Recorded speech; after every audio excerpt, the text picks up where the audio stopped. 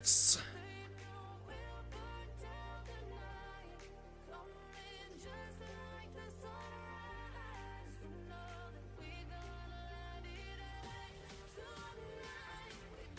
am I doing?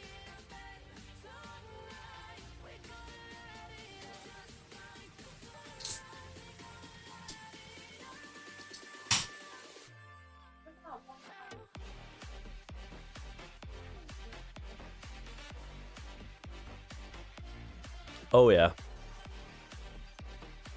Loved every second of that.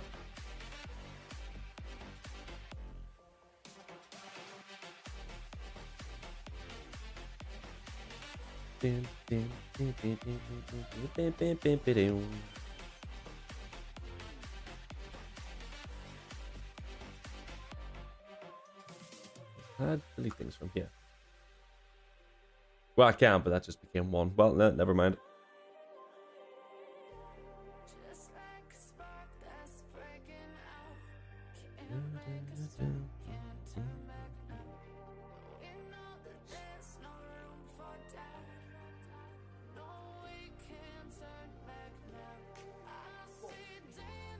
Read it, boy.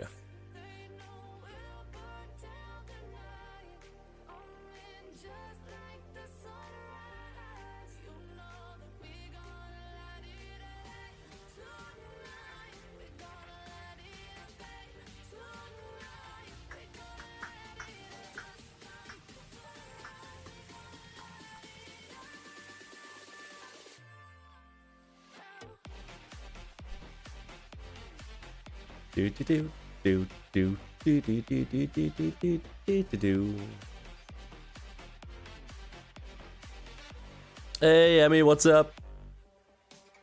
Welcome back. Dog's right underneath me again. Can't move.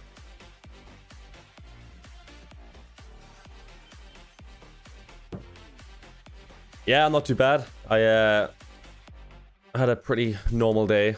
Met my friend, walked around, chilled, went to IKEA, bought a new, what they're called? Shelves, I was gonna say drawers.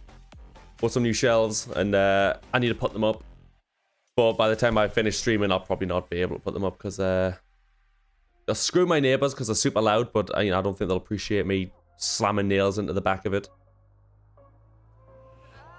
But we'll see. We'll see what time we stream till. How's your day been? You okay? He's a good lad.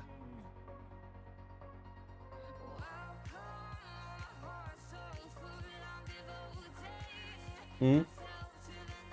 No. Okay, text back.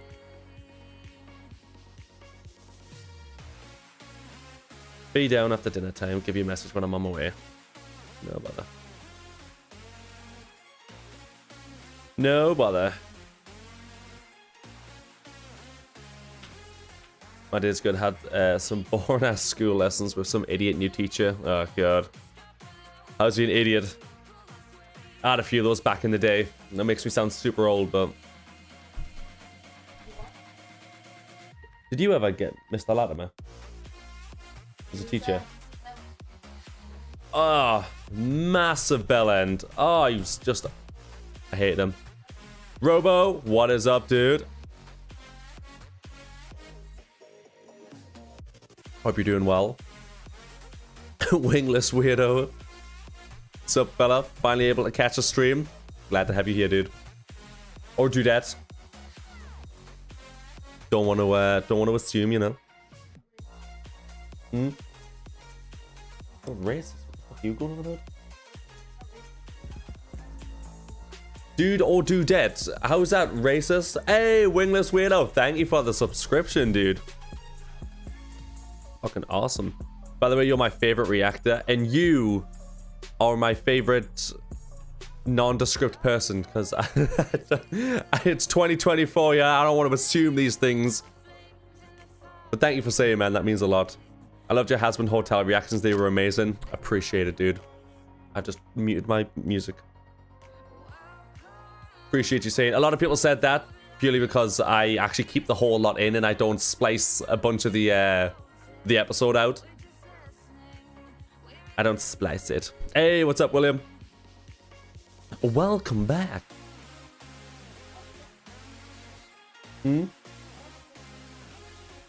I was listening to that the other day.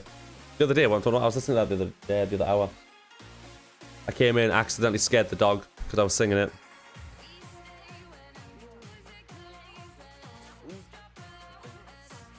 Look at this.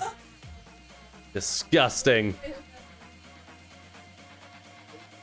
Chilling with Doki Doki. Holy damn, how wrong that title is gonna be. I know. Well, we've already gotten to a certain point. I've made my second poem. I showed it to Yuri and Natsuki. I think that's the names, right? So I still need to show it to Monica and Wingless Weirdo. Thank you for the follow as well, dude. I need to move that alert box along. I don't know why it's sticking out there. Put it there. Let's try that again. Let's replay that one. Hey, there we go. Don't know why that was hanging off so much, but here we go. You're gay for Yuri. I'm also gay for Yuri. Very aware she's a female, but I too am gay for her. As is my my fiance. I do often wonder if she is actually gay at times. The way she goes on with certain anime women, like Jesus Christ. I mean, not that I can say anything. Like, Jesus, like if Tom Ellis ever came to me and was just like, "Look, drop your pants," I would, and I wouldn't even feel bad about it. I'd do it right in front of her, and she only herself to blame because she knows full well I would. So.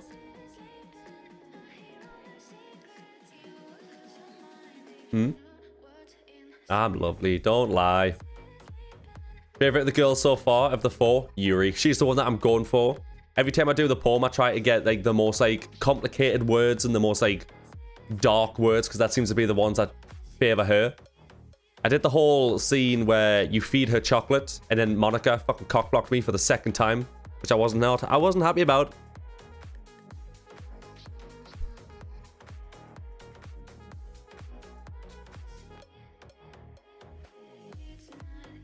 Demi's definitely bi, at least William, she's got to be. Like, if she isn't, you've just got to wonder, don't you?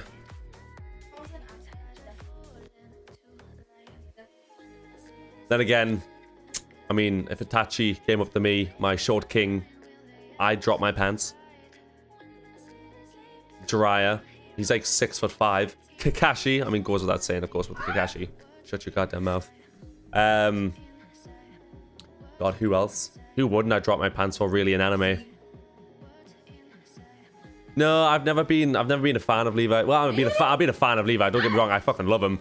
But like in terms of like, you know, being my king, nah. I don't see him in that way. Me and him are more like brothers. So I too am incredibly gifted on ODM gear. The fuck am I kidding? I can barely walk on my own feet. Alright, while we're just chilling, just waiting for like anybody else that wants to come in and watch the Doki Doki stream. I have, where are they? Oh, they're over here. A metric ton of Pokemon codes that I need. Never mind, it's updating. Yeah, I've got a whole crap ton of these now, so we might as well use them.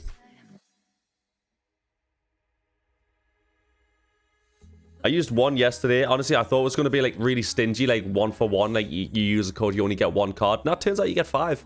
Pretty cool. I don't use this game all that much, but again, I might as well use them while I have them.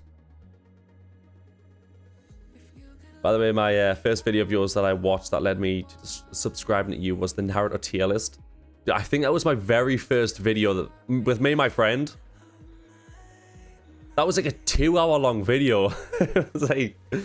I love making tier lists, but you always make enemies with them. And then you started Ruby and Vox Machina, and that settled it. You're one of my favorite YouTubers. You've been on YouTube since 2007. Damn, man. That's a massive compliment. Thank you. Can't even play the game. God damn it. I've been cucked again. Ah.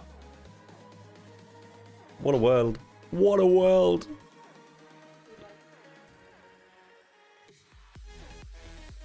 Yeah, no, making tier lists is always fun, but you always make enemies with them because you can never please everybody. And I'm 100% biased when it comes to my characters. Just about every character from Huntsman Hotel I'd hesitate to go for. Only a few that I'd say pass. Same, to be fair. Like, Angel Dust. God, fucking come on, that guy knows what he's doing.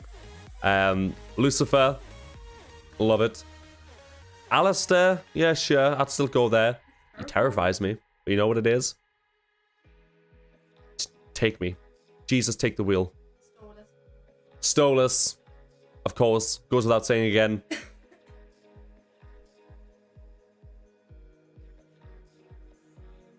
What's your opinion on the band Queen? And if you like them, what's your favorite member? Let's see. I've got to let's refresh myself which members are in Queen. Ah, yes, Queen Elizabeth. Ooh. Probably Freddie Mercury. Out of all of them, he's probably the one that I've listened to the most.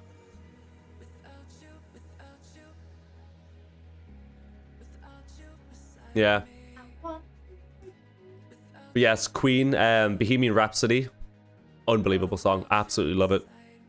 You'd go for Alistair, but he wouldn't go for you, unfortunately. I mean, the dude's, what was he? He's like Ace or something like that. Because he got called an ace in the hole, right?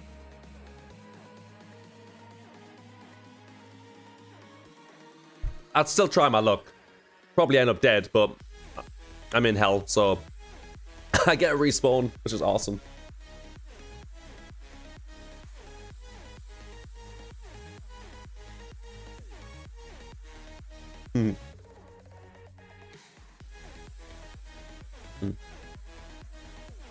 Epic. Oh. You're like, ba-bam. Absolutely disgusting. But yeah, wouldn't go for Mimsy. Can't stand that bitch. Who else? Who would I go for? Nifty, yeah. Although she is supposedly in her 20s, she looks like a child, and she would probably kill me. The V's, fuck all them. I don't like them, especially Valentino. I'd sooner shoot him.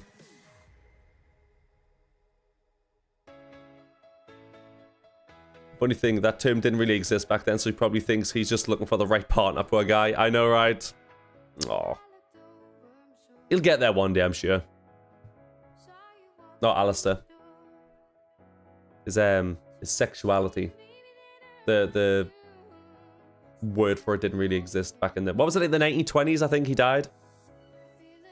Or early 1900s, just... It was just straight. That's it. That's all you get. Yeah, if you do exclamation mark Pokestart, you'll get a starter Pokemon, and then you can play from there. Also, if you get Cyndaquil, you're getting banned.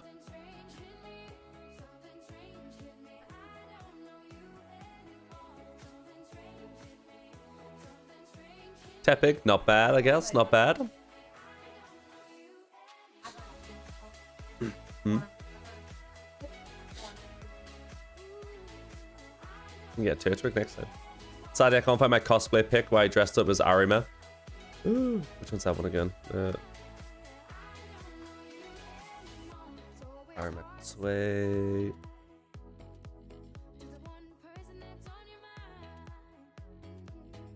I will say though, I just started watching an absolutely banging anime. If you're into like fighting anime and stuff like that, it's great. It's called Ninja Kamui, I think it was called. 2 episodes dubbed, 2 episodes subbed. Unreal. Have I seen Your Lie in April? No, I haven't. I know what it is, but I haven't seen it. Fun fact, Mimsy and Alistair were originally going to be a couple, but Biv wanted some ace representation, so that idea was scrapped. Thank God. Oh, they would not have made a good couple.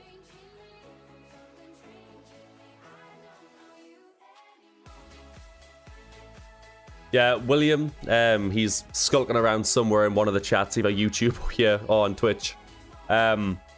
He wants me to watch Silent Voice, and I'm scared, man. I don't want to watch it. I get far too attached to characters. If you watch my Huntsman Hotel videos and my reactions, you know full well what I'm like. When I like a show and I get attached to characters, I don't want to see them go, all right? Especially when it's in a really depressing manner. And I know full well Silent Voice is depressing, all right? No.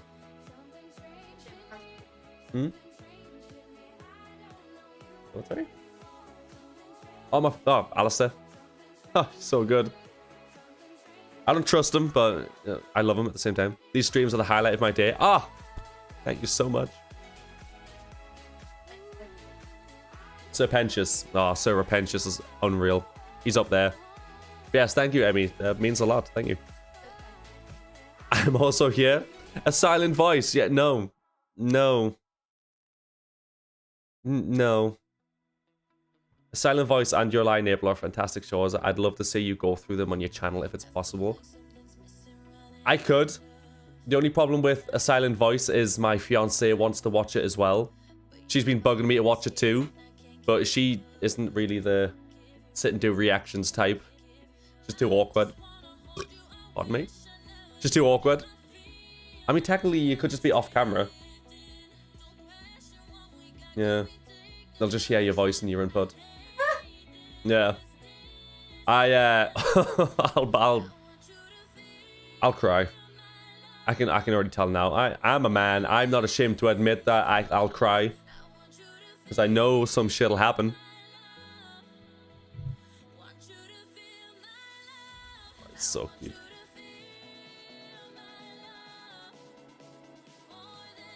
Wingless Sweeto equals... Oh! Thank you for clarifying that.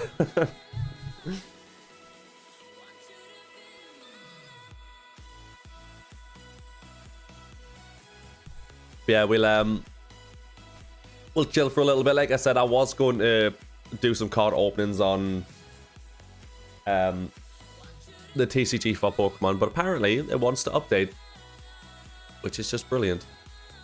We'll try it one more time. Oh god, I just went white. Shut your goddamn mouth. Have a shadow make over the side of the screen with her off screen. Well done. To be fair, she'll be able to get picked up on this one anyways. I can change the direction that the sound gets picked up on. So I can make it basically do like a whole area. So she should be fine. The only problem we'd have with that is the dog. Oh shit, yeah.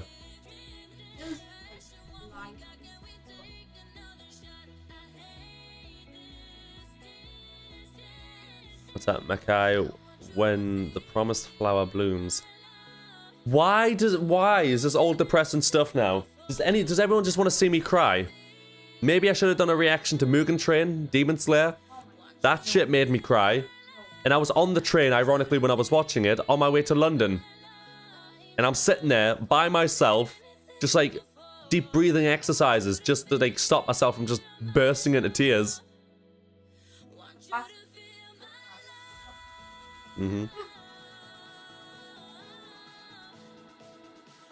Just edit the box and subtitles so it seems like they're reacting to, yeah. Would you like that, son? Would you like to react to it? Yeah, it just wants chicken nuggets. Goddamn Demi trying to feed him chicken nuggets.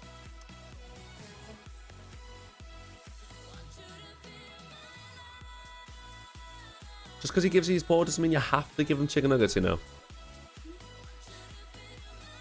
What about I want to eat your pancreas? Also never seen it. I have seen of it. I've never actually seen it myself. I want to eat your pancreas, yeah.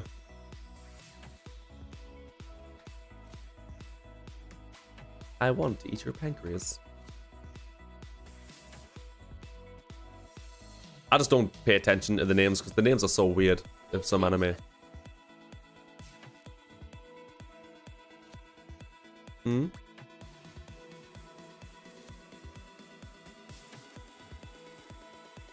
Oh god, no. Oh god, I've already got spoilers from it. Oh, the people who also ask section came up, and I'm fairly certain I've already just got spoilers for it.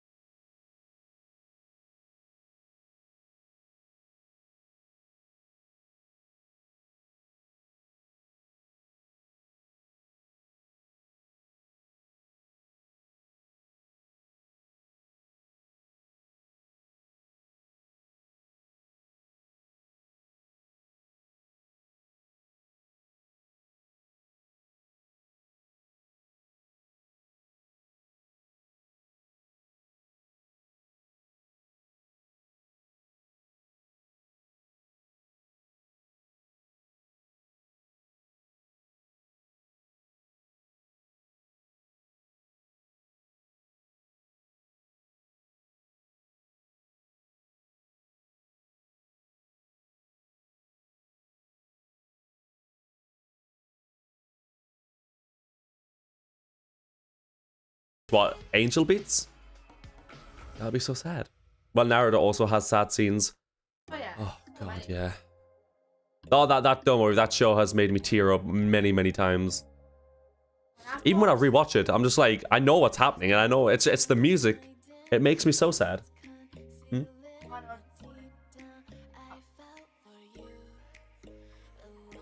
Yeah. So, but is anybody here watching Naruto right now that like hasn't seen all of it? Because I don't want to spoil anything for you guys.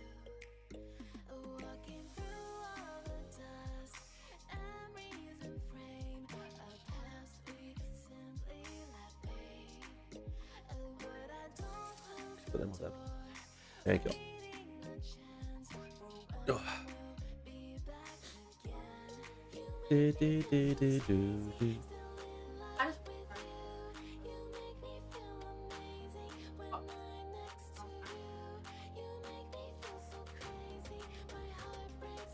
It's fun, man.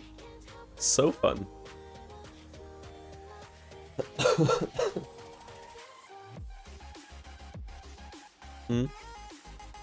I know, I don't want to blow people's ears off.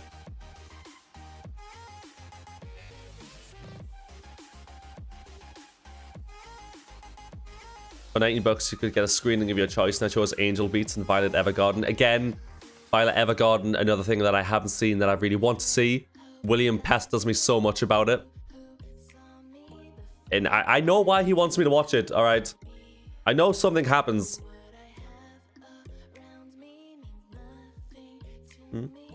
Lexi, first message I've got up. But probably Kaylee's probably mentioned that she's coming up, so she's probably going to be like, oh, can I come up as well? By the way, sorry if my English isn't the best. I'm not a native speaker. I mean, your English has been fine, man. Not a problem at all. Don't worry about it. I am a native English speaker, and even my English isn't that good. So, you know, no judgment here.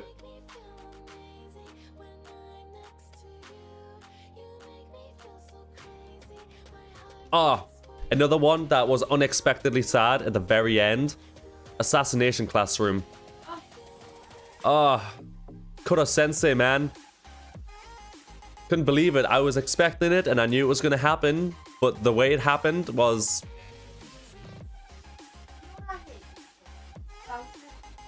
What? Ah, a comic a kill. Yeah, that's another good one. For all the worst reasons.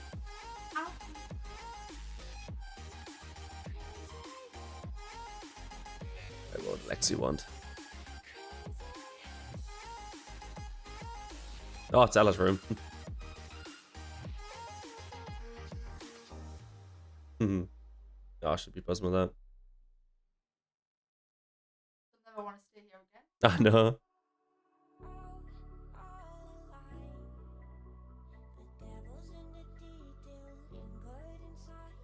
It's gut-wrenching. I know. It's the bit at the very end, you know, when he's going through the register one last time. And he's saying all of the names and they're all crying their eyes out. And again, the music, man. Damn it. I only want to think about it. It's going to make me cry.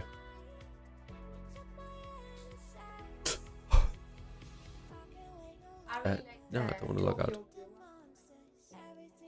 Oh, Tokyo Ghoul. Thing is with Tokyo Ghoul is it's really good. Yeah, but they didn't really follow the manga very well. So it kind of fell off. I still enjoyed it, yeah, but...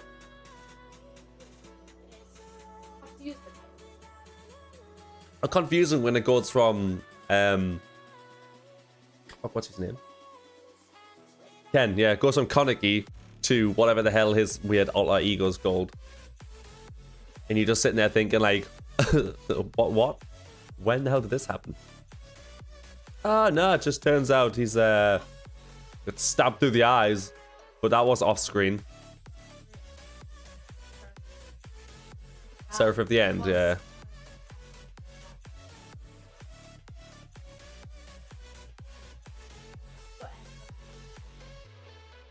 Yeah, and then he never... I know you want more. I'm sorry. I don't know what to do. I don't own the animation company, man. Some random dude. What is up? Welcome to the stream, my guy. How was your day going?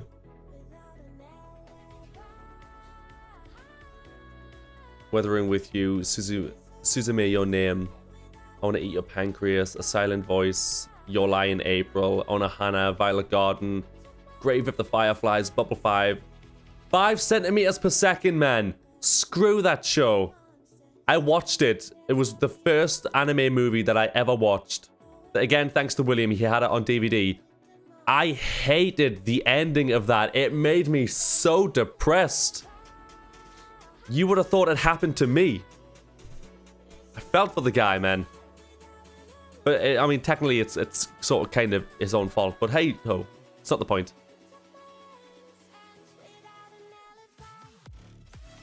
Wolf Children, Steins Gate, Clannad, Race Wolf Children, 5 centimeters per second, Fruit Basket, Promised Neverland, 1 Week Friends. I'd watched The Promised Neverland, but yeah, season 2 is really bad.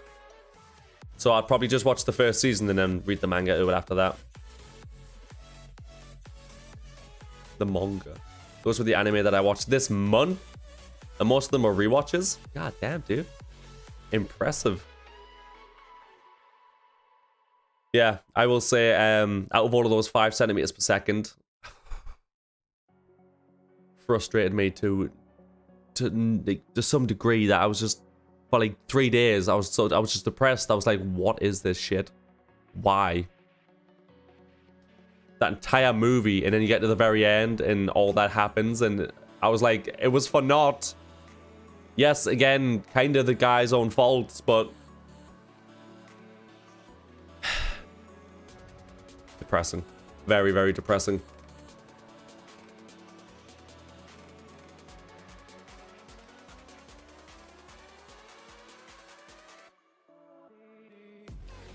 Impressive, depressive, like my psychologist would say. I need one of those. What's my favorite character from Huntsman Hotel? Oh, easily Alistair. So my theory with him is he's going to go one of two ways. He is either going to become the big bad and go against them, and you know, he's going to get out of his deal and he's going to go against Charlie, which is the way it seems like it's going, but I can't tell if they're pushing that narrative too much to make you want to think that's how he's going to go, and then it's going to be a 180. So it's either going to do that, or he is really going to end up liking them, like he did say in episode 7, I think it was, when he was talking to Mims, he was talking to Nifty, and he says that, oh yes, one could become accustomed to this group. So he does actually seem that he would like them. So I wonder if that'll happen and he'll end up dying, maybe, like sacrificing himself to save them. I really can't tell. And then, yeah, and then possibly go to heaven, you never know. Do you have a favorite character? I say that a lot, like, Alistair's always been my definitive favorite character, but every character that comes on the screen, I'm like, oh, it's one of my favorites. Oh, he's one of my favorites. Oh, she's one of my favorites. And I'm like, I just love them all. There's very, very few characters that I dislike. Mimsy being one of them. Fuck her. She was just a pain in the ass. And Valentino, of course. Out of all of the V's, I don't mind them as characters, but Valentino, he can suck it.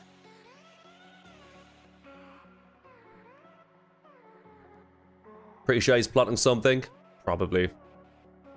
Thing is, Alistair's one of those people where he doesn't technically have to be the strongest. And I mean, he is incredibly strong, even in terms of overloads, but he's really conniving and smart and manipulative, which works to his advantage even more.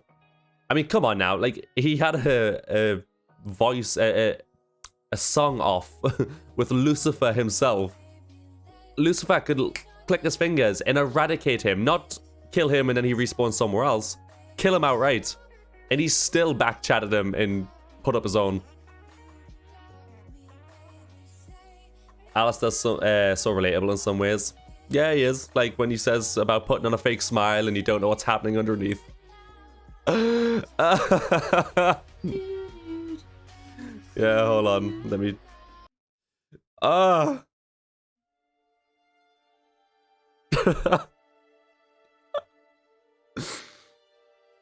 Oh god, we need it louder.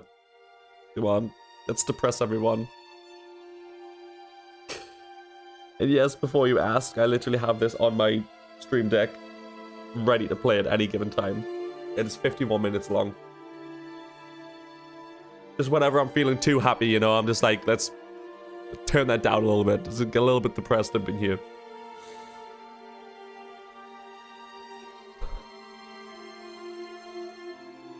Alright.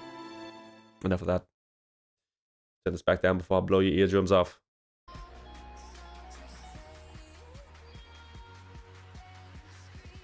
My favorite, Serpentious.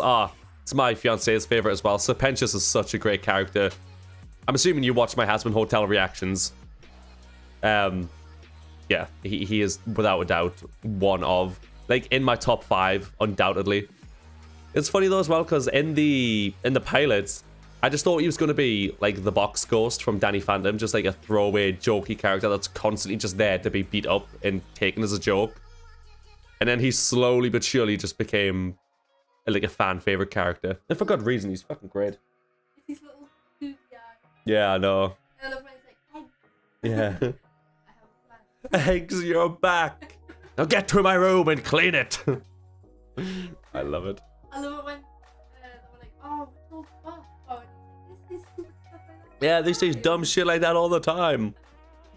Is that something about the shadow organization or the shadow government or something? He's like, you see? I think he sounds like. Yeah. Oh, it's also Crane from Kung Fu Panda. Oh shit, here we go again. I haven't brought tissues. It's already 8:44 p.m. I'm sorry. I didn't mean to upset.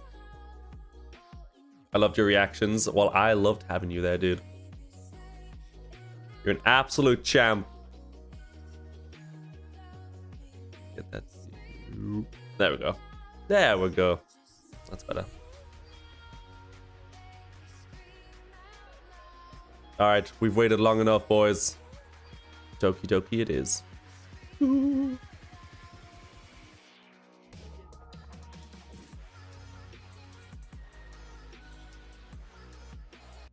Pause you. Thank you, sir.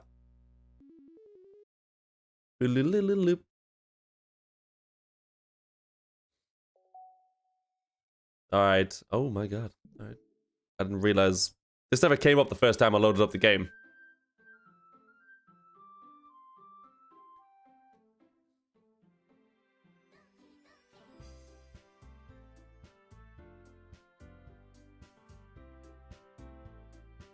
There we go. Is the sound for Doki Doki alright? I can't really tell. Just let me know if it's too low or too high.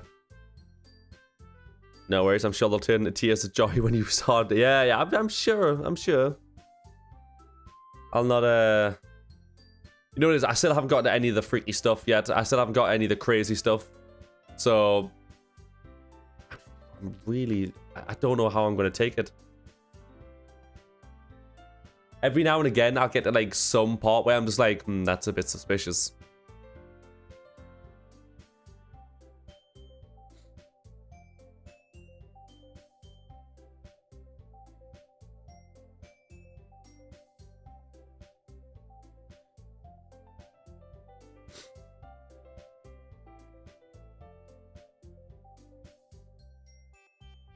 Not me who's sitting at the piano and playing the theme simultaneously.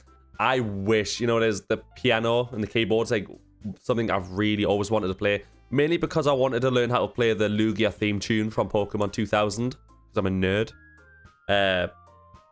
But I'm 26, right? I needed to learn when I was a kid, when my brain was still, you know, developing and not brain rotted from TikTok and, you know, Doki Doki Literature Club. Where I'm just like trying to learn things and I just can't.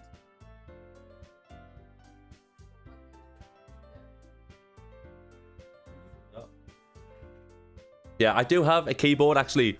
Could do that for streams, to be fair with you, like trying to learn the keyboard and you can all see how bad I am. Yeah, just behind those Pop Funkos there, I have a... What? Do you know what number keys it is? The keyboard. Like how many keys it's got. I was just wondering. Just the normal size one. Because I'm a big boy. Or sadness and sorrow. Definitely sadness and sorrow. That, it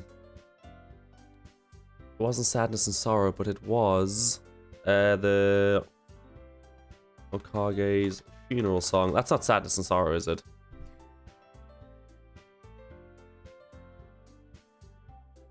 He's insane. Let me just open my volume mixer real quick. Yeah, I really wanted to learn this.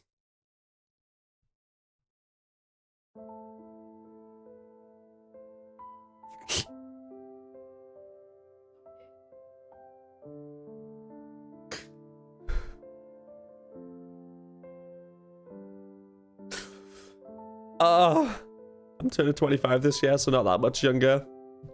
Oh, it feels it. Just wait till you get to 26, man. You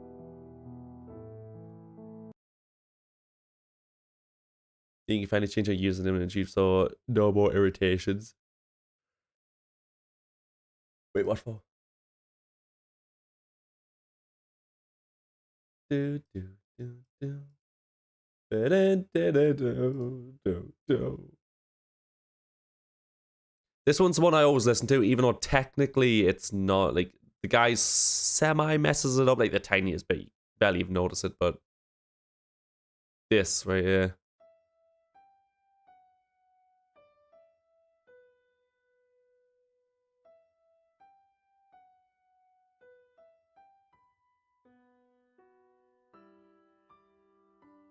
Don't know what it is about this song.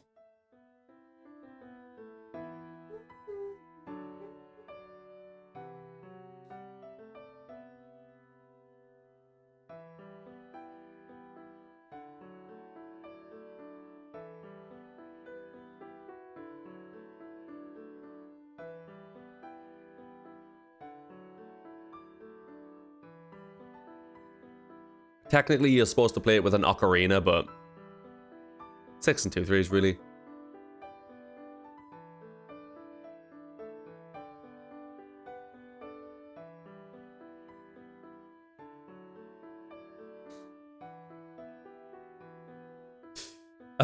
Oh. Where's the tissues?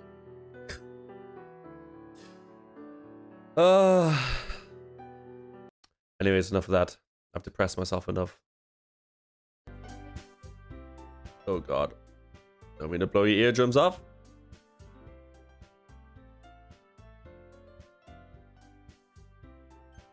Alright. Let's get into it. Hint, you can use the skip button to fast forward through any text that you've already read. I never read any, because, you know. Itachi's final goodbye. One of mine. Zabazar Haku's depart side by side. Also really, really depressed. Yeah, enough of depression, and then we jump into Doki Doki, which from what I've been told, depression is a heavy part of it. So that's nice. Orbital witnessing Reen's death. Iruka's opening episode speech. Garamor's Rock Lee would be my picks. So for me, like saddest moments. So I've got Naruto finding out about Jiraiya's death when Iruka comes along in they split the lolly. Itachi's final goodbye to Sasuke when he puts him in a genjutsu and shows him what actually happened. Osuma's death, super depressing, but even more than that is when Shikamaru's playing shogi with his dad, with Shikaku, and he's basically talking him like through it and stuff like that, and asking him to talk about it because he's not really speaking too much, and he just breaks down. Breaks my heart every time I see it. Neji as well. Yeah, Neji's really depressing. Although in all fairness, I feel like Neji's death was a bit of a cop-out. There was so many things he could have probably done to save Naruto, and I feel like his death could have definitely been avoided. Wasn't something that was kind of inevitable, you know? Still, yeah, still incredibly sad though. For Demi, it was Kakashi dying because she genuinely was about to stop the show right there and then. Until, of course, he comes back to life, thank God. Yeah, Kakashi's her favorite character and her favorite, like, man crush in all of anime. You know, rightfully so. And, yeah. She was like, if he dies, by the way, I'm not going to be happy. And I was like, you'll be fine. You'll be fine. And then she thought he had died with the nail.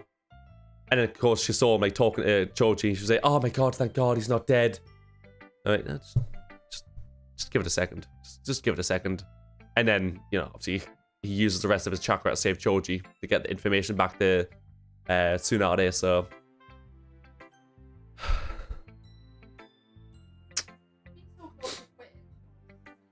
He's a good man. Alright, let's go, Sayori.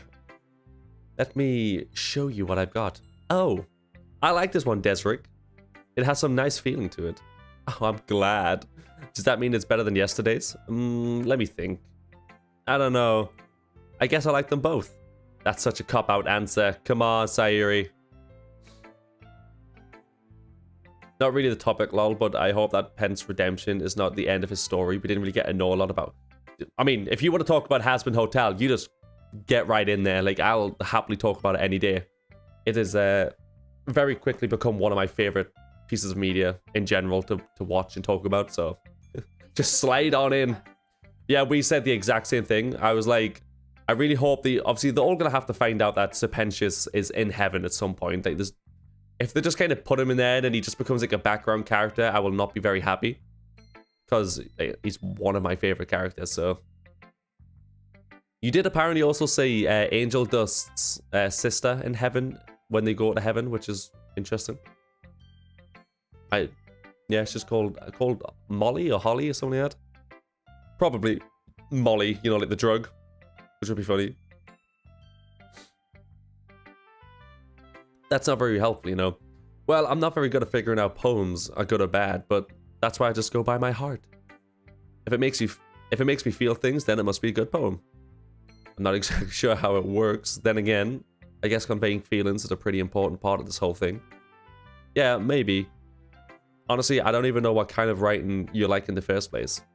Yeah, me neither. Well, she is hopeless. Oh my god. Why don't you at least try giving it some thought? Oh, you want to write something for me? That's so sweet. Yeah, right. But you're always thinking about other people. You need to think about yourself once in a while.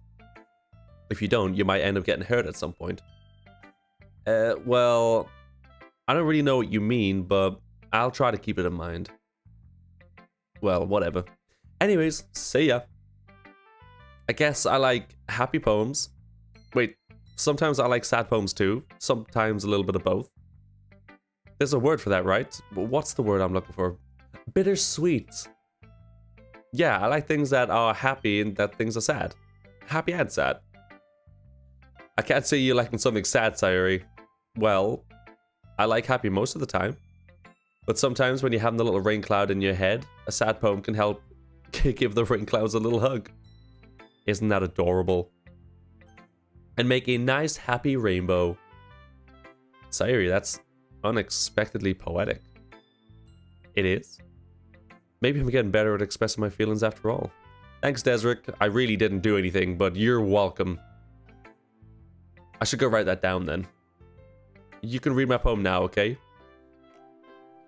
Alright, if you weren't here for the last time, we get real up close and personal for reading these ASMR style. Alright, so...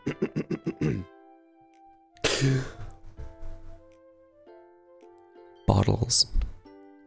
I pop off my scalp like the lid of a cookie jar. It's the secret place where I keep all of my dreams. Little... Don't. I have this so goddamn sensitive. If you dropped a pin, they would hear it. They'll hear every single snort you do. Don't make me laugh, alright? Shh.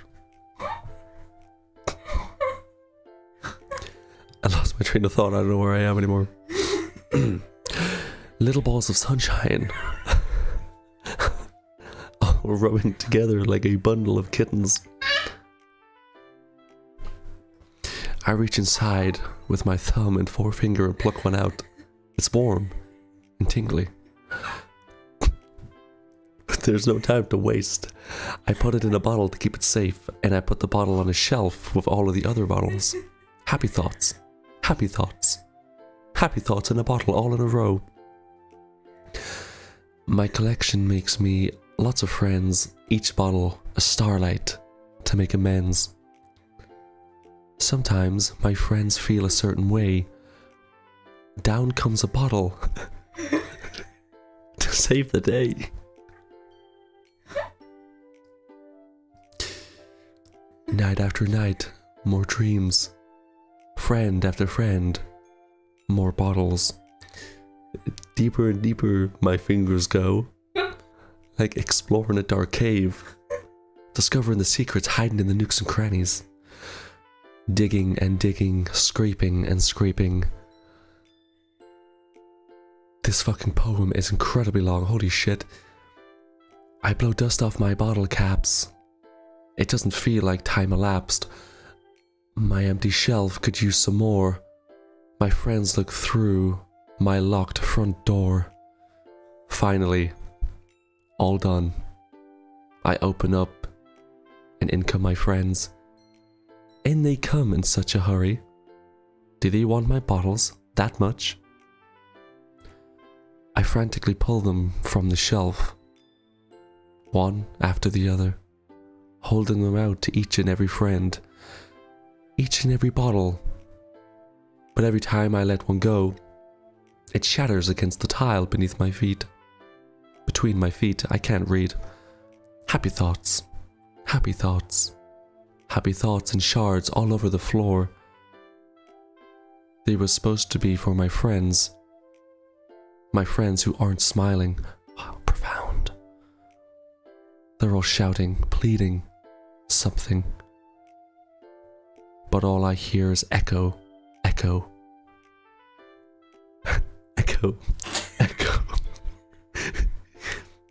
Inside my head. Alright. Ah, you're fucking welcome. Holy crap. Am I right, Desric? SAYORI, did you really write this? Of course I did. Didn't I tell you yesterday that I was going to write the best poem ever? Yeah, but, I mean, I didn't expect something like this coming from you.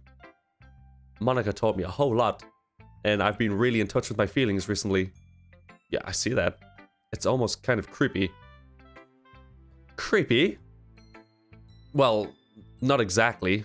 Maybe because I'm so used to you being cheerful. Hold on.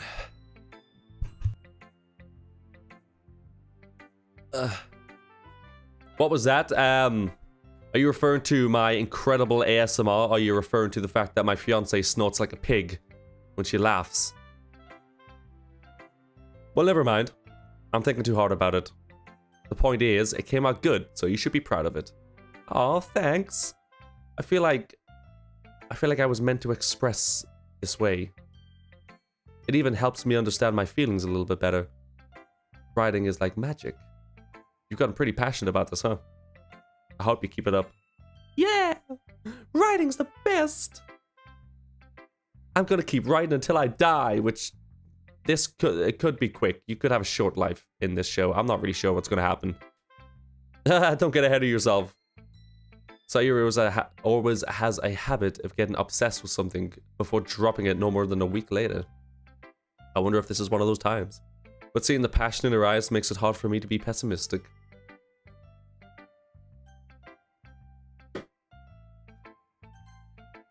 God. All of this incredible ASMRs tires you out, you know? Hi again, Desric. How's the writing going? Alright, I guess. I'll take that. As long as it's not going bad. I'm happy that you're applying yourself. Maybe you'll come up with something, come up with a masterpiece. Well, I wouldn't count on that. You never know. Want to share what you wrote for today? Sure, here you go. I give my poem to Monica. Alright. This one's good. It feels like you're not only getting more comfortable with your style, but the imagery is better than the last one I read. Just wondering, but have you been finding inspiration in Yuri's writing style? I guess so.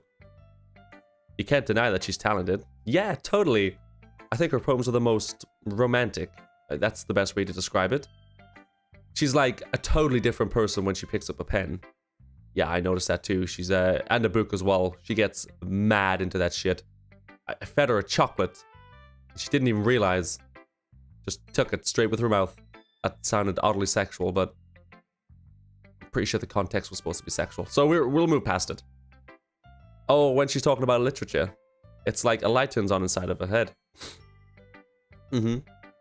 Sadly, it's hard to get much personal conversation out of her. Trust me, I've tried. Who knows what goes on in that head of hers? Yeah, probably dark stuff. Not probably, definitely dark stuff. I hope you don't mean that in a bad way. No, of course not. I just meant that I wish she didn't keep so much to herself. But still, defending her like that, you must be pretty into her. No. Completely misread the whole conversation there. I don't love her. I only fed her chocolate one time. It's not that deep. Writing with a pen is like magic. You can spell anything you want.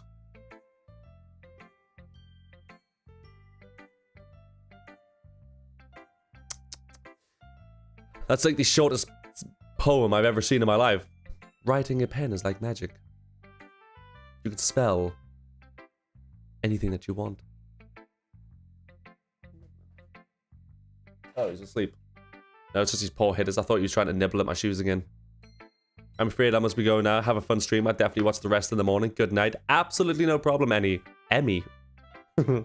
Have a good rest of your night. What are you doing, child? Okay, we're good. We're good. Besides, I'm pretty sure she's already got a boyfriend. Oh, no. Oh, fictional. Okay, we're good. Jesus Christ. You almost shut down all of my chances there. Oh, my God. Monica kind of whispers that last part to me. It's just a hunch, but... Well, there's not really anything wrong with that. Oh, well, I know. I was just saying. But anyways, you want to read my poem now? I mean... We all have fictional boyfriends and girlfriends. Come on now. I've got like 12 of them. Hinata, my queen, is at the forefront of that.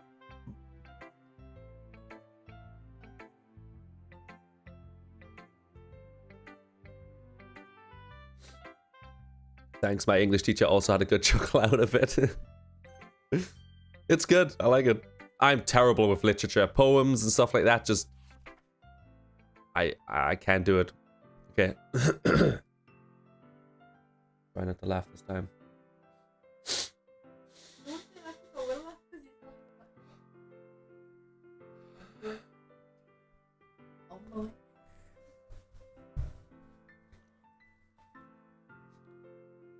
Sorry.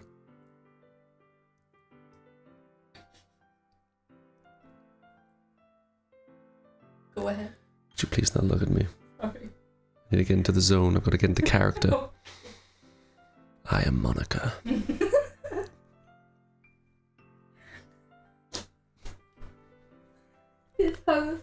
Uncultured.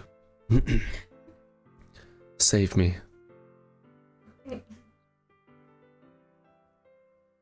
The colors, they won't stop. Bright, beautiful colors. Flashing, expanding, piercing. Red, green, blue.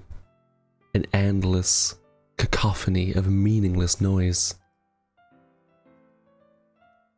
The noise, it won't stop. Violent, grating waveforms. Squeaking, screeching, piercing. Sine, cosine, tangent. She's just listing off punctuation. I love it.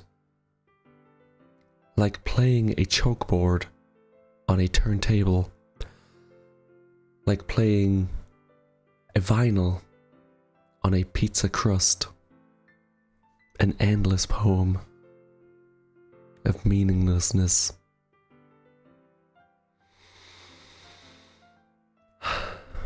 Beautiful. Absolutely gorgeous. Oh my god. It's even more abstract than your last one, huh? I guess it's just the way that I write. I'm sorry if you don't like it. No, I never said that. It's just kind of thing that I've never really seen before, I guess. It's kind of playing with the space on the paper. Choosing where and how to space your words can totally change the mood of the poem. It's almost like magic. The way I wrote those lines really short makes it feel like they're trying to speak over the noise. I see. It's still hard for me to tell what it's about though, yeah. Sometimes asking what a poem is about isn't the right question. A poem can be abstract as abstract as a physical expression of a feeling, or a conversation with the reader. So putting it that way, not every poem is about something. Anyways, here's Monica's writing tip of the day. Sometimes you'll find yourself facing a difficult decision. When that happens, don't forget to save your game. You never know when you might change your mind, or when something unexpectedly Bro, you can... Wait, is this tip even about writing? Monica, you can't just break the fourth wall. Love, what the hell? And what am I even talking about? I mean, I don't know, maybe the AI is getting real smart in this game.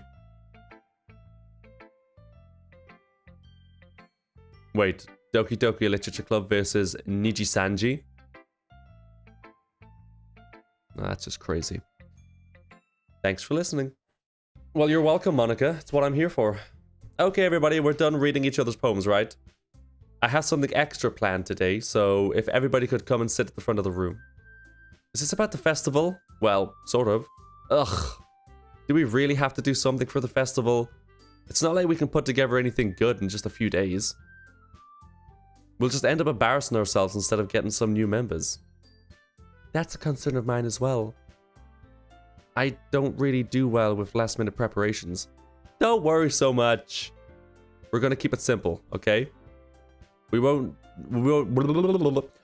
need much more than a few decorations. Sayori's been working on the poster, and I've been designing some pamphlets so we can give it out during the event. Okay, that's great and all, but that doesn't tell us what we're actually going to be doing for the event. Oh, sorry, I thought you heard about it already. We're going to be performing. Performing? Monica? Yeah, we're going to be having a poetry performance. Yes, because Yuri, the socially inept one of the group, is going to love that. She's going to be up for that shit. English puns are easier than German puns, in my honest opinion. I can't speak German, nor can I write German. So I'm not even going to attempt. If you put one in the chat, I'll read it in the worst attempt at a German voice that you'll ever hear. But I'll give it my best shot because I'm wild like that. I also have no idea what I'm saying, so I could be saying something horrendously racist or something, and you would just get me real good with that one. Each of us are going to choose a poem to recite during the event. But the cool part is we're also gonna. Oh, we're also gonna let anybody else come up and say poems too. Sayori's putting it all on the posters in case anybody wants to prepare ahead of time. Sayori, who's been coloring a poster, holds it up for us to see. Are you kidding me, Monica? You didn't. You didn't already start putting those posters up, did you? Well, I did.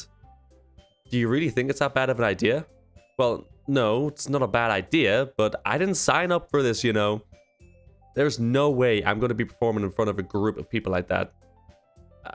I agree with Natsuki. Of course you do. Come on now.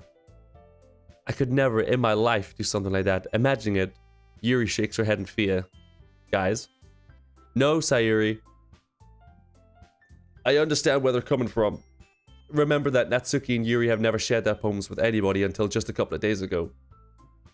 It's a lot to ask them to recite their poems out loud to a room full of people. I guess I kind of overlooked that, so I'm sorry. But I still think we should give it our best. We're the only ones responsible for the fate of this club. If we start the event and each put on a good performance, then it'll inspire others to do the same. And the more people who perform, the better we'll be able to show everybody what literature is all about. What about...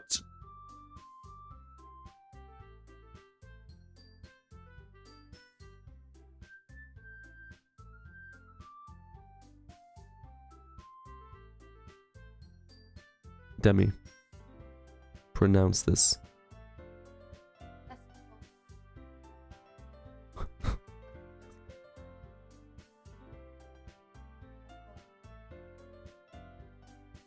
See, I have to use Google Translate. Sorry, not Google Translate. Friggin', what's it called? No, it is Translate. It's just not Google. I'm not even going to attempt that. It translates to check match booklet. How the hell is that first word testicles, you idiot? Why are we out here? You trying to make me look bad? William, pronounce that word above you.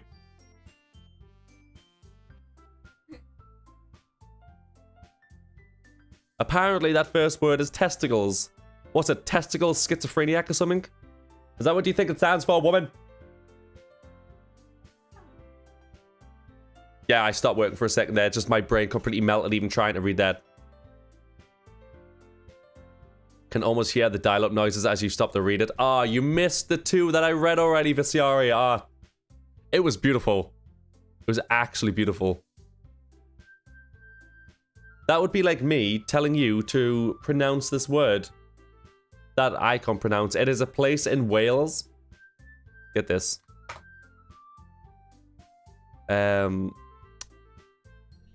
Yes, schmoogly boogly boogly. Welsh town name. Right, that's the name of it right there at the bottom. I can't even fucking type. Wait. Wait. I need to stop the music so you can hear it properly. Right, are you ready for this? You were working? That's not good enough, okay? Tell your job you prefer to listen to crappy ASMR by me. Right. Everybody ready for this? Yes, the go. Contrast in temperature across the UK, just 12 degrees over coast. Fucking nails it, though, this guy. With cloudy skies, but in the sunshine in northwest Wales at RAF Mona, just up the road from Llanfair to Pwllgwyn, go get a Quindrobwch, Llantysilio go. The temperature got to 21 Celsius, that's 70 in Fahrenheit. This guy is smug. Look at how happy he is that he just absolutely nailed that word, and rightfully so. But apparently, David Tennant, that keeps popping up. Can he pronounce it as well? My God, he can do it. I'm gonna have to listen to that. Dude's gonna get his stream shut down again for copyright. No, it's, you don't really get copyrighted for video. I mean, you do, but like random videos, I don't think so. Could you imagine though?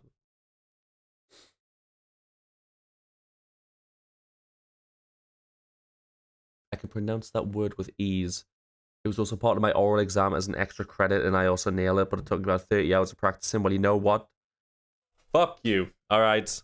I was trying to make you look like a fool, and now you've made me look like a fool. Alright. Thank you. Is this the first game we playing, or is it the second one? No, this is the first one. I haven't got up to the crazy shit yet. We're still sort of like... I'm trying to get Yuri in love with me. We're getting there.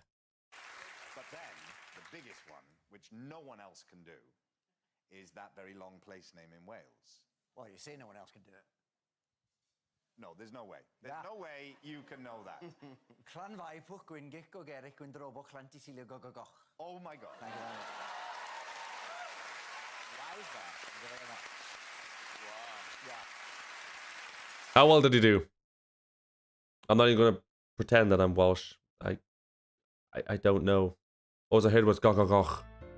That's all I need, baby.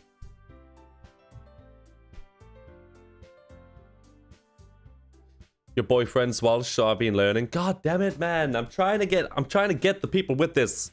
Turns out, you know, one person's taking a fucking oral exam as extra credit. Another one's just saying a Welsh guy. Like, that's just not fair. Come on now. God damn it. It's about expressing your feelings, being intimate with yourself, finding new horizons and having fun. That's right. And it's those reasons that we're all in this club today. Don't you want to share with the others? To inspire them to find the same feeling that brought you here in the first place? Not particularly, no. Yes, hey Monica.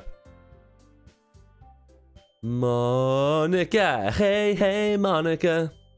David Tennant, my beloved. I spoke to him for 2 minutes in London. He was so nice. I am so fucking jealous.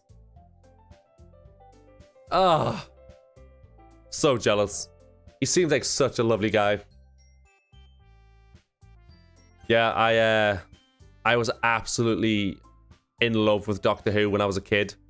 Like, ridiculously so. But this was back when season 1 of Doctor Who was out. No, sorry, season 2, when David Tennant and Rose was in it. David Tennant and Rose. David Tennant and Billy Piper were in it.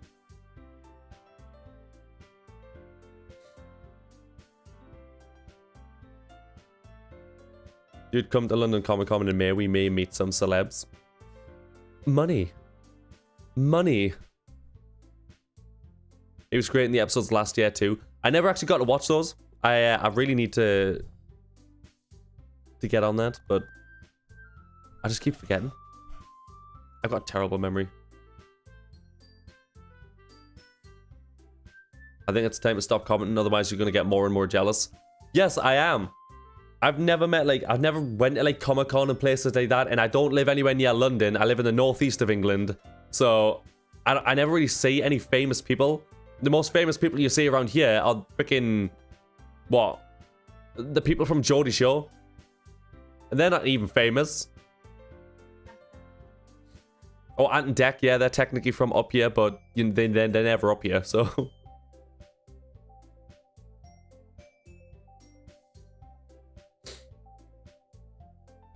I say the most famous person I've ever met is...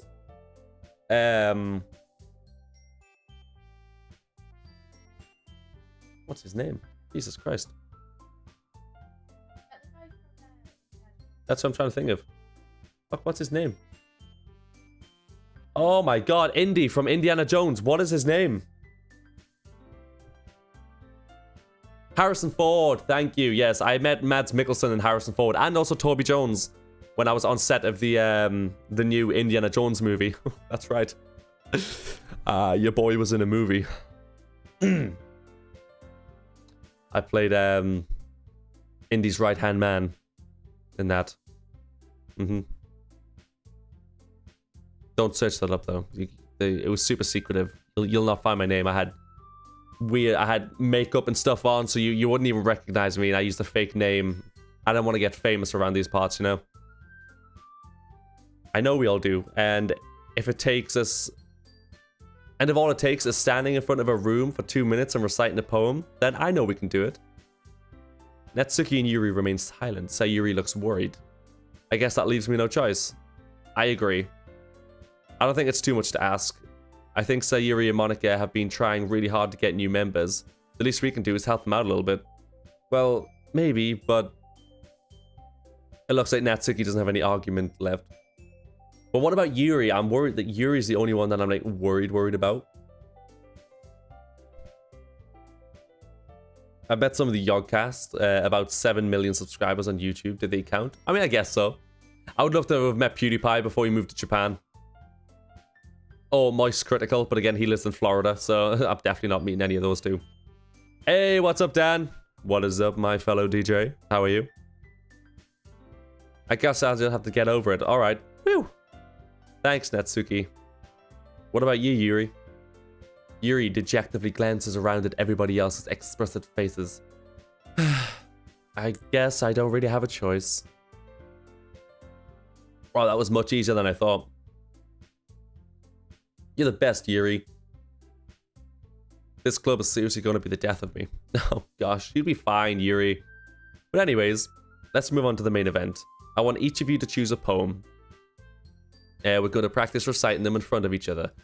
No way, Monica! This is too sudden. Well, if you can't recite your poem in front of the club, how do you expect to do it in front of strangers? No, don't worry. I'll start off to help everybody feel a little bit more comfortable. Can I go next? Of course. Now, let's see. Monica flips through her notebook to a specific poem that she has in mind for herself. She then stands behind the podium. The title of this poem is The Way They Fly. Monica starts to recite the poem. Her clear, confident voice fills the room. More than that, her inflection is pristine. She knows exactly how to apply emotion behind each line that she recites, bringing the words to life. Is this something she's done before? Or is she simply a natural? You gotta wonder, you gotta ponder. My favorite memory is still the time that I met Alan Rickman. Yeah, 10% battery. Who's that? Ah, just a random one. The time I met Alan Rickman, he took nearly 20 minutes for my family, and still when we saw him, my dad only recognized him because of Die Hard. This was in 2015, by the way. Ah, Alan Rickman. I wish I could have met him. He seemed like a nice dude. Just found out the actress who plays Amara in Supernatural will be at Comic-Con. Ooh, cool. But will Jared and Jensen be at Comic-Con, William? Will Misha? Will Mark Ruffalo? Will Mark Ruffalo? What? Wrong Mark, Ryan.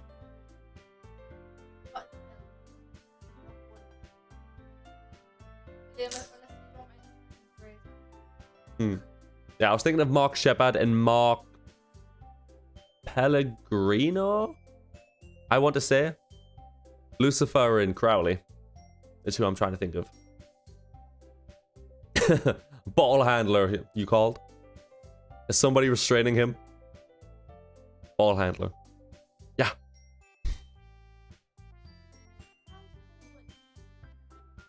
Folks head through the door because the Wi-Fi is finally working, and I hear it's Supernatural.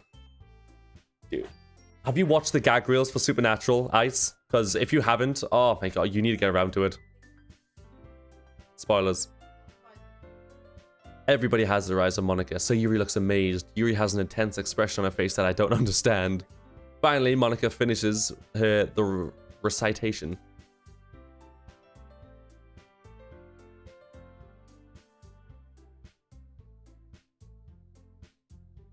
Four of us applaud. Monica takes a breath and smiles. That was so good, Monica.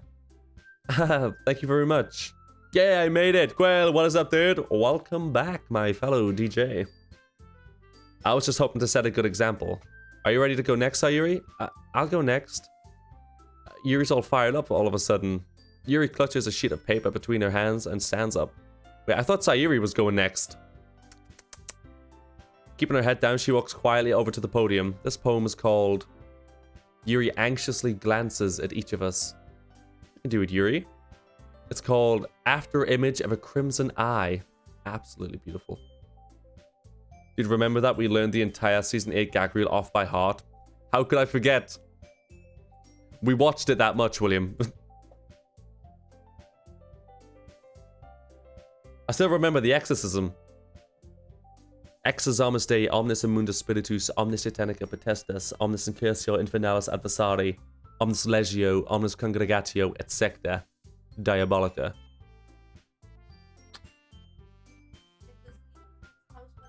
Well, there's not any more. They've just been banished back to hell. I should probably do my German homework, but I'm too sick. Oh.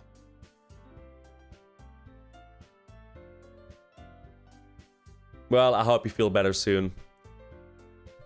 I'm always sick. Generally, I've never really, like, in terms of like my stomach, like feeling dodgy or anything. Just in general, just run down.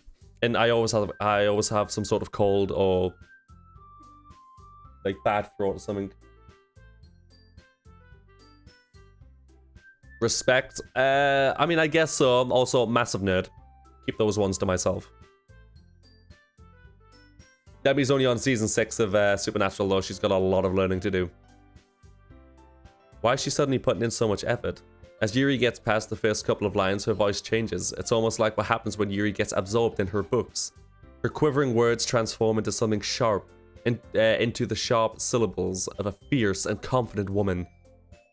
The poem is full of twists and turns in its structure that she enunciates with perfect timing. This must be a rare glimpse into the whirling fire Yuri keeps concealed inside of her head. Suddenly, she finishes. Everybody is stunned. Yuri snaps back into reality and glances around the room as if she's been bewildered even herself. Oh, there goes gravity. It's up to me to save the situation. I'm the first one to start applauding. Everybody joins me afterwards and we give Yuri the recognition she deserves. It's not that we didn't want to applaud her.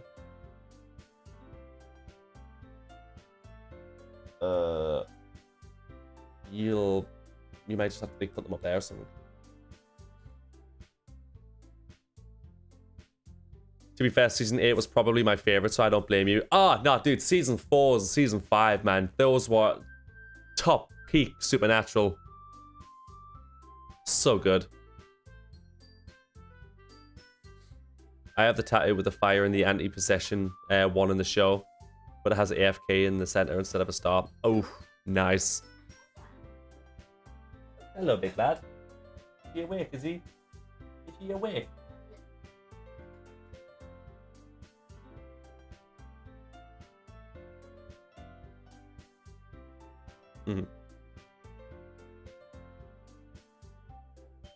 It's not that we didn't want to applaud for her, but we were just so caught off guard that we must have forgotten. As we applaud, Yuri holds the poem to her chest and rushes back to her seat. Yuri, that was really good. Thank you for sharing. Looks like Yuri is down for the count. Okay, I guess that I'm next then. Sayori hops out of a chair and cheerfully walks up to the podium. This one is called My Meadow. Sorry, I giggled. Is this the poem? Sayori, it's a lot harder than I thought. How did you guys do it so easily? Try not to think about like you're reciting it to other people. Imagine you're reciting it to yourself, like in front of a mirror or in your own head. It's your poem, so it'll come out the best that way. I see, I see. Okay then. Sayori begins her poem.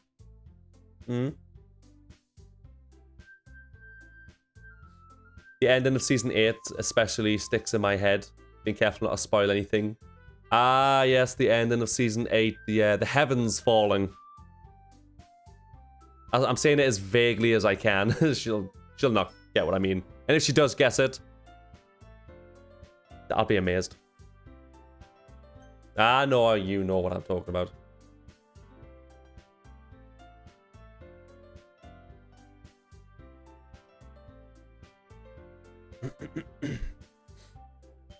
I think the best ending for me, because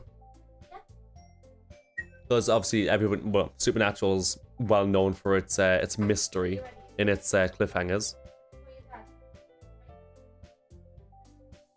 Down, down. No, down.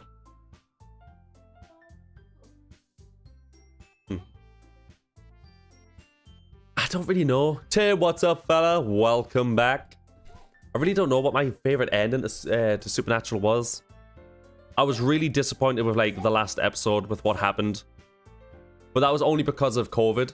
Because they had so much like another big thing planned with like a bunch of returning characters all coming together at the end, and of course because of COVID they couldn't do that, which was really, really disappointing.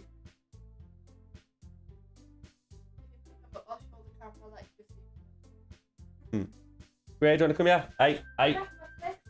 Gray. Do you want to see him use his paw? Gray, come here. Come here, big lad.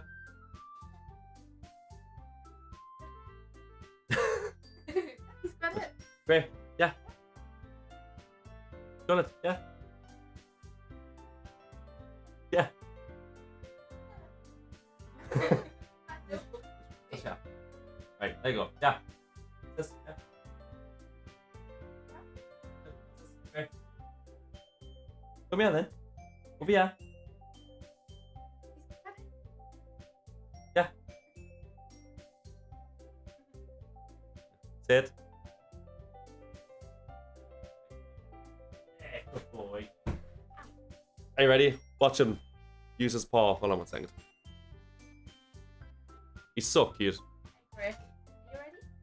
Can I have your paw? Your paw. Good boy. Looks funny on the when he's on the floor because he does it properly, but he's a good lad.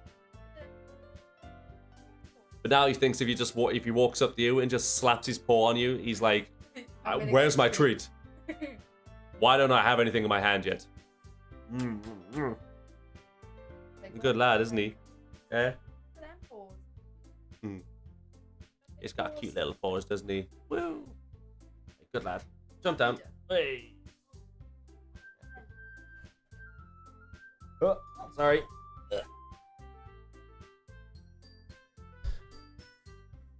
Anyways, where am I? Season 9 was such a shit follow-up after how season 8 ended. Was season 9 with the tablets, or was that season 8? It's been that long since I've seen it, I'm not sure. The way I say it, season 5 was supposed to be the ending, so season 6 and 7 were a struggle to find out whether we're going to go with the series before finally getting into it in season 8. Yeah, definitely. But the thing is with season 5 is, obviously, it ends, and then it's with Sam jumping into the hole as Lucifer, you know? But then at the very end, obviously, Sam shows back up. So, were they... Did did they just decide beforehand that, you know, they weren't gonna kill him off? I'll show the camera what you're doing. Hey. Yeah, so did they decide that, oh, we're definitely gonna continue this, so we need Sam to come back, and then added that ending to it? Or was that how actually season 5 was gonna end, and then we're just gonna be forever remaining, like, how did he show back up? No answers, ever. I've only watched the one season of Supernatural, and it was a random one of my buddy was watching when I was hanging out in his place. No idea which season it was. I would highly recommend it. 15 seasons, so it's a really big investment, but it's really good. Originally, you wouldn't have shown back up. Yeah, I didn't think so. I'll show the camera what you're doing. Hey, stop biting. Stop biting. Hey, Wait. No, no, no. Good lad. get your muscle. Get your muscle. So evil. Anyways. Somehow it feels like her soft voice was made as a perfect match. The poem isn't oh my god, sorry. I don't even have the game on. The poem isn't aimlessly cheery like Sayori's is. It's serene and bittersweet. If I were to read this on paper, I probably wouldn't think much of it. But hearing it come out of Sayori's voice almost gives it a whole new meaning. Maybe this is what Sayori meant when she said that she likes my poems. It's like I get to reach more deeply into someone I thought I knew in through and through. God, Jesus Christ. Also, as the guy who played Lucifer, also...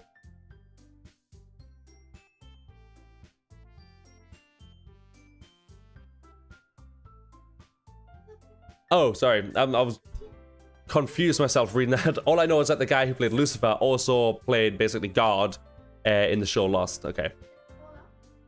I've never seen Lost. I know how it ended, so I didn't bother ever reading it. Watching it.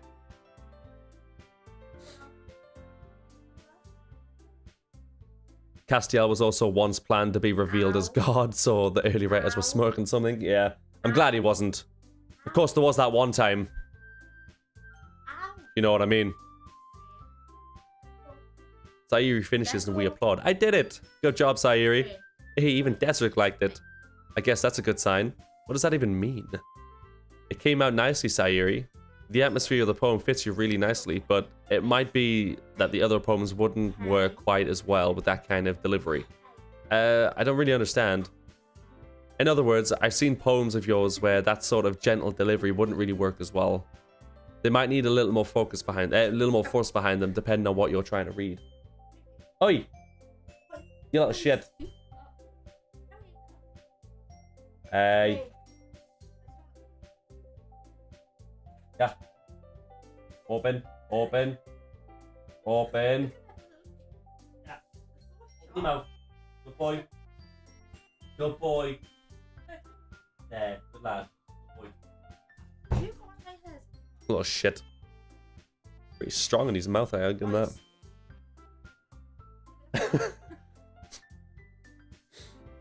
It's actually pretty good in my opinion. Obviously the last season isn't great, but it's fun. Lost, I mean. Alright. Did you enjoy the new chapter of Bardo? Oh shit, I know, I didn't read it.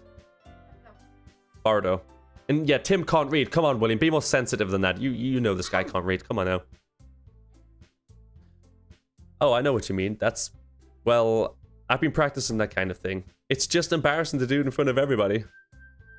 Then next time, I'm going to make you pick a poem that challenges you a little bit more. We don't have much time before the festival, you know? Okay. Now, who's next? Natsuki. Don't make me go before Desric. It's not like I can compare to you guys anyways. Might as well let Desric lower everybody's standards a little before I have to do it. Thank you, Natsuki. You're so kind. So kind. It's fine, it's fine. Might as well get it over with. But it's not like I have much of a selection of what to read. I'll just have to go with whatever I wrote for today. I stand up and step in front of the podium. Everybody has their eyes on me, making me feel terribly awkward. I mean, look at this. Was this on purpose? Is anybody seeing what I see? This is all on purpose, right? Look at this. Bam! Bam! Bam! Bam! Disgusting. I saw what the writers were doing. Did you name your character Desric again? Yeah. Desric's my main man now. That is the name I choose for everything. What do you look like, by the way? I have no idea. No, I've never seen. I've seen my hand, I think, at one point, but never my face. Clearly a handsome guy, because all of these are wanting to do me, so. I recite my poem. Since I'm not exactly confident in my own writing, it's hard to put the energy into it. Despite that, once I finished, I receive applause anyways. Sorry, I'm not really as good as everybody else. Don't worry about it so much. I think it's less about your abilities and more about your lack of confidence in your writing. That's something that'll prove over in time, though. Yeah, maybe. Alright then, that just leaves Natsuki. Yeah, I'm going. Natsuki begrudgingly gets out of her seat and makes her way to the podium. The poem is called... It's called... Why are you all looking at me? Because you're presenting. Anyways, the poem is called Jump. Natsuki takes a breath. Once she starts reciting the poem, her sour attitude disappears a little bit. While she's still a little unenthused, her poem has a rhythm and rhyme to it. It's Natsuki's trademark style, and it works surprisingly well when spoken aloud. The words feel like they're bouncing up and down, as if giving life to the poem. Natsuki finishes, and everybody applauds.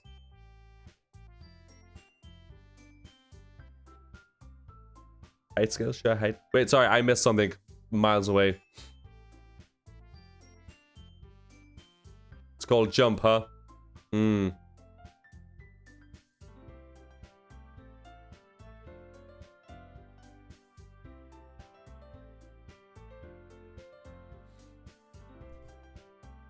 Do you know how many people I've seen jump off of a bridge in my time? 3. 3 people I've seen jump off of a bridge. Because unfortunately, my work is directly under the Tyne Bridge in Newcastle. So, I mean, if you ever want to track me down, I'll just give away my location. So, you're welcome. Yeah, a lot of jumpers. Not very nice. She huffs back into her seat. That wasn't so bad, was it? Easy for you to say. You'd better not make me do that again. Well, do you at least feel prepared enough to recite a poem in front of other people?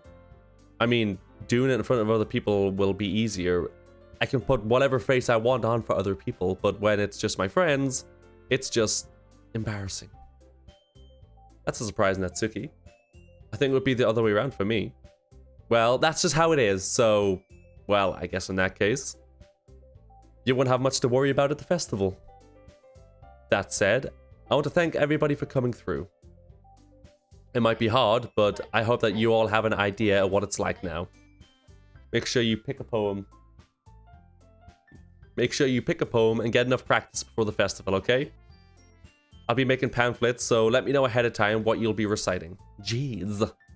I should probably find some other poem to recite instead. That's fine too. It doesn't have to be your own. I'm already pleasantly surprised that you're putting in all of this effort for the club. It makes me really happy. Yeah, no problem. Okay, everyone. That's it for today. I know the festival's coming up, but let's try write poems for tomorrow as well. It's been working out really nicely so far, so I'd like to continue that. As for the festival, we'll finish planning tomorrow, and then we'll have the weekend to prepare. Monday's the big day. I can't wait. I can do this. I can do this. All right. I stand. Also, William, have you watched that that anime? The shit. What was it called again? Oh. The ninja one. Oh, Ninja Kamui. Ninja Kamui. 2 episodes subbed, 2 episodes dubbed. Banging. Very gory, though, I will say that. There's no way I'll be able to find the same enthusiasm as Sayori and Monica, but I'll do my best to get through it. If it's for the sake of the club and impressing Monica. Impressing Monica? Desric, you slut! As he started his motorbike. I would highly recommend it. I randomly came across it, and I saw a clip saying, oh, if it wasn't for JJK in One Piece coming through, then this would probably be like the biggest anime of the year so far. Wait. Banging. Nothing caught my attention this season. then watch it. What are you doing? Get on that shit. Then I'll have to do my best. What are you looking at?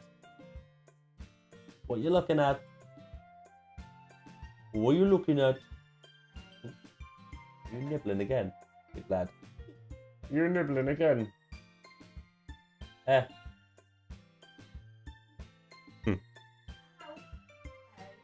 Can't wait till April though. That season is stacked. Ooh. I don't know what's coming out. I think you mentioned a couple of things, but ready to go, Sayori? Yep. Look at you two always going home together like that. It's kind of adorable, isn't it? Jeez, guys, don't make such a big deal out of it. It must be a little nice though.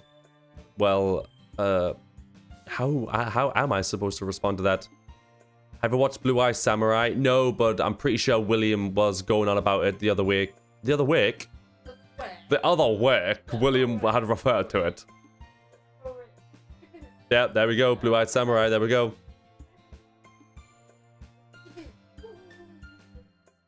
So I haven't got around to watching it, but William speaks very highly of it, so... It's okay, Desric, you don't have to say it. Whatever, let's just go already. I walk home with Sayori once more. Even though it's only been a couple of days, a lot has changed already. But today, Sayori's been a little quieter than usual on the way home. Hey, Sayori? Sorry, I was spacing out. Oh, no wonder. I was thinking about something from earlier. I like how we get to... I mean... Sayori fumbles her words. So let's say that one day, Yuri asked to walk home with you. Huh? What would you do? What kind of question is that? You're kind of putting me on the spot here. Oh, God. Not the questions, man. Not the questions.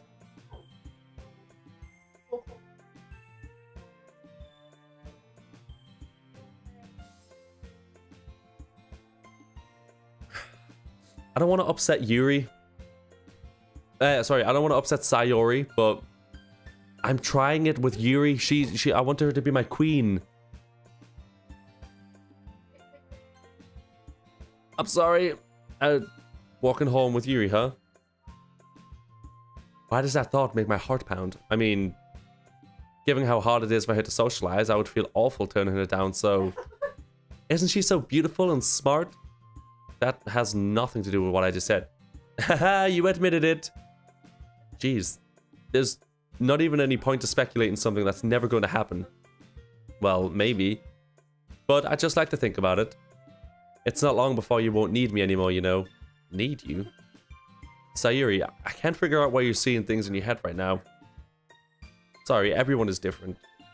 Nobody in the club is a replacement for you. Hmm? You say so.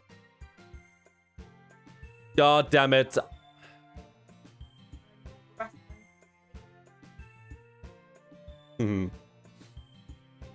Yuri is love, Yuri is life. Don't mind me, I'm lurking away. Absolutely no problem, Frey. It is lovely to have you here. Yuri is tall. Yuri's tall girl, so she gets my vote. Yuri is bae in this anyways, but I don't want to make Sayori feel bad, you know? I'm too much of a nice guy. This is why we need shadow clones. This is why shadow clones need to be a real thing. Oh, I could walk home with all 4 of them, okay? The conversation oh god. The conversation trails off and I'm left feeling awkward. But it was kind of her fault for trapping me in such a weird question. I can't just lie to her. But if there's something that makes her happy, I would hate to take that away from her. Dammy!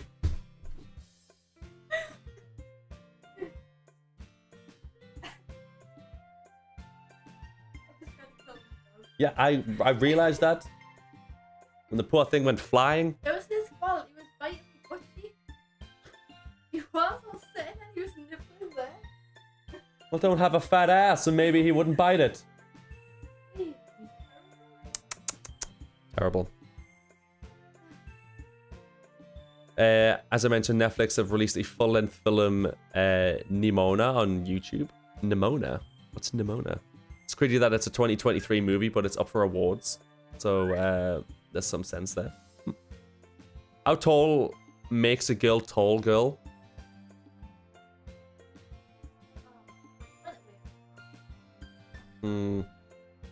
I'd say like 5'10", 5'9", 5'10". That's when I'd say like, oh, she's pretty good. She's tall for a girl. 6 foot. I say that's tall. Anything above 6 foot, that's freakishly tall for a girl. I mean, anything above 6 foot's pretty tall for a guy. Anything above like, I'd say 6'5", 6'6" is freakishly tall for a guy. And then you've got Shaq.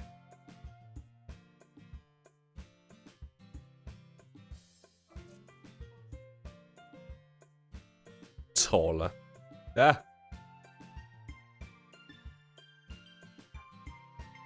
Okay, get us a drink. Something. I don't know, not what you gave us yesterday. I don't know what Coke or whatever it was, but it was really flat.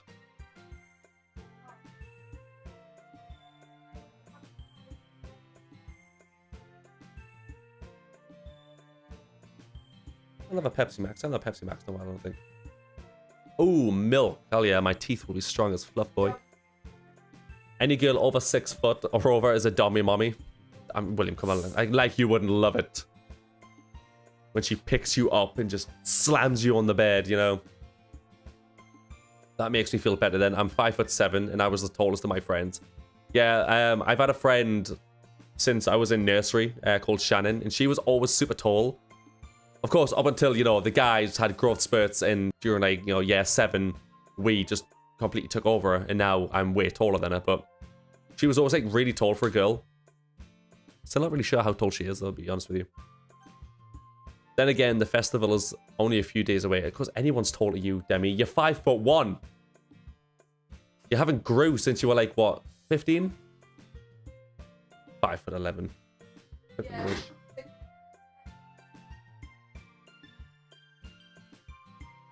My first girlfriend was 6'5", and I'm only 5'10".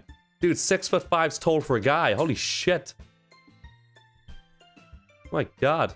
That one girl that worked at Yeah, the really tall one. Yeah. was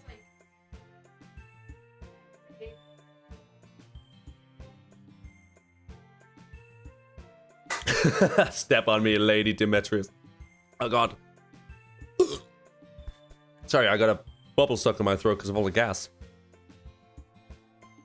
Yeah, she's terrifying. If she steps on you though, that foot is going through you. I'm sorry. My ex-fiance was a 6'3" tall girl, to be fair. wait. Sit. Good boy.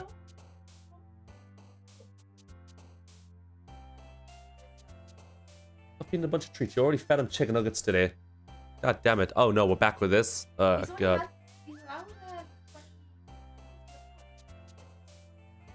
Yeah, but like, a chicken nugget is like 4 of those little ones all rolled into one. Do y'all get Mountain Dew Badger Blast across the pond? Because if not, I feel bad for you. No. We get Mountain Dew. Just normal ones though. We don't really get different flavors. The only drink I need is right in that fridge back there, and that's the only drink I'll ever need, so...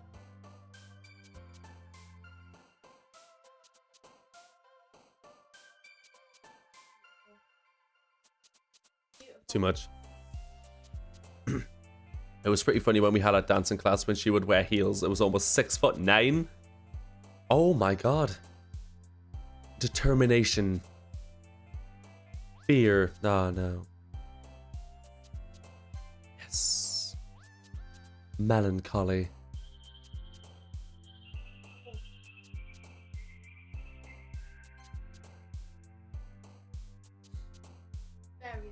Yes, variance. It's anything that's like any like smart technical words, and also sort of what's disarray? Yeah. Ambient. Ah, we're good.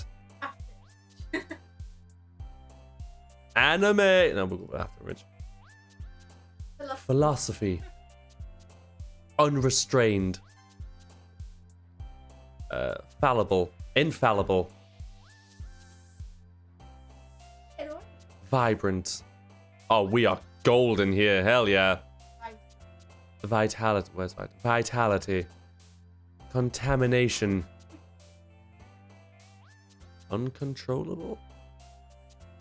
the only one I can really get, yeah. Tenacious. The Pick of Destiny. Oh, such a good movie. What did you say? Oh, Massa. I thought you said Osaka. I was like, what's Osaka? Intellectual. Heaven sent. Oh, baby. Yuri, just, I'm here. I'm so intelligent now. I'm so intelligent.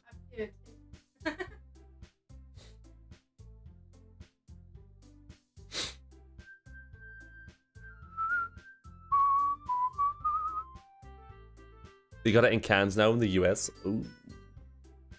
If it ever comes across the pond, I'll give it a shot. Dude, she was 14 and she was 6'9", almost in heels. What the actual shit? Like, what, is she out here playing varsity basketball or something? Is she going for the NBA? I didn't read that message. Now I just feel bad. Oh my god. Never mind. I take everything back what I just said. Holy shit, I'm so sorry.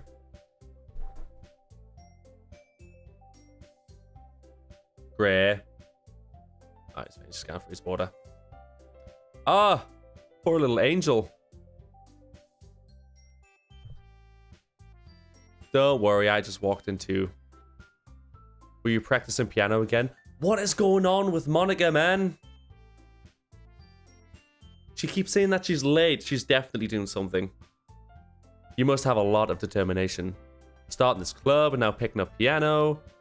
Well, maybe not determination, but I guess passion. Remember that the... He's biting again.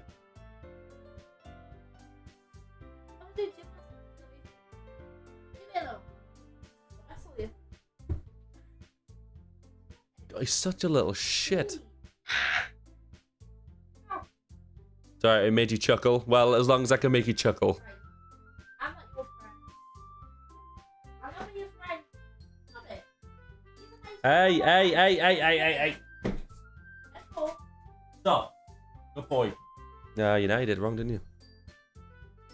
Monica, perfectly normal and will not break the fifth wall.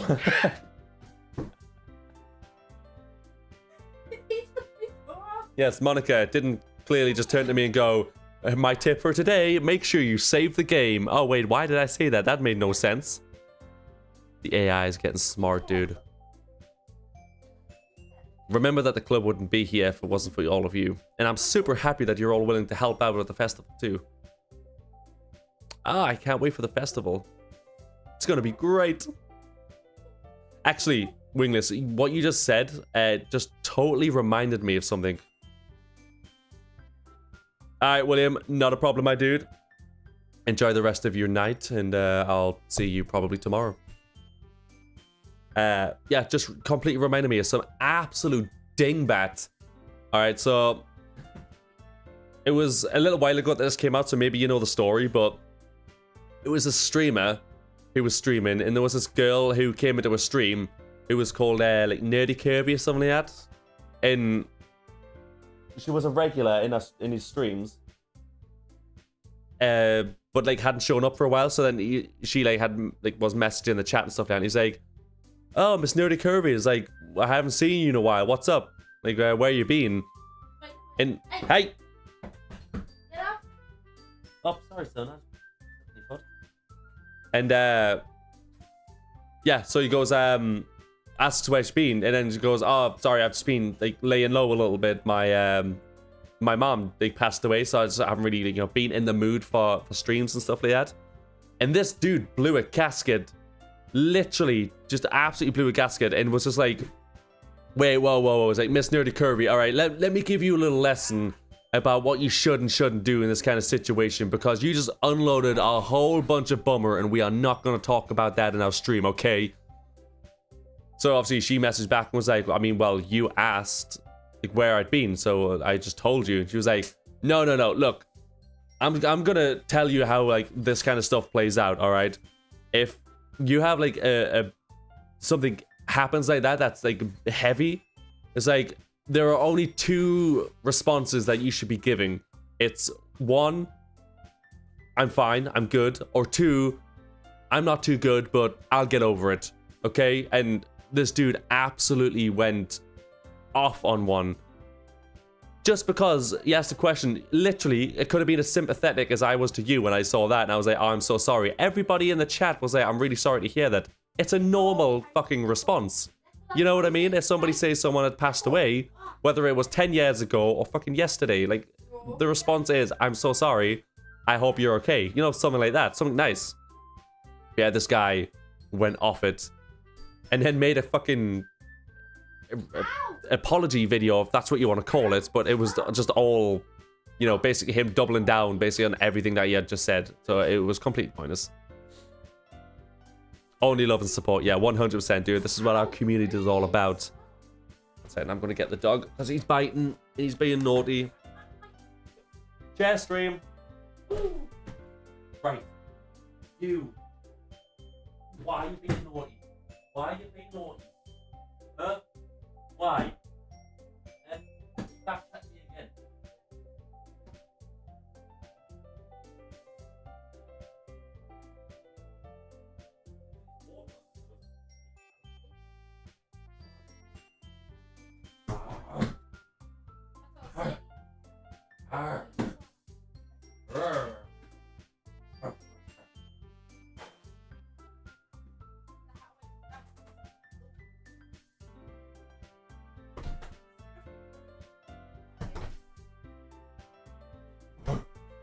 Sorry.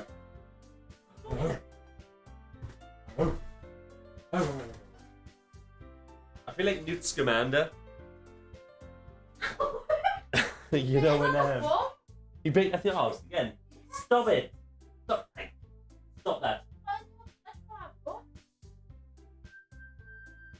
Stop it! Little shit.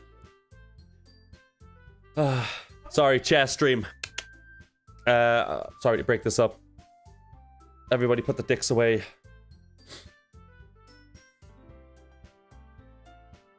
I sadly don't have a Pira costume. Cosplay pick anymore. Of course, I was Jean, of course.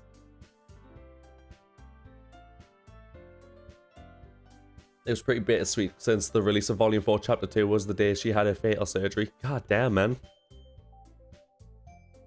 Sounds horrible. Watching that episode was so heavy, especially when the training scene came up. Yeah, I bet. Well, I mean, I suppose it's best to think of it in like a nice way. At least it reminds you of her. Oh, is the chair giving you the side eye? Oh, you're so lucky. She's just a little tease. Don't listen to her. Anyways, where were we? Weren't you complaining about it yesterday, Natsuki? Yeah, well, I'm not talking about our part in the festival, but it's a whole day off of school where we get to play and eat all kinds of delicious food. Yeah, sounds a bit like Sayori all of a sudden. Wait, actually, speaking of Sayori, where is she? Monica, do they usually have fried squid? Squid? That's a pretty specific thing to look forward to.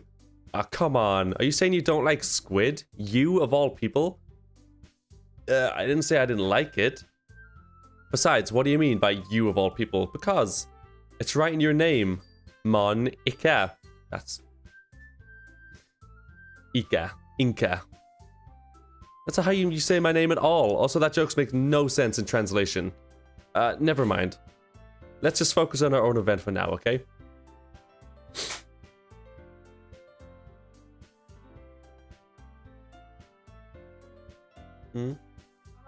I just wanted the dog. I'm gonna do some homework, see ya. No worries at all. Have fun with that. One thing about school that I definitely don't miss.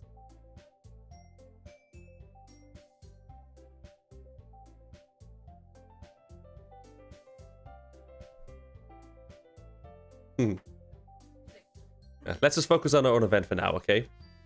Fine, fine. Your reactions aren't as fun as Yuri's or Sayori's anyways. Excuse me, where is Sayori anyways? Oh, there you are. Sayori is sitting at the desk in the corner of the room looking down at nothing. Oh my god, she's in a depression. Jesus Christ. Hey, Sayori. I wave my hand in front of her face. Oh, you're spacing out again. Ah, sorry. Don't mind me. Can't just... What's it got? Great. Hey, hey. Oh my god, this little shit. You come here. No, sit. No, come here. Sit. Sit. Good boy. Stop that. Okay. Big little shit. Nibble it to the foot. I'll fight it. No. No. Don't backchat me, boy. Right. The backchat is fair enough.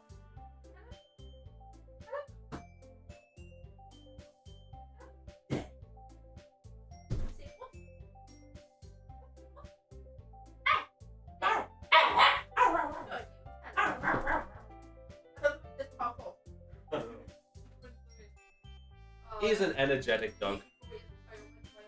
Oh, did he bring the toy?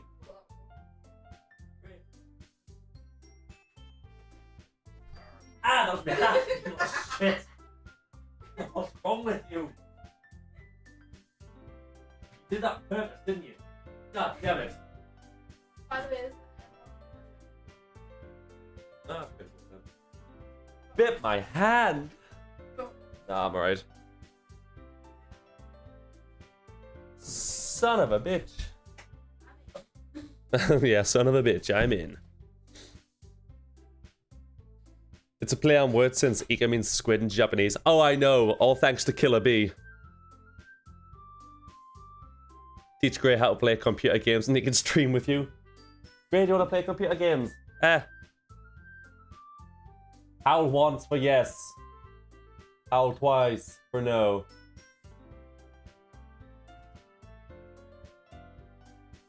Just playing with his toy.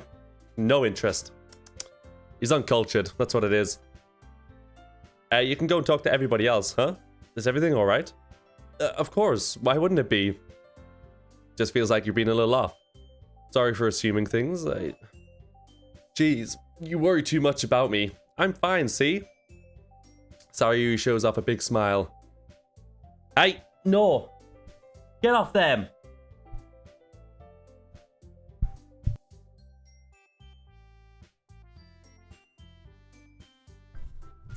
Little shit.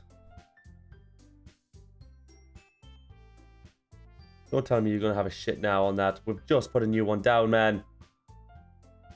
No, just having to pee. We're good. We're good. Howl 47 times for yes, 48 for no. Yes. Nope, he is having a shit on that. Oh, fantastic. We've just put a new one down. We're gonna run out of these soon. My god.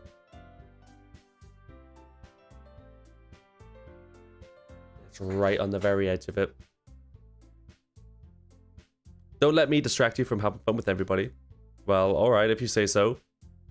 I worriedly glanced at Sayori before turning back to everybody else, but the conversation is already dispersed with everybody back in their usual activities. Maybe I should ask Monica if she's noticed anything about Sayori recently. Since they've been preparing for the festival, they must have been spending a lot of time together. I timidly approached Monica, who's shuffling through some papers at her desk. Yes, Rick, what's up? Hey, this might sound a little strange, but have you noticed anything up with Sayori recently? Anything up with her? In what way do you mean? Maybe I'm reading a little bit too much, but it seems like she's a bit downcast today. Oh, you think so? I can't say I've noticed anything about her. Monica peers across the room at Sayori, who is idly dragging a rubber eraser up and down her desk. Maybe there is something on her mind, but I'm surprised I'm the one that you're asking, Desric. You certainly know her a lot better than I do. Yeah, but she's never really like this. She always talked to me about things that's bothering her, but this time when I asked her, she was really dismissive. Sorry, I know it's not your problem. I just wanted to ask if you knew anything, so I'll drop it now. No, it's important to me too. What you sniffing about for?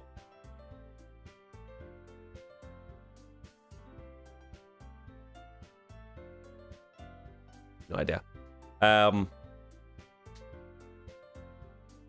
Oh, he's turned the mic off because he's cussing out the dog. I mean, I'm also turning the mic off because I don't want to blow your eardrums off, but also, yes, cuss. Oh my god, that little shit. Stop it! Stop it! Stop, or you're gonna make the claws come down on top of you, man. Are you stupid? I should have called you Desrick, because you're really full of shit. What is your problem?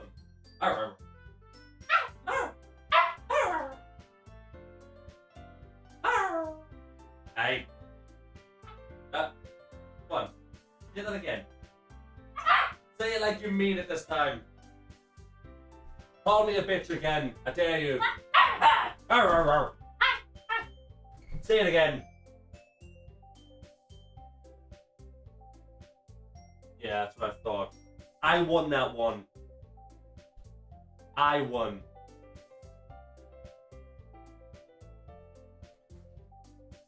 Just a normal conversation between a man and his dog. Nothing to worry about, boys.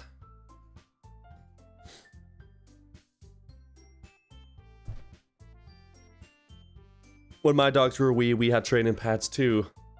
If the poo wasn't too gross, I would just pick it up with the bog roll and toss it in the toilet to save some pads. Genius. Yeah, I'll probably do that, to be fair. I've got puppy wipes as well, so... yeah, it'll probably be easier to do that. I'll save a lot of them, because we bought a big pack of, I think it was like 30, and we've already gone through them in a couple of days, nearly. That's fun. He cracked already. And it's bad. Yeah. I'm safe because I just like, take the crap off rather than replacing the pad constantly.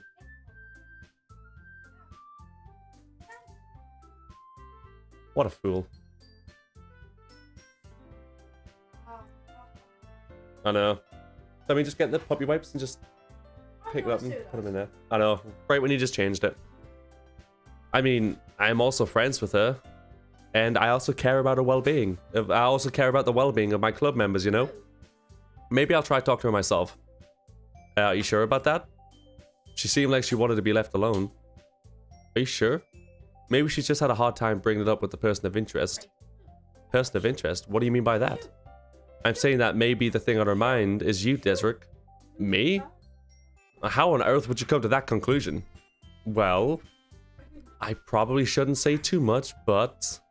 Sayori talks about you a lot more than anybody else, you know? Eh? Hey! Hey! Not the wire! You fool! No! Get off! Right. Hey, you! Stop that. Naughty.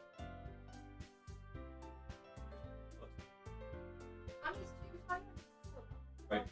Give him one of his toys.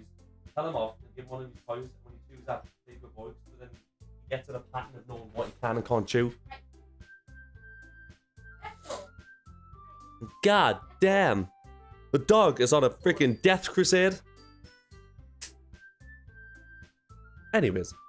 She's been so much happier ever since you joined the club. It's like an extra light was turned on inside of her. But no way. Sayori's always like that. She's always been so full of sunshine.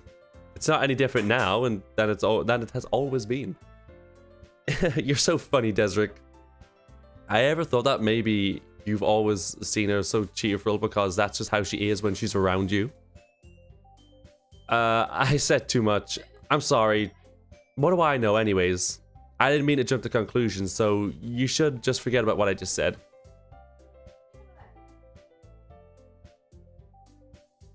You fool. Lol. I'll try to talk to her, so try not to think about it for now. Alright. Monica smiles meaningfully. I know she said to forget about it, but I already know that I won't be able to get her words out of my head. Why? What's he doing? Monica stands up from her desk and walks across the room to where Sayori is sitting. I watch her kneel down next to Sayori and gently talk to her. British speak be funny sometimes, innit? Top fella there, Swan. He's so funny. It looks like a dong. Haha.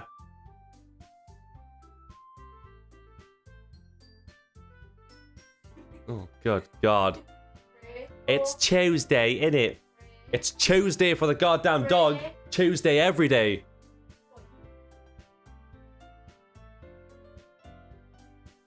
And it's actually pronounced Tuesday.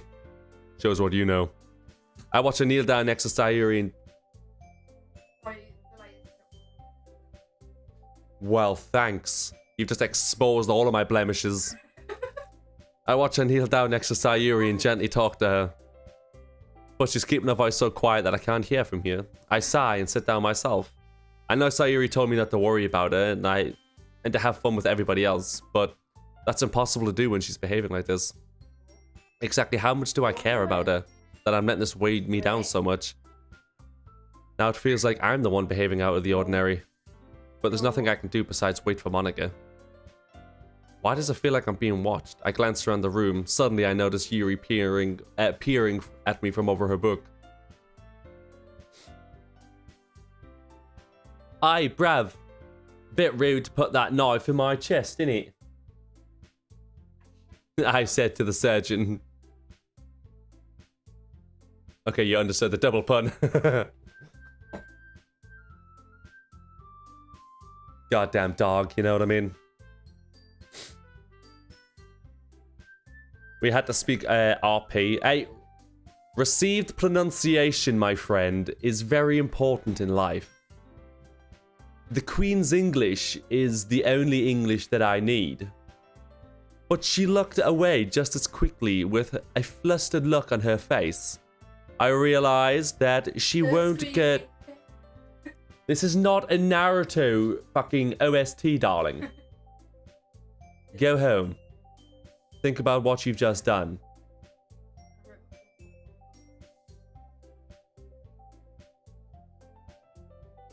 Darling, you touch those cards and I will plunge I will plunge a knife into your chesticles. Oh, you want Yuri's Yuri's like 16 at best. I mean, I'm 26, god damn it. Lucky 4. I want to catch 4. But Yuri, baby, if you want to text me. Oh no. Yeah, but speaking in Cockney is way more fun. See, we don't even get like... We never got trained for any of this. We just woke up one day and I live in Newcastle. Man, there are chavs everywhere. Nobody speaks. I am probably the least Geordie sounding Geordie you will ever hear in your life. Nice. Hey, William. Aye, bruv.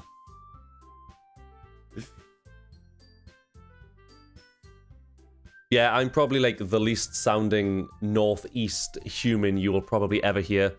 When I went to uni, everybody thought I was from down south because I sound RP, apparently, or at least more than the average human.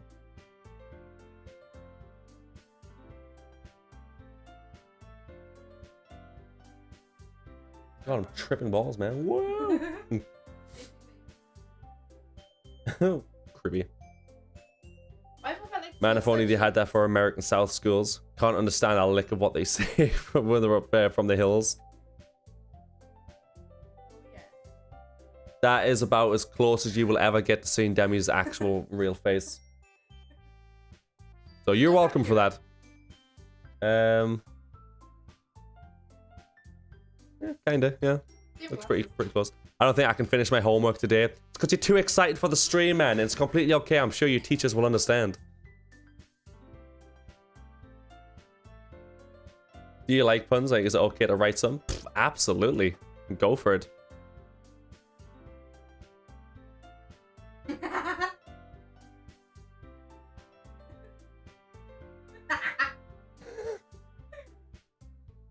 Jesus, you got problems, you. I realize that she won't get anywhere like this. I've never really seen Yuri approach anybody and start a conversation on her own accord. So I have no choice but to approach her myself. By now, it's a little easier for me to do that. I stand up from my desk and I sit next to... the one next to her. Ryan, speak words, man. I didn't mean to bother you or anything. Relax, you didn't even do anything. But I could tell that you wanted to be alone with your thoughts. Alone with my thoughts? How are you even able to tell what I was thinking? Well, it's something that I do a lot. So it wasn't hard for me to spot based on your posture and expression. Not that I was staring at you or anything. I didn't do anything creepy like that. In any case, I guess you were right. Sorry if I caused you any concern. Don't apologize. Your troubles are only the concern of those who are willing to share in that concern. Of course, there are certainly those who would find most comfort in keeping it to themselves. Right. See. You have got some problem.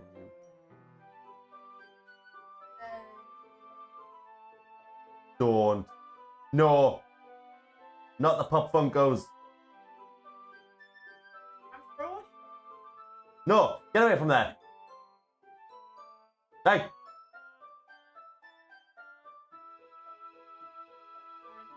What? You're insane, man. Nah, Frosh.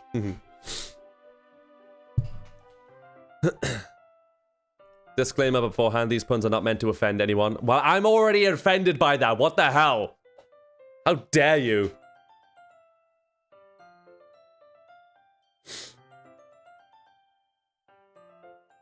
What language do lesbians speak? Cockney. What about the gays?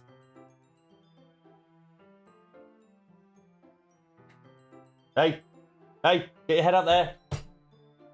Hey, get off. You're a little shit, you know that? Oh, get off the glass, man! Stop licking the glass! What is wrong with your face?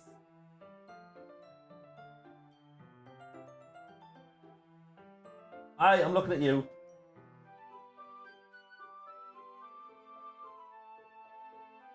Right, get out there! This dog? What? Look at him. Look at this. Look at this. Look at this. You can't even see him. He's too small. He's trying to eat the wires, brother. What are you playing at? Hey. Yeah. Oh, he's got the hiccups. Oh, he's got the hiccups.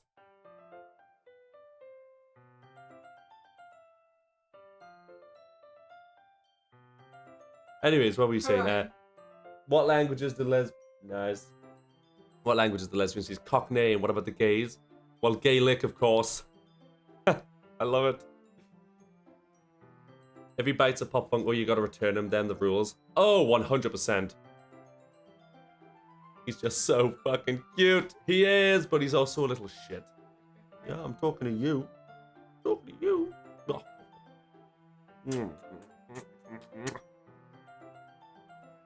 You look like me, mum.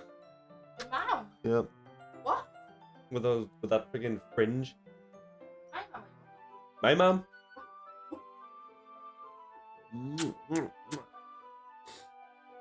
You're gonna be famous, Gray. Look at this. Would you be famous?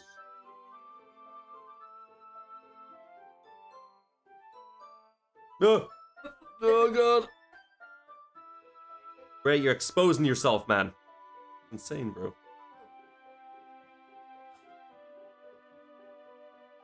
It's a brave choice. Man spread right on camera. Alright. Go on then. Hey, good lad. But stay away from the Pop Funkos. I think I'm gonna get a friend. Please don't. Please don't. Right. Ugh. Hey! Oh. Hey! Get off the wire! Of course, there are certainly those who find the most comfort in keeping it to themselves. But if you would prefer to share what's on your mind, then I would be glad to listen. It's not really that big of a deal. I was just feeling a bit uneasy about SAYORI. SAYORI? Yeah, well, she seems a little off today, but when I asked her about it, she didn't really want to admit it to me. So I can't help but wonder if something's happened to her. Oh, that's quite romantic. God damn, it's not romantic. No, Yuri, that's not what no.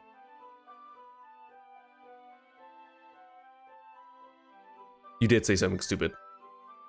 It's not that, I just didn't want you to misunderstand. Don't do that, that's terrifying. That's creepy. Ooh. Sayori and I have just been friends for a long time, that's all. Oh, I see. Then perhaps it's unusual for her to be dismissive to you about her feelings. Or maybe I'm just reading into it a little bit too much. Desric, the world is full of meaning, often hidden deep beneath plain sight. And there are many... Don't you dare. And there are many untold mysteries behind every person, no matter how well you may know them. So you think that there might be something behind it after all?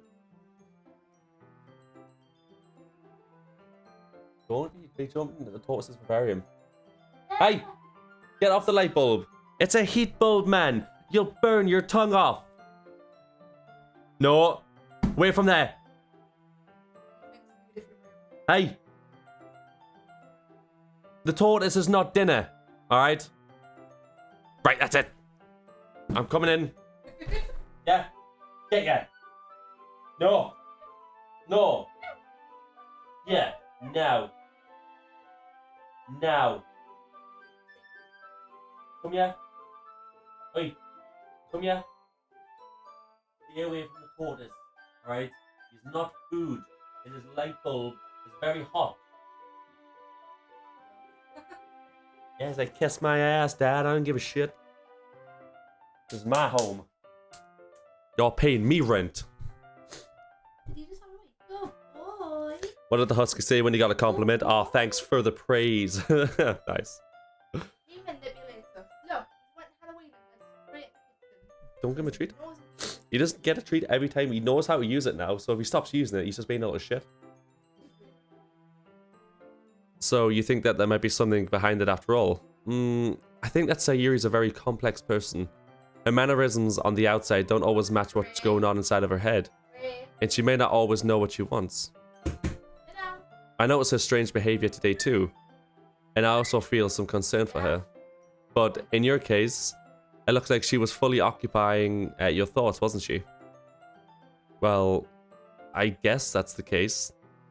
Sayori, she really means a lot to you, doesn't she? I guess. But you don't need to put it like that.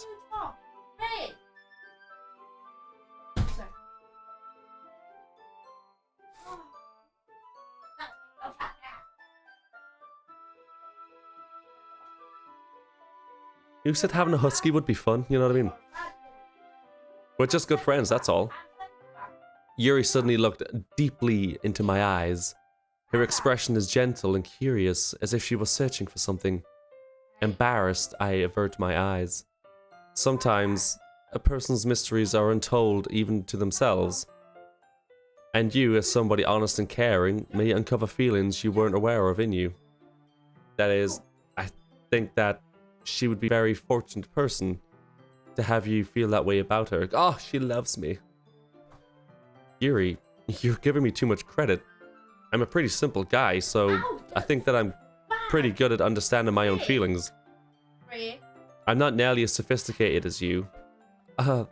That's not a compliment, is it? That a what? Right, what have I told you? What? Come here. What have I told you? You naughty lad. Release my finger. And yes, in your posture. Anyways, as long as we're here, why don't we do some reading? Well, as long as you're okay with it. It should take my mind off this whole thing anyways. Oh my god, are we going to give her some chocolate? Oh my god. Some romantic chocolate. Hey, bad lad. Ray. Come on. Okay, everybody. After some time passes, Monica calls out the club room. Why don't we share our poems now? Before I know it, everything is back to normal. Everyone goes to retrieve their poems, and I do the same. I make eye contact with Monica, and she smiles at me. I wonder what she's talking about with Sayori. I'm trying to make him bite my ass. What are you doing? Alright. We go with Yuri first, of course. Nope. Well, might as well save it. Why not? Desric, your writing has only improved in these last few days. Every poem you've shown me has been nothing short of spectacular. I can really feel your emotion. I'm a little envious even. I don't think it ever came to me this naturally. Yuri, that's the wrong way to put it. This never did come naturally to me, but I've been able to improve so much thanks to you. You're really the example I was chasing after. Is that so? Yuri gently smiles to herself. This feeling, I'm so glad I got the chance to share my writing. I never thought I'd feel like this. I remember you mentioned that yesterday. I can't believe that you're so good at something and you've never even shared it with anyone. It's kind of a shame. Maybe, but it's not like I really had a choice. What do you mean? Well, Yuri smiles sadly. Desric, during lunchtime, I eat by myself. Did you know that? It's a great time to find a quiet spot and to do some reading. In fact, I always have some books with me. You could say that I really enjoy reading. Well, that's one way to put it anyways. But books are so full of amazing and inspiring people. People you want to fall in love with. Or people you want... Or people you just want... Or people you just know would make a really good friend. Cheerful people who always put a smile on your face. Or deep thinkers or problem solvers who discover the mysteries of life. So, when you look at it that way, I'm surrounded by friends every day, you know? And those friends don't laugh at me. They don't tease me for spacing out all the time. They don't make fun of my body type, and they don't hate me for acting like a know-it-all. People say that about you? I'm not a know-it-all, Desric. It's the opposite. I don't know anything. I don't know how to talk to people. I don't know how to make people see me as normal. I don't even know how to make myself happy. I have all these feelings, and all I can do with them is read and write. So proud of you, Ryan. Your reading is really improving. Tim, you fucking suck up. Fine, I'll promote you. You can be in my mod. I know you've been sending me emails every day asking about it. What a sad life. I did actually get one guy ages ago who was literally begging to be my mod on it before I moved into this house, and I only streamed on Twitch. Literally begging, and I was like, dude, I stream to like 4 people maximum. And like, you're in my streams quite a lot, but you are... He would come in and literally just repeat one word constantly. You also kept asking to say my name. And was obsessed with Demi. Yeah, he literally tracked it down one time and was just like, yeah, I found out Demi's Instagram by following you and then finding your account, and then I looked for Demi and I saw you only had one Demi, so it must have been that Demi, so now I know what Demi looks like. And I was like, yeah, I know a second name and this, that, and the other. I was like, dude, you're a fucking weirdo, man. And then when I was on the camera, he was like, that ass. Remember that? Yeah. That was weird. And then when you got angry with him, he was like, what did I do wrong?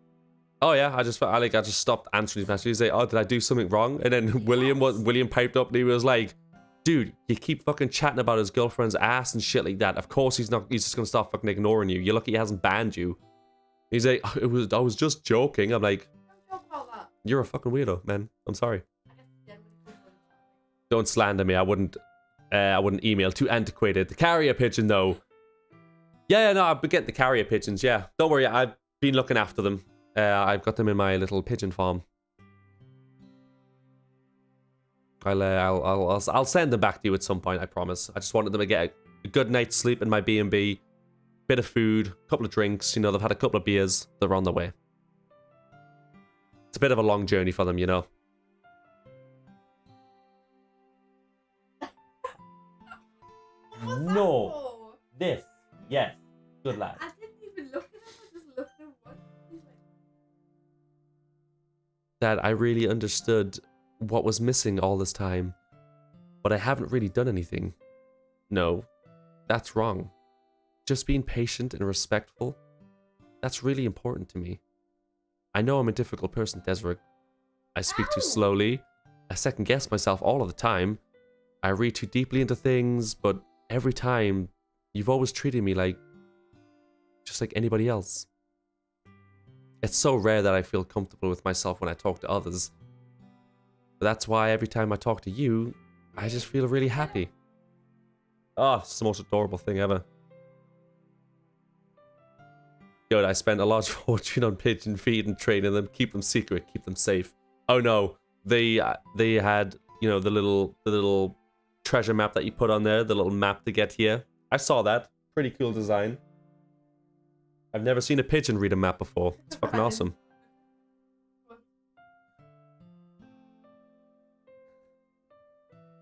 Also, fuck that creeper. I know, right? He still pops in every now and again, and it's weird as fuck.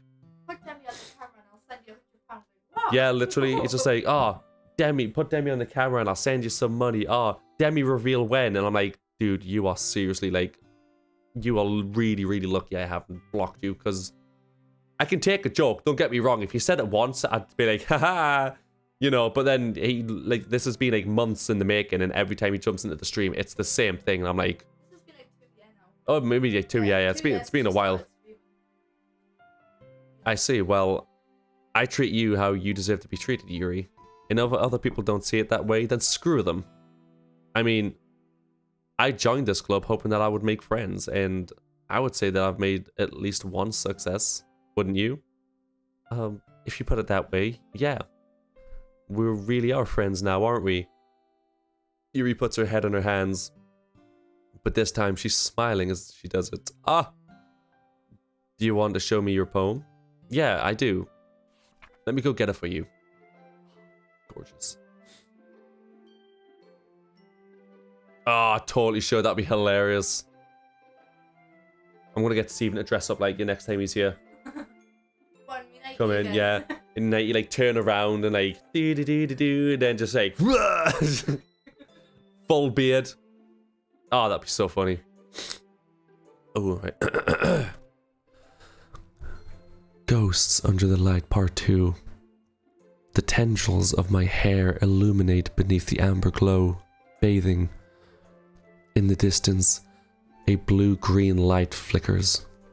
A lone figure crosses its path, a silhouette obstructing the eerie glow.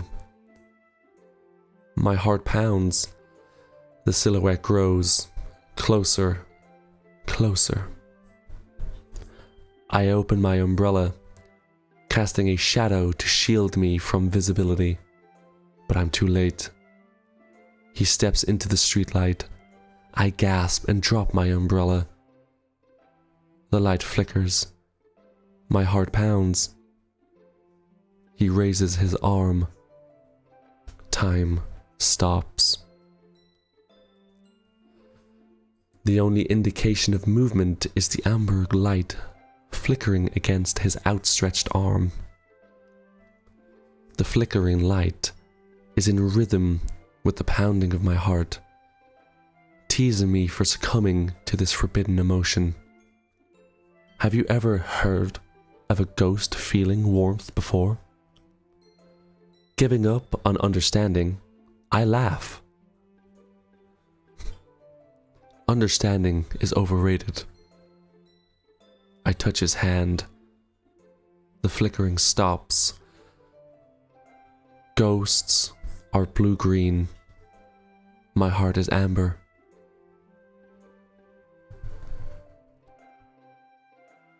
Once again, you're all welcome for that, but that will be $5.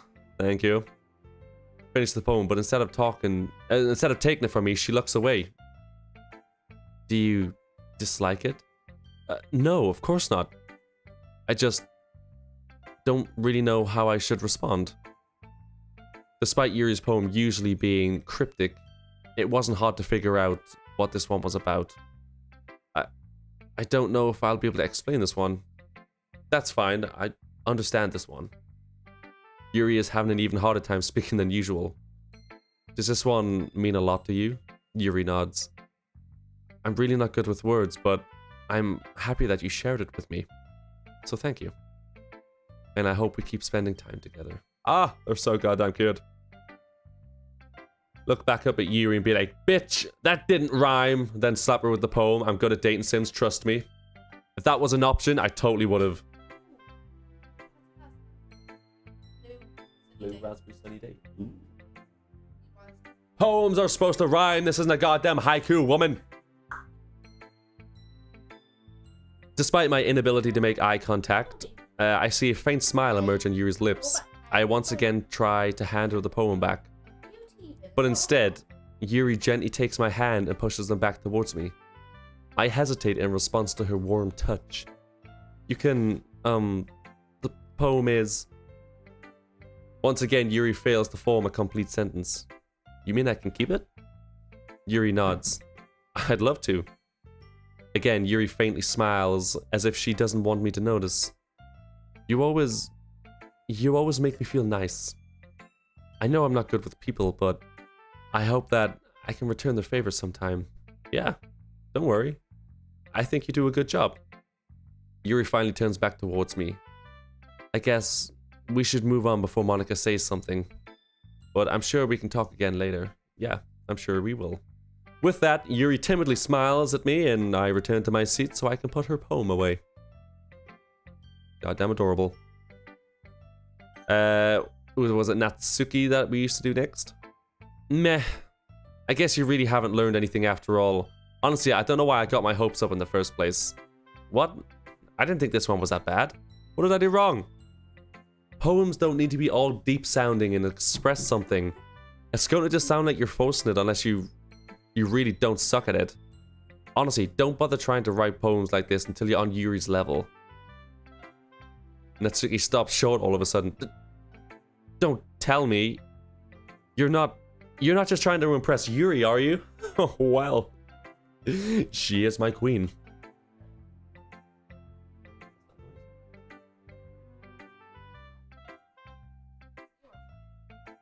Why can't real life people just have naturally purple eyes? That would be so cool. So, brings me to a story. There was a thing ages and ages and ages ago that was going around my school that people thought was real, and all of the girls were like, "Oh, I wish I had this. This would be so cool. It would be incredible." Called something Alexandria's Genesis. Some weird name, but it had Alexandria's Genesis at the end of it, or maybe that was the full name. I'm not sure. But it basically said that it was a very rare condition in which women had purple hair, naturally purple eyes. They didn't grow hair on their body apart from normal places like the eyebrows and their eyelashes and the actual hair itself.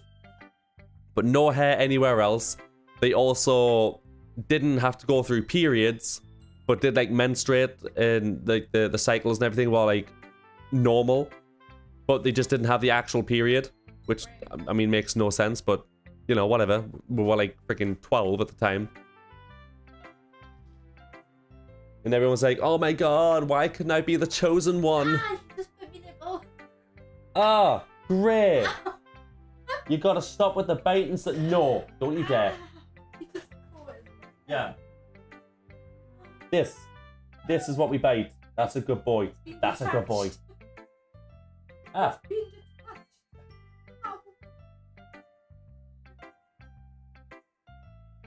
I don't know. What?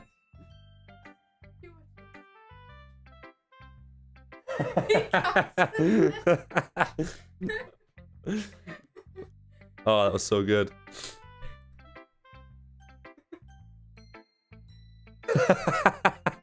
I love it. I'll sign you up for Alex's genitals, don't you worry. I know, man. Super nice, not too gentle, but just what you're looking for, don't you worry.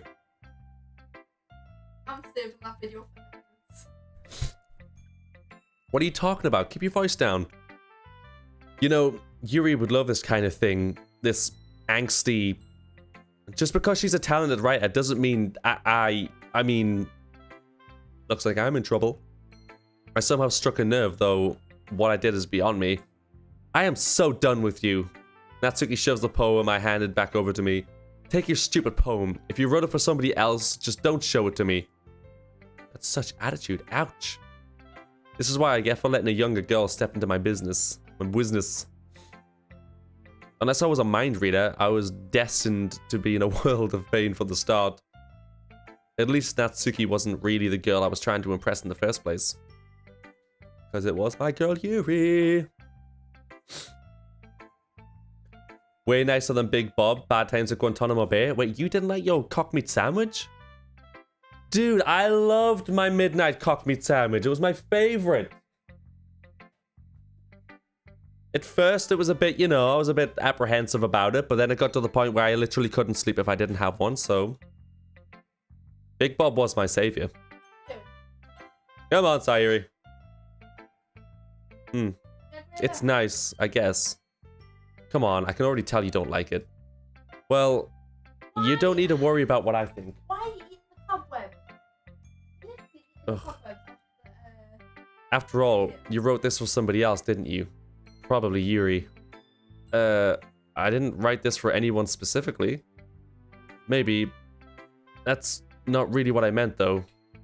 But it's okay. You're making new friends, just like I was hoping. That makes me really happy. And you're happy too, right? Ray, get off. Hey. No.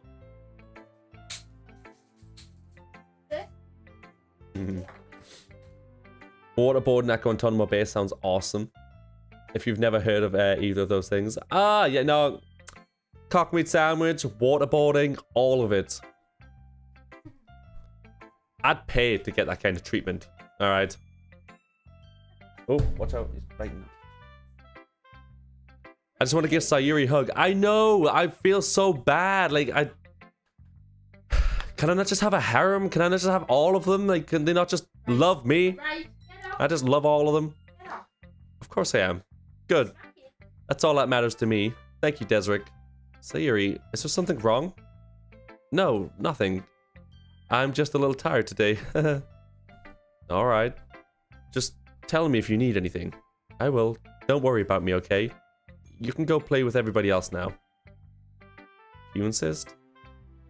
I'm gonna go home a little early today. Sayori, tell Monica I wasn't feeling well, okay? I'll see you tomorrow. Before I can say anything, Sayori cheerfully walks out of the classroom, humming to herself. Ah, Sayori, I feel so bad, but you know, out of all of the I went from looks and personality. Literally, I like the shy girls, all right. And Yuri seemed like the best one. And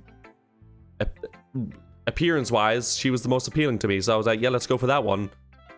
But now Sayori, who's like a childhood friend who really seems to like me, is now getting real sad because she knows I like somebody else. And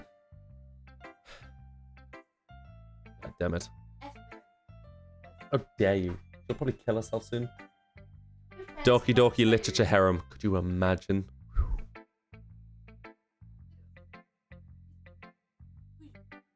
We all hold hands, skip everywhere. Everybody's happy. I'd be happy. Hi, Desric. Have you thought about what you want to submit to the performance of the festival? Well, being in this club is one thing, but performing it in front of a bunch of people? I'll have to give it some more thought. Okay, no pressure. But whatever you do, I'm sure it'll turn out great. It would also make me happy to see. Anyways, let's take a look at today's poem. Sure. I let Monica take the poem I'm holding in my hands. Your style has gotten so refined, Desric. Get this out of my pocket. I was wondering what it was. You're being a bad person for liking somebody else, scoundrel. I'm sorry, okay? The heart wants what it wants. I mean, the heart wants all of them. Unfortunately, I don't think the game will allow that, so I'm pretty screwed. What if I picked the right ones for all of them? There's 20, and there's 3 girls that keep popping up. So... well, like 6... It's not even. There will be one. 2 extra. Well, I could do 7, 7, 6. Yeah, so it'd be 1 extra, I guess. Yeah. Well, 2 of them would have 1 extra. I don't know. I'm trying to think of a way to see if the girls would be able to. If I could just have them all. Now walk all the girls home simultaneously and then think about what you've done. My shadow clones are ready. I'm about that life. Yuri's been teaching you a lot of things, hasn't she? Well, I mean, I guess so. Yeah, I've been noticing how much time you've spent with her. I think I've heard you say more words these past couple of days than she's talked in her whole life.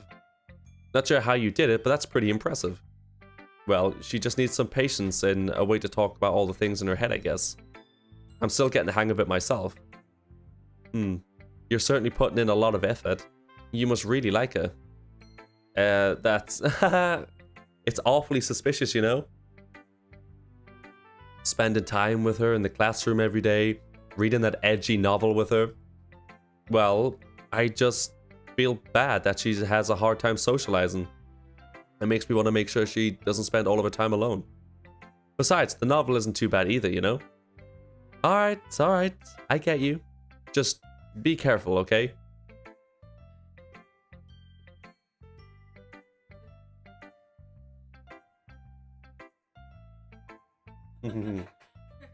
Oh, I saw someone have a meltdown on Charlie's video about a pop cup. But you know what it is? Yeah. Yeah, it's just whipped cream.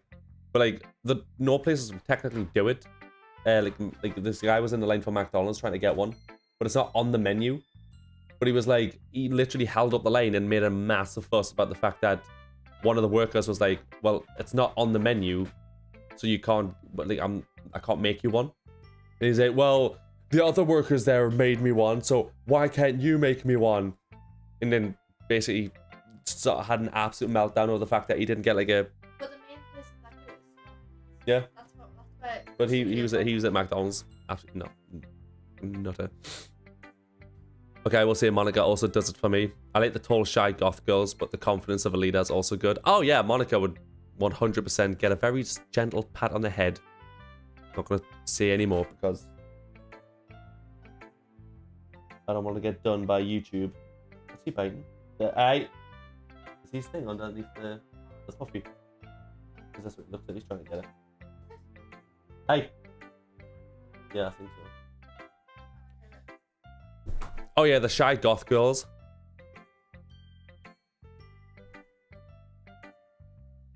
It caught you on the camera there. You've been exposed. Caught you on camera. Just the back of your head now. I know that Yuri isn't used to open herself up. When you get 1 million subs, Alright. You hear that, boys? 1 million subscribers. Oh, if somebody sends me £1,000 right now. Could you? You probably would, to be fair with you. Absolute freak. All these lovely girls will get my thick, meaty poem, and they will like it. Whoa. My thick, meaty, 3-page poem.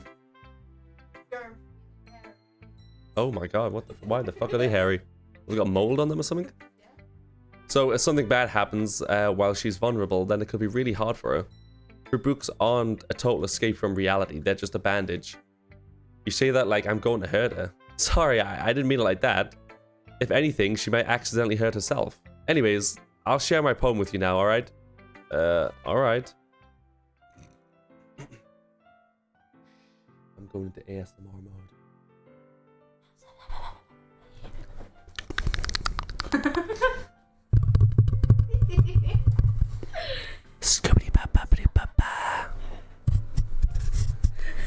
I'm about to scat for all of you. Suck it.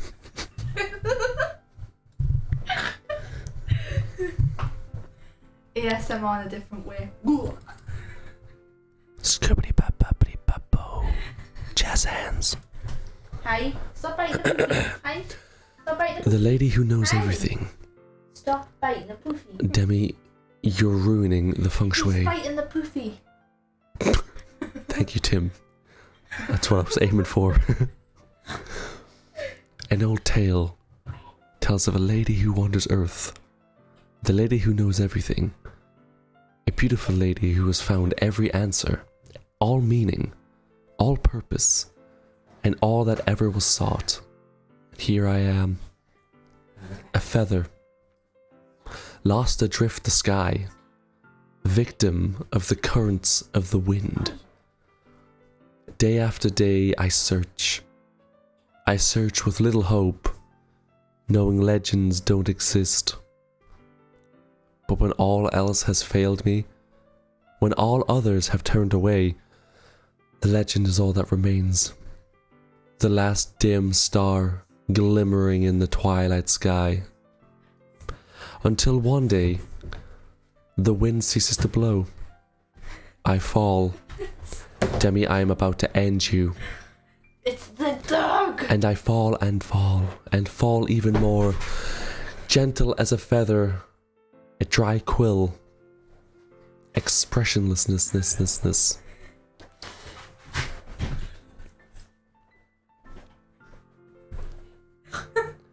Gray, get off the fucking wire. Wait. But a hand catches me between the thumb and forefinger. The hand of a beautiful lady. I look at her eye and find no end to her gaze. The lady who knows everything knows what I am thinking. Before I can speak, she responds in a hollow voice. I have found every answer, all of which amount to nothing. There is no meaning, there is no purpose, and we seek only the impossible. I am not your legend. Your legend does not exist. You are my NOOOO girl. And with a breath, she blows my back out.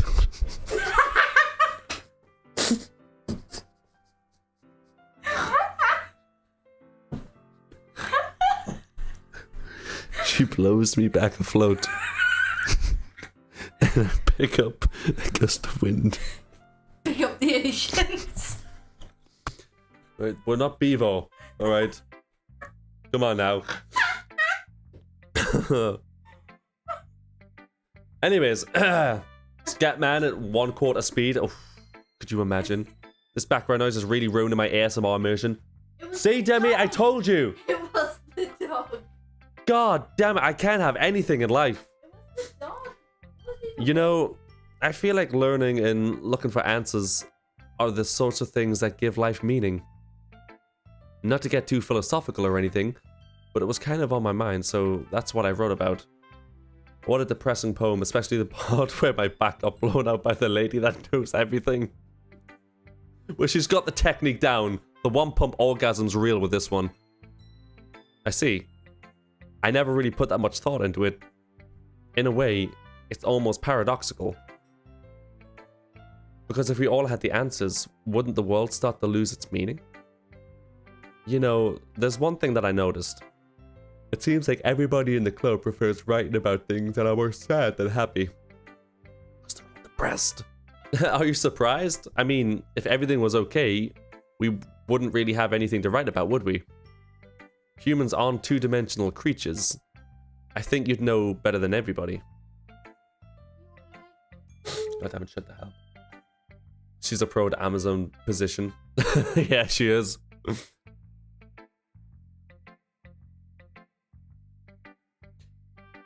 You mean one-dimensional? Ah, yeah, that. Anyway, here's Monica's writing tip of the day. Are you ever too shy to share your writing because you're afraid it's... This just sounds like an infomercial. Are you ever too shy to share your writing because you're afraid it's not that good? It can be really disheartening to get a lukewarm response to something that you put so much into. But if you find other people who enjoy writing, then sharing becomes a lot easier because instead of just telling you that your writing is good, okay, or bad, they'll want to focus more on everything that went into it and the things you can work on. It's much more encouraging that way, and it will make you want to continue improving. It's almost like having your own little literature club, don't you think? That's my advice for today. Thanks for listening. Well, turns out she's an ad expert. We're all done sharing poems, right? Why don't we start figuring out... Hold on a second. Is it just me, or did you say something strange just now? Something did sound a bit unusual. That's right. You deviated from your usual catchphrase when addressing the club. Catchphrase? I don't have a catchphrase. Jeez. Why is the mood so weird today? Look, even Yuri isn't immune to it. Stagnating air is common foreshadowing that something terrible is about to happen. In your book, maybe. Look, the only thing different is that Sayori isn't here. Ah, it seems you're right. Sayori always helps lighten the mood a little bit, doesn't she? It's almost like everyone's balance is thrown off a little when she's not around. Where the heck did she run off to anyways? I thought that she just went to pee. Natsuki, please show some decency. Oh, come on. Oh, she actually wasn't feeling too well and she went home early. Oh, is that so? I hope she's alright. Seriously? Of all the times to go home with her, you pick the time she's not feeling well? So much for you two being all lovey-dovey. No. First of all, stop misunderstanding my friendship with Sayori. And second, she's kind of been avoiding me today, so I didn't want to force it. This literature club is being brought to you by Dollar Shave Club. Shave your balls and your gooch at the same time, with 2 different shavers.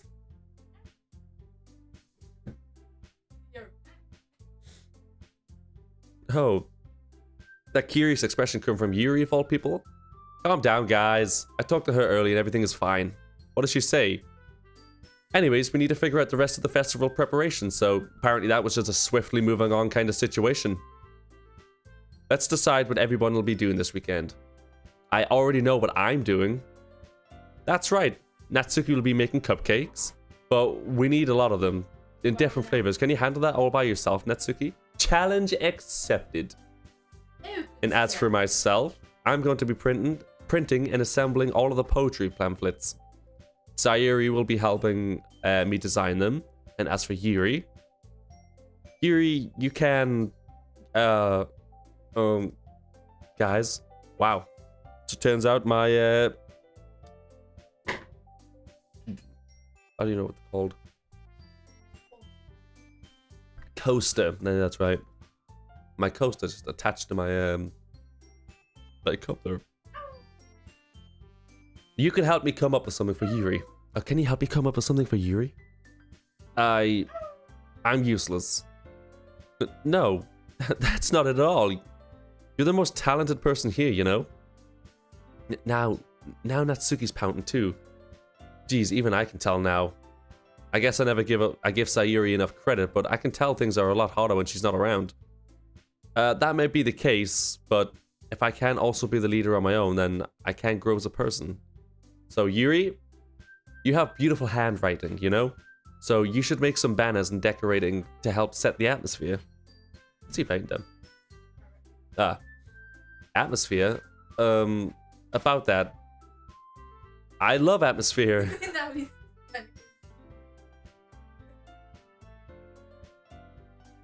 Yep. Uniform. Combining the power of one of the fabrics of the farm. Uniform. Sorry, I'm contractually obliged to say that once per year in your stream. Once per year.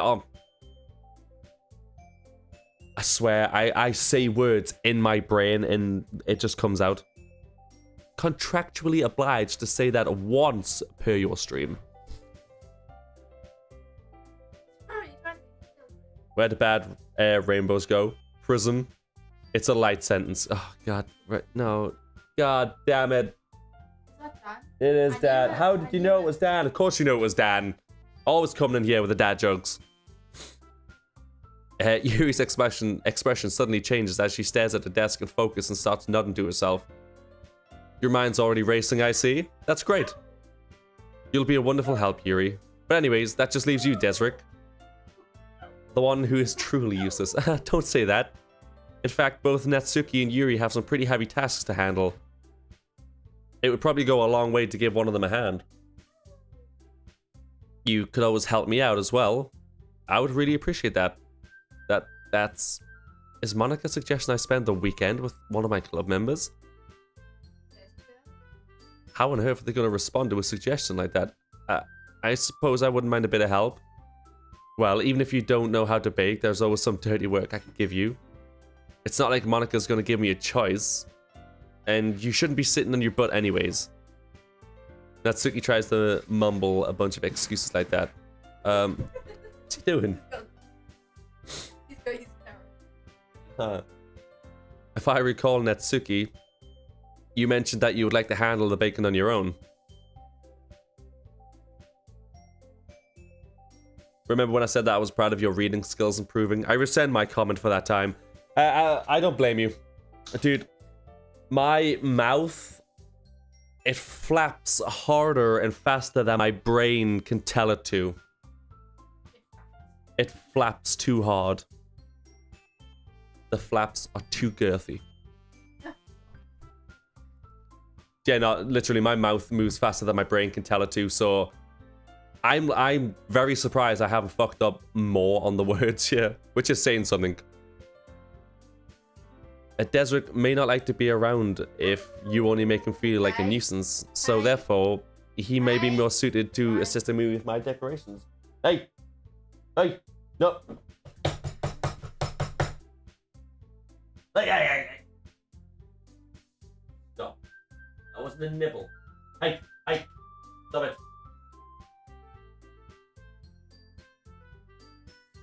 You might be an adorable ball of fluff, but I will end you if you touch my narrative thing. Don't try me on that, boy. Hold on, I never said that. How hard could it be to make a few decorations anyways? Sounds more like you're just making an excuse for Desric to... What are you saying? It will be extremely meticulous work, and bacon isn't? Just what do you think? Guys, let's settle down for a moment. In the end, I think it's up to Desric to decide who he'd like to contribute. Besides, he hasn't really gotten the chance to spend any time with me yet, so, you know. So I'm sure he's interested in... You literally just said...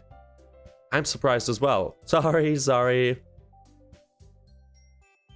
I'm gonna have to make that decision, aren't I?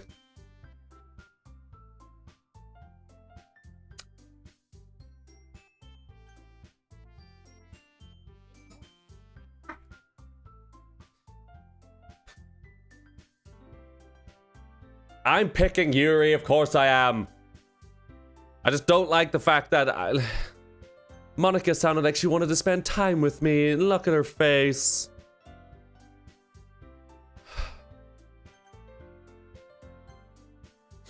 Well, I'll probably be most useful helping out Yuri. Me? Are you serious? Why would you? Natsuki, I can already tell you're about to see something mean. No, I was just saying, so you'll be helping Yuri then, Desric? Yeah, that's what I'm gonna do.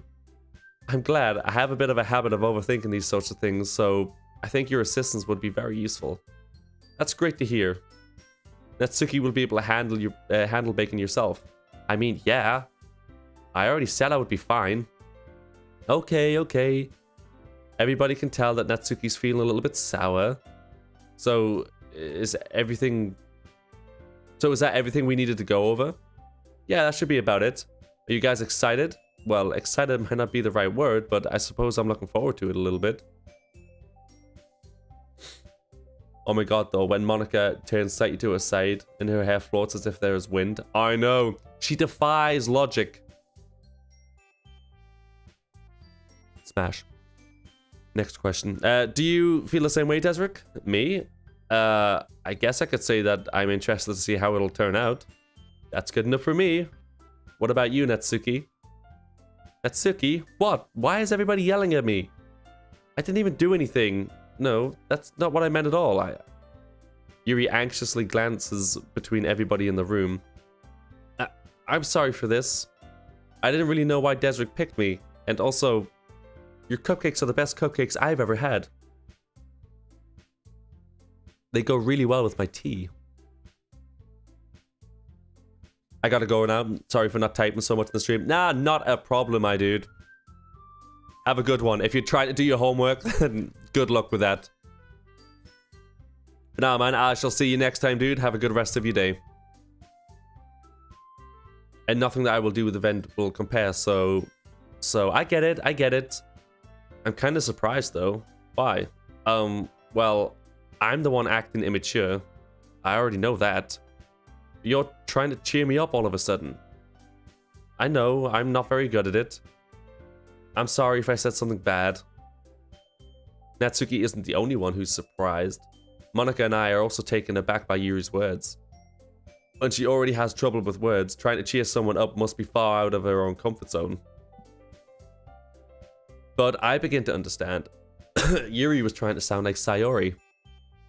Even if it didn't work perfectly, I can tell that she tried to say something Sayori would say at a time like this. Because Sayori always helps everybody smile and feel good about themselves. Alright, that's a red flag, alright? Everybody knows the people that try to make other people smile so much are the ones that are feeling the worst and feeling most down about themselves because they feel so shit that they try to make everybody feel good and laugh and smile. Red flag.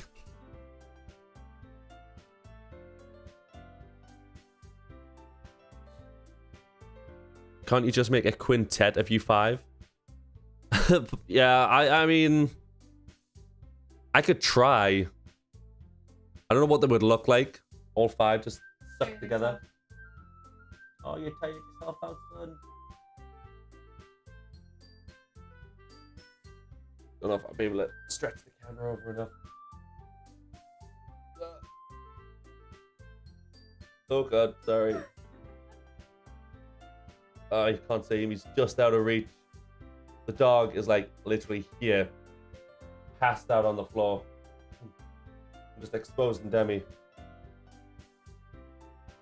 The one thing she asked me not to do. Anyways.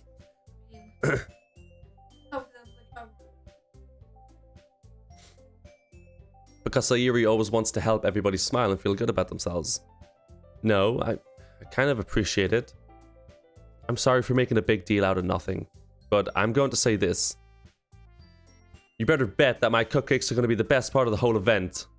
I believe you. Yeah, I hope to see everybody do their best.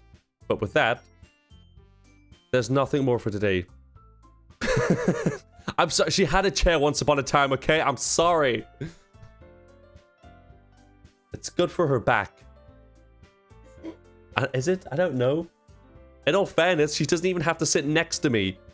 There are other rooms. She could literally be sitting on the settee, watching Netflix, playing on the PlayStation, doing whatever she wants. She chooses to sit a meter away from me in any place that I go. She's like a pet dog. If I went into the other room, she follows me into the other room. Don't we all? There's nothing more for today, so I guess it's time for us to head out. Alright, let's get out of here then. Everybody packs up their things. I start to follow Monica and Natsuki out of the door as they chat between each other. Yeah, no, Demi did used to have my old gaming chair, and then she just decided that she didn't want to take it with her anymore to this new house, so it got chucked.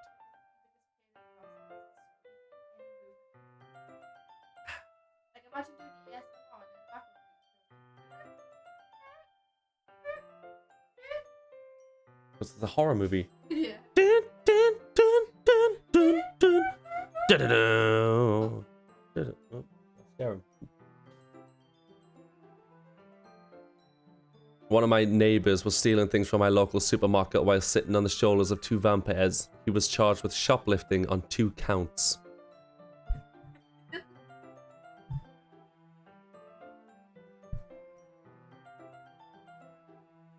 That may be the worst one. God damn it, Dan. Does she scream at the closed door when you go number 2? Oh yeah, 100%. Ryan! Are you gonna be too much longer? Oh, It's been too long. That's your daughter that does that. Yeah, true. Ella's really bad for it. I turn around. Sorry. I realized that I don't have any way of contacting you this weekend. Oh, you're right. I can't believe that slipped my mind. Shall I give you my phone number? I think that would be the best way, yes. Alright then. Yuri and I have exchanged phone numbers. Okay, then I'll be stopping by your house on Sunday. My house? Is that a problem? No, not at all. I just thought that I would be the one going to your house since I'm the one helping you. I suppose that makes sense, but if you don't mind, I think I would prefer to go to your house. Alright. She's hiding stuff. In that case, it won't be a problem. I decided not to press Yuri for a reason. It's not like it should matter either which way. So I'll just need to make sure that my room is clean. I hope I managed to make myself useful in some way. I'm not nearly as creative as you are. Don't underestimate yourself, Desric. Exposed.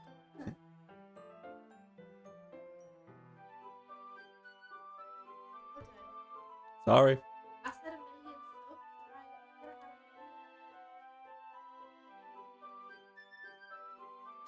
What I think that we make a very productive team, even if you only choose me because you felt bad or something. But wait, you don't actually think that, do you? I don't know. It's difficult to come up with any other reason as to why you may have chosen me. You're forgetting the one reason with the most common sense. I chose to help you because that's what I want to do. But Yuri thinks to herself with an extremely tense expression. Yuri, you're overthinking this. You wanted me to point out when you're overthinking, right? I didn't realize. I'm telling you, I want to. I mean, I pretty much am. It's a novel, so I just need to get into character more. Bro, this main character has so much game with the ladies as me.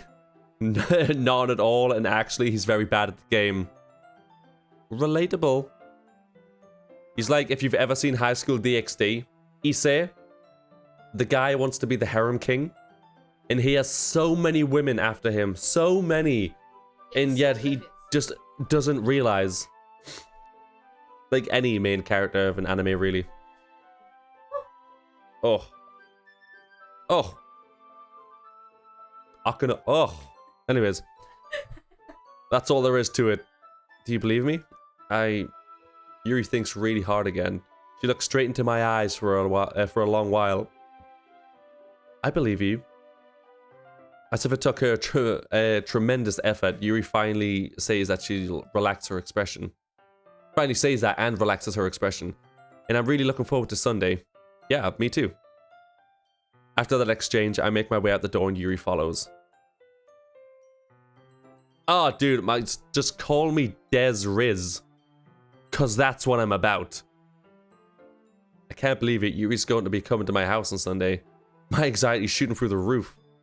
Even though I've gotten pretty used to handling her at this point. There's no telling what'll end up happening when we're outside of school. More than that, she told me that she was looking forward to it. Is this a chance I have to make something happen between us? Or is it too early for that? I can't really tell, but until then, I won't be able to take my mind off it. I seriously can't wait. Brad, oh, Dan, don't. You're bringing back horrible memories. I've been getting increasingly anxious about Yuri's upcoming visit. I keep telling myself that there's no reason to be nervous, but I can't help it. Yuri's clearly an introvert and also an intimate person in general. There's no doubt that she'll open up a little bit when it's just the two of us. Meanwhile, we've been texting occasionally. She was extremely apprehensive at first, but it wasn't long before I was already learning more about her. But putting Yuri aside, I haven't heard anything from Sayori since she left the school on Sunday. The other day. It's not like we text each other all the time or anything, but I've been worried about her, and it's been on the back of my mind. Between what Sayori said and what Monica said, is it really okay for me to put Sayori's feelings aside while she might need me?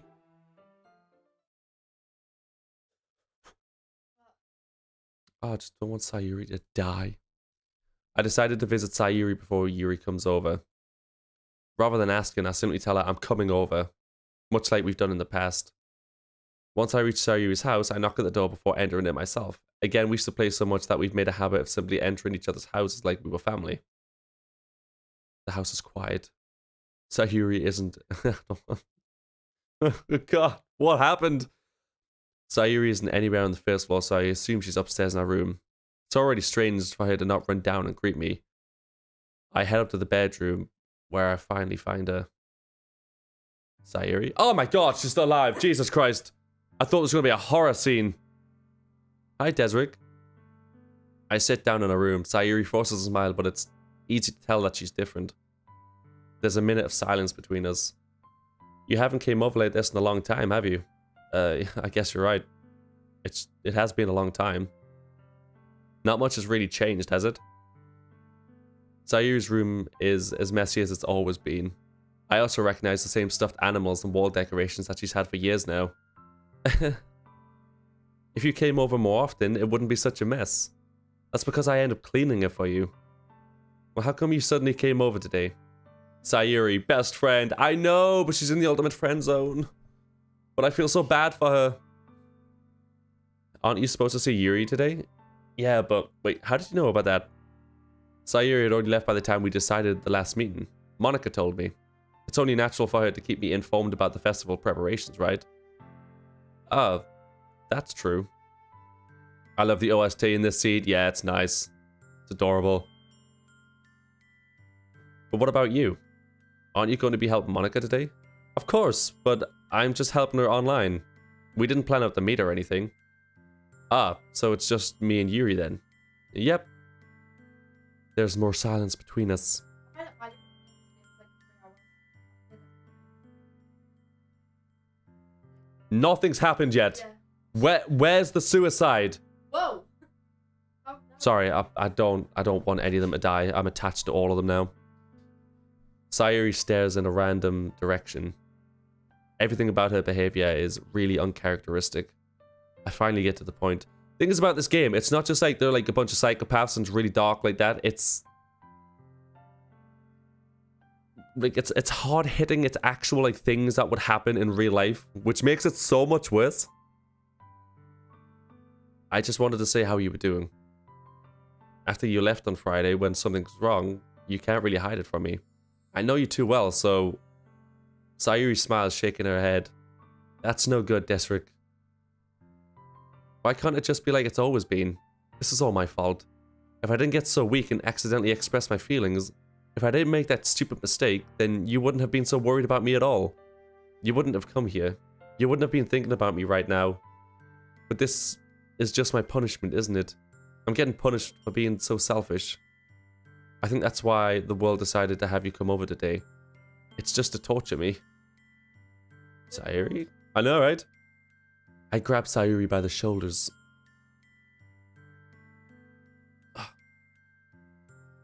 Be right back. Don't get to the weird stuff without me. Don't you worry, boy.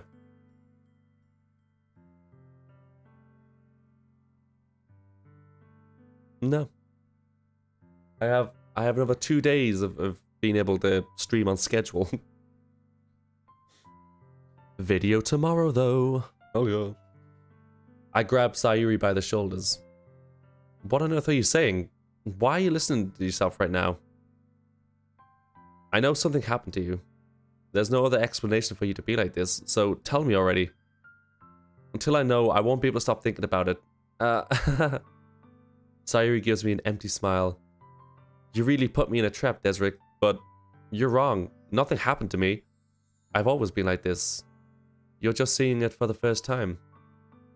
Seeing what? What are you talking about, Sayori? You're really just going to make me say it, aren't you, Desric? I guess I have no choice this time. The thing is, I've always had really bad depression my whole life. Oh my god. Did you know that? Why do you think I'm late to school every day?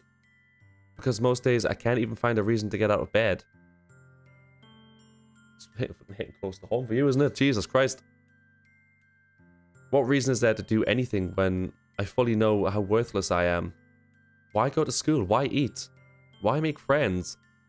Why make other people put their energy and caring to waste by having them spend it on me? That's what it feels like. And that's why I just want to make everybody happy, without anybody worrying about me.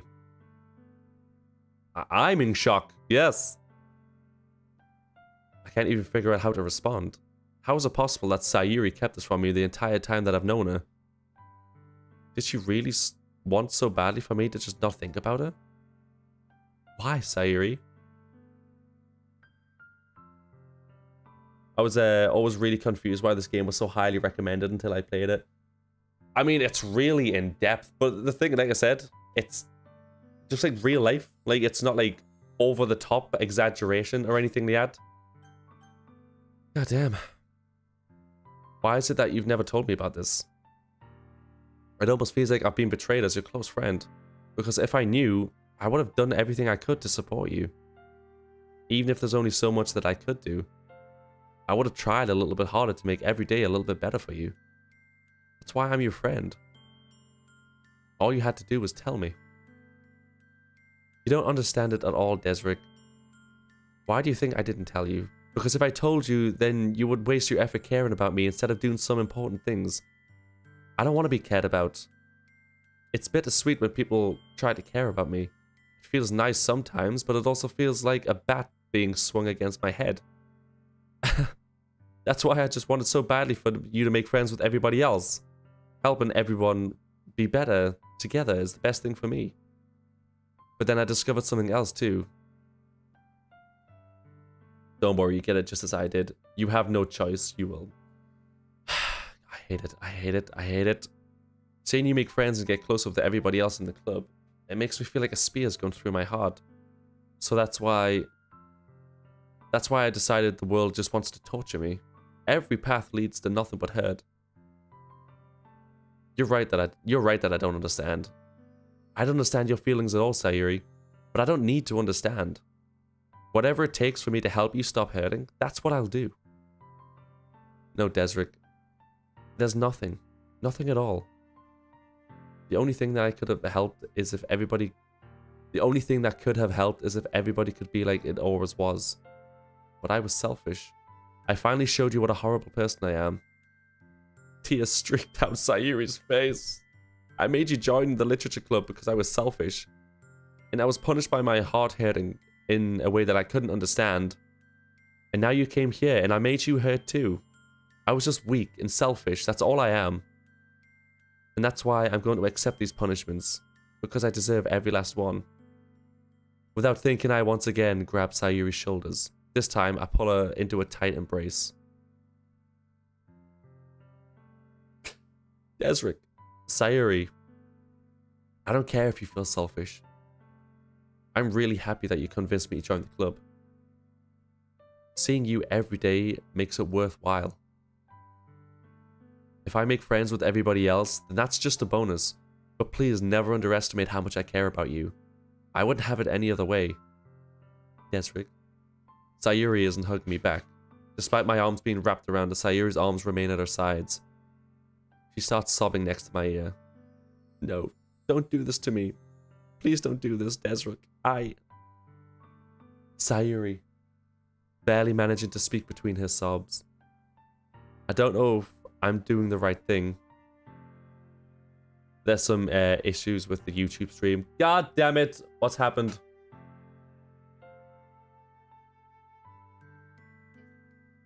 Yeah, one second. I'll check on my end, see if it's...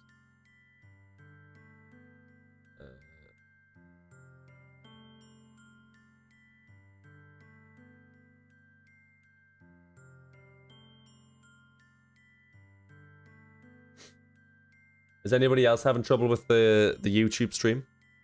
Ooh.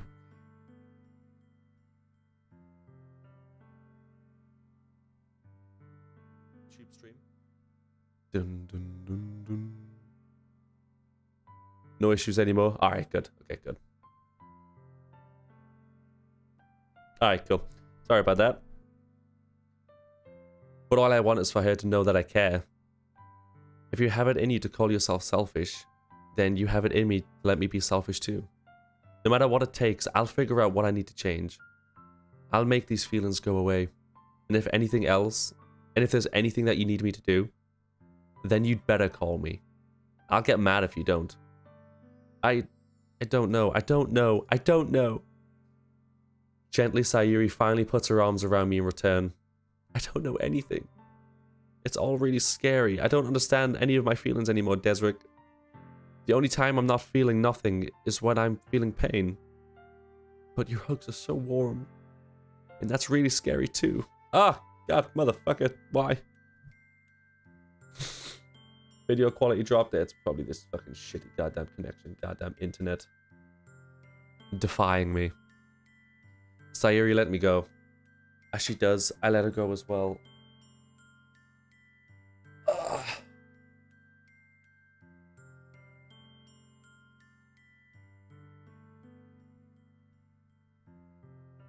The festival is tomorrow. Me? Why? What have I done? Look, if Sayori needs me, Sayori needs me, and I will be there for her. Mishta, hello, welcome to the stream. You joined in an incredibly depressing moment. Yeah. It's gonna be fun, right? Yeah. How'd you like for me to spend it all with you? It's what I want, I promise. I think that would be nice then. Yeah. Sayori wipes her eyes. If I could spend the whole day here, I would. Of all days, this has to be the one where I have other plans. Maybe I should cancel. No, don't. Please don't. If you did that, then I really wouldn't forgive you. But it's almost time for Yuri to meet me at my house. At the very least, do you want to come along and help out? It would be fun. To my surprise, Sayori shakes her head. I'm sorry. I don't know if that would be very good for me today. You understand, right? It's... Jacobs, welcome, welcome, dude. Again, you just joined at the most depressing moment. I believe that they call that character development. I believe you're correct, sir. I'm so sad. I'm so goddamn sad. I know more about her, though, which is nice. But I could guarantee it, like I said before, the ones that are happiest, the ones that always have a smile on their face and try to make everybody else feel better, are always the ones that are hiding the most depression. You don't try to make anybody else smile. What are you talking about? Hey. It's kind of hard for me to fully understand, but I'm trying my hardest. It's okay. Don't worry too much about it. I'll see you tomorrow, okay? Alright. Well, I look forward to it. God, if something happens to her, I'm actually gonna cry. Jesus Christ, no, my queen. I say goodbye to Sayori and I exit her home. On my way home, I find myself still feeling uneasy.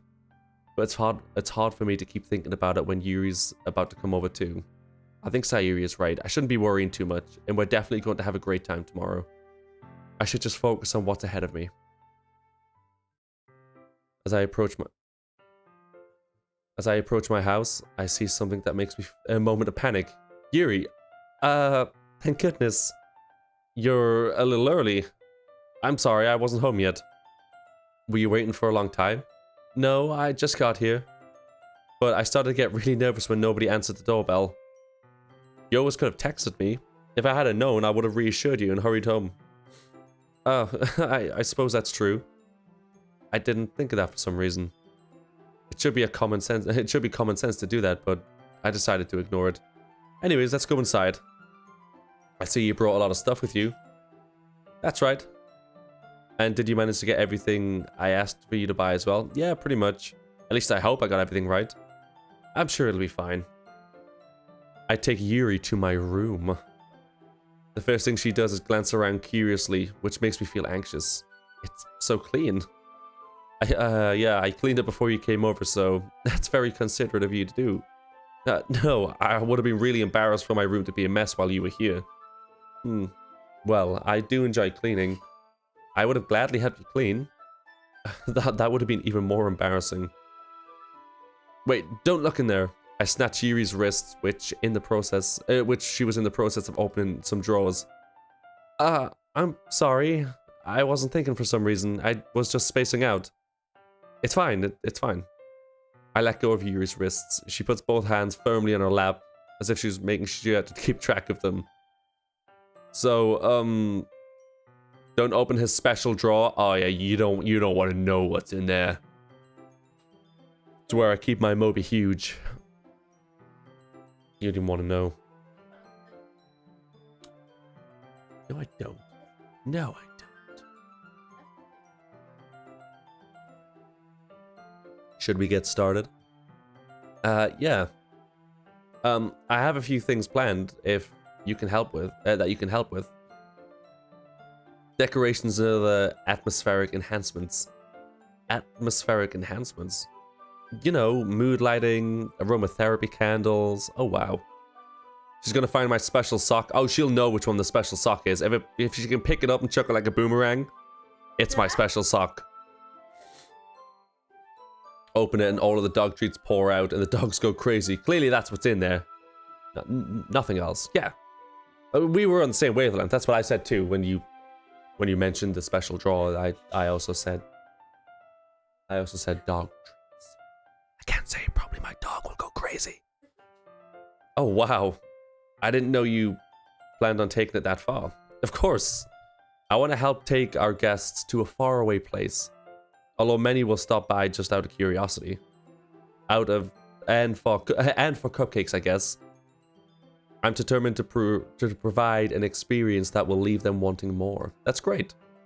It's easy to forget that you're a pretty intense person. Intense? I guess that's the best way to put it. Is that a bad thing? No, not at all. It's something that I like about you, actually. Is that so? That makes me feel relieved and kind of happy. Yeah, no need to be so anxious. You can relax a little. Relax. I brought some things for relaxation. I was gonna use them during the poetry event. Oh yeah? Like what? Let's see. Yuri rummages around her bag. She pulls out a few candles and a wooden cylinder-shaped object. I did some shopping on the way here, so I happen to have these things in my bag.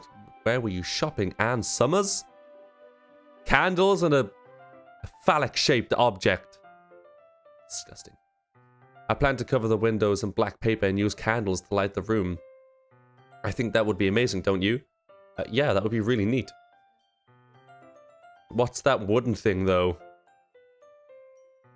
Are you just happy to see me, huh? Oh, this? It's a diffuser for essential oils. Oh, yes, I call it a diffuser. Right. That's what I meant, because, you know, candles. She's happy to see me because she wants me to de-stress. How familiar are you with aromatherapy? Not familiar at all. Oh, is that so? It's one of my favorite contributions to a positive atmosphere. Depending on the oils and the herbs that you choose, you can change the mood in the air itself. You can even feel it permeate throughout your body. Relaxation, positive energy, romance, reflection. It's almost like magic. Yuri takes the cylinder and pushes a switch on the bottom. In just a moment, a thin ray of vapor begins to spout through a small hole on the top. Why is your essential oils diffuser so veiny? Why does it have two testicle-like objects at the bottom of it? Why does it have... I mean, it's already got a tip at the top, so...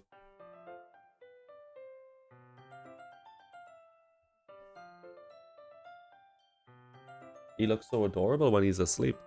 And he's a monster when he's awake. What kind of mood is this one for? Oh, it's jasmine essential oil. It smells a little sweet and flowery, right? Yeah, that's a good way to describe it. I chose jasmine for the event because it provides more than just relaxation. Jasmine enhances your emotions and helps you feel them throughout your body. You feel warmer and your heart pounds more heavily. Don't you think it would be the perfect for sharing? Oh, it would be perfect for sharing poems. It does sound suitable, but you seem to know a lot about this, so I'll trust your opinion with anything. Yuri smiles gently, clearly enjoying herself. She again reaches into her bag and pulls out several spools of thin ribbon. What are those for?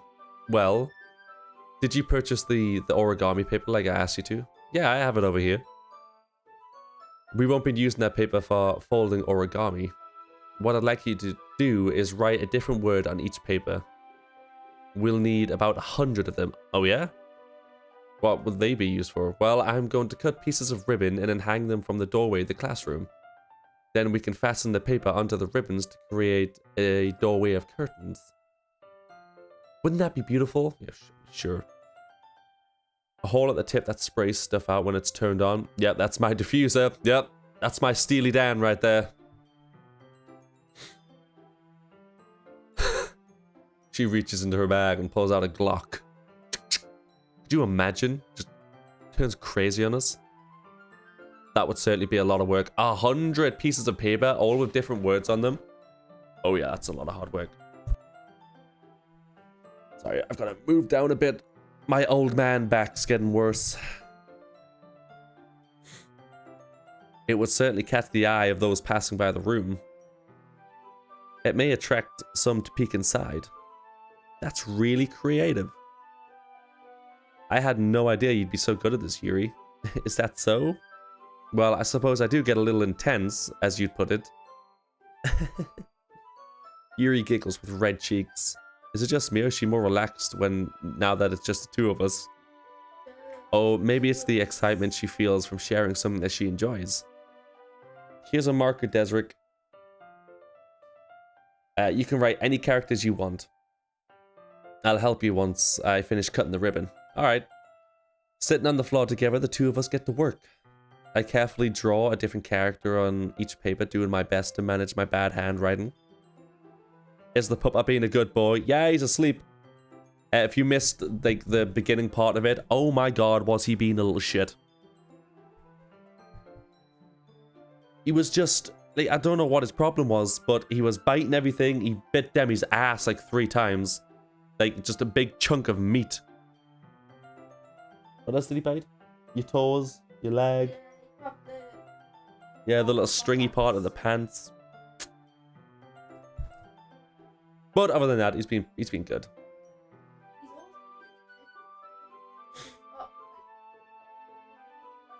Yeah, he's got his little raptor teeth right now, so... Yuri unravels a long strand of red ribbon. You know what I've just realized? Is this still on? God damn it. Pretty sure my stream, the game is still on, just chatting. Fuck, I knew it.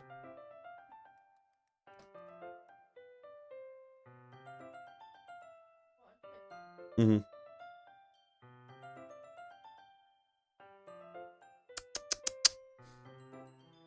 That sounds like classic boredom behavior. That's the thing. We have all of these toys in here. He's constantly like always playing with them and stuff like that. He's fine. He's just a husky. He's just got a little shit attitude.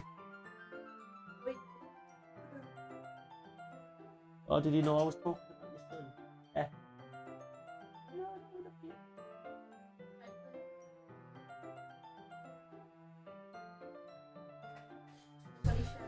Alone with a girl in your room and she clearly has a crush on you, but you're totally oblivious. It's like they wrote this directly from my life. I know, right? God. Husky's being husky, too smart and high energy. Oh yeah, he's a little shit. He thinks he's good, man, because he's learned to sit now. He's also starting to learn to like give us his paw, but now he thinks every time he gives us his paw, he's gonna get a treat.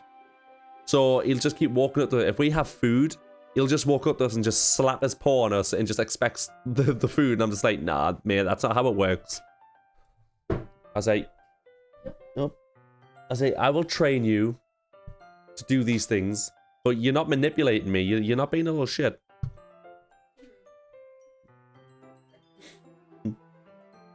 Yuri unravels a long strand of red ribbon to her desired length, 6 inches. Then she reaches into her bag once more and pulls out a pocket knife. The knife is strangely beautiful. The silver handle has an intricate pattern of waves etched into it. The blade itself is gently tinted blue. That's no ordinary pocket knife. It looks really fancy. Who is training? Ooh, true. He's like, human, remember, when I give you paw, you give me treat. Remember that, human, or I will bite. Yeah.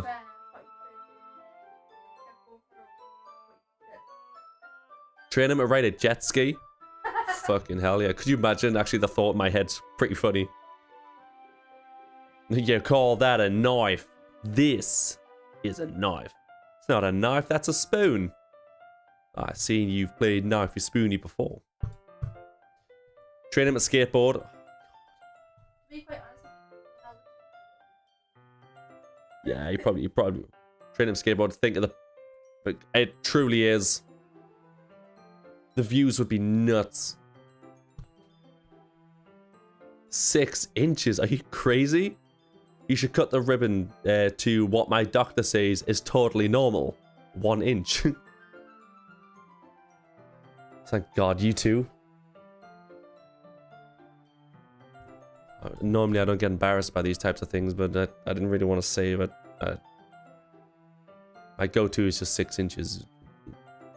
People won't ask questions, not outrageous, but people will be like, it's alright.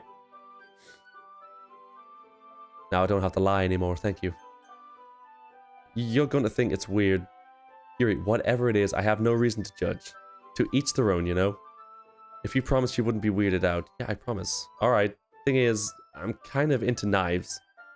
They're just so pretty, I can't help it. I don't know what it is, the combination of craftsmanship and the feeling of danger, maybe? What am I saying? Please don't think I'm weird for any of this. You're laughing at me. No, I'm not laughing at you. It's just funny how nervous you get about sharing. It's, well, it's an interesting thing to be into, I guess. But I think it kind of suits you. Suits me? Yeah, it's kind of intense.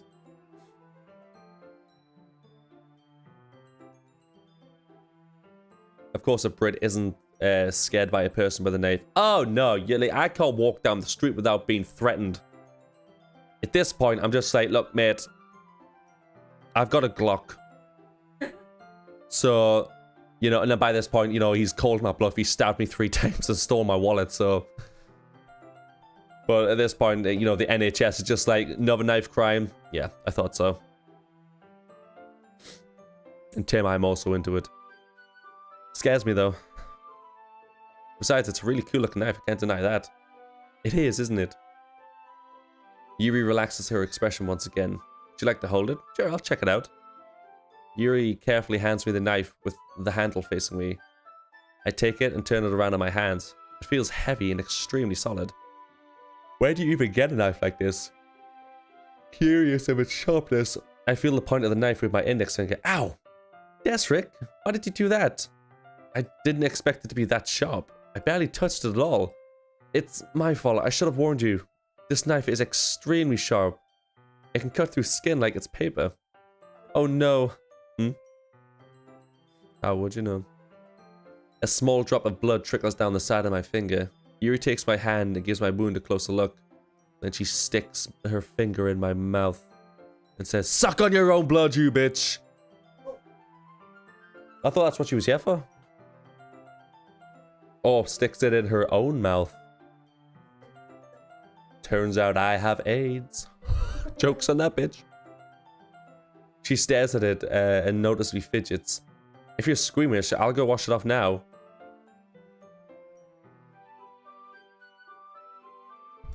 I fucking called it.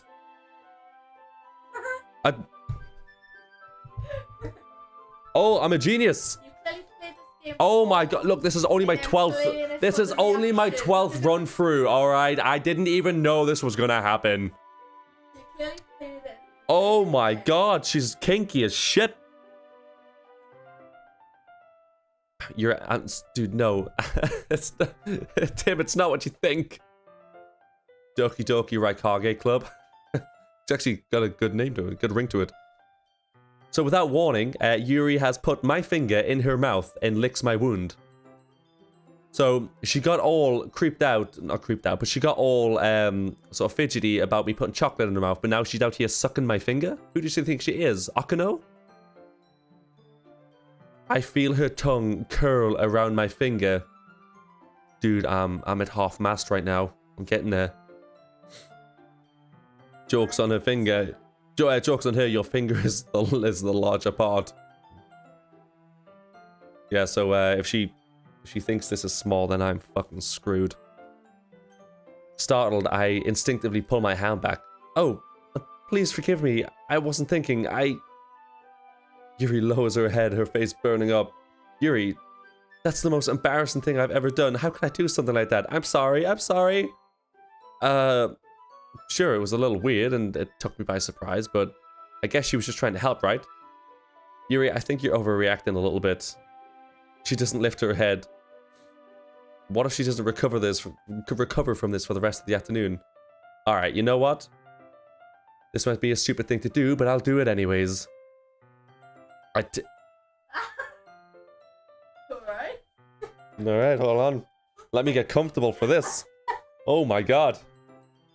I say I was at half mast before. I am semi-chubbed, boys. Didn't realize this was a hentai. Suck on her whole hand to establish dominance. Dude, we're getting there. You're not even wrong. Your finger's like 3 times the size of mine. Never mind. I'm with you, dude. This puts me to shame.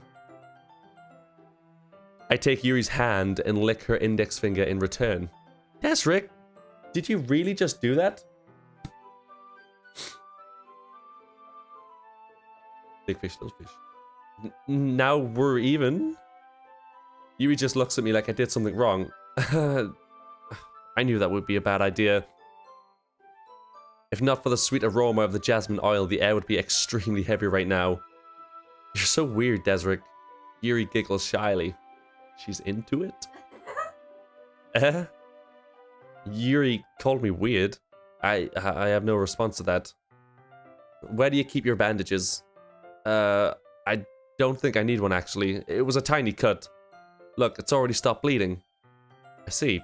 That's relieving.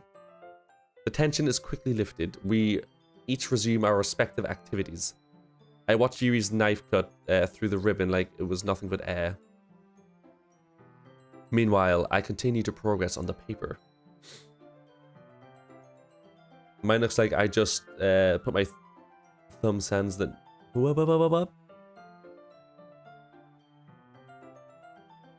Oh, right. God, I'm not reading things. Again, you're lucky. I feel you, though. The 1-inch gangs, we're tough. We're a tough, tight-knit unit. Don't you worry. Stop exposing me, woman. And 1 inch is hard. And I'll take that. Exactly. Now now you know why she enjoys carrying around a pocket knife, just in case of tiny cuts. Exactly. She's just going around like, I'll prick you, give me your finger, give me your finger. Strange girl. But hey ho.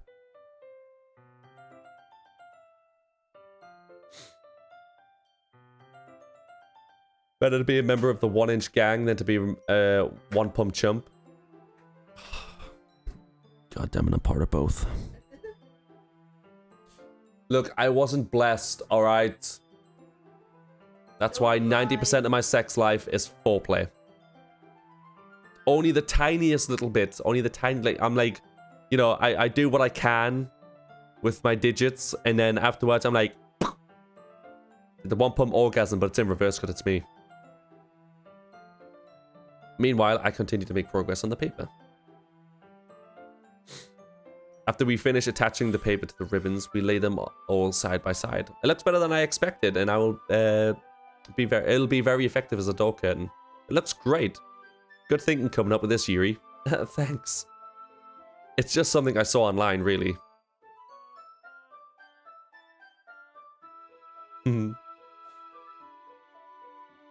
Hooray, you've learned foreplay, which makes you better than 80% of guys. I always knew I was blessed in the sack. Are you ready to move on to the next task? Yeah, let's do it. What did you have in mind? I'd like to create a banner. That's why I asked you to buy the paint tablets. Thinks it's food, man. Thinks it's food, little fatty. Ah, that's right. One of the items Yuri asked me to buy was a kit of watercolor paint tablets. You'll need about 6 cups of water to put each of the tablets in. Do you mind fetching them for us? Yeah, of course not. 6 cups of water? I'll be right back in a minute. Thank you very much. Oh, just a little bit of water is okay. If you fill the cups too much, it'll be too diluted. Taking Yuri's advice, I decided to use small plastic bathroom cups rather than full-size cups. I put them on the plate and catch any paint that drips, and then I bring them back into my room. Is she checking that secret drawer? Yuri, yes. I come and see Yuri quickly unrolling her sleeves, putting it back up.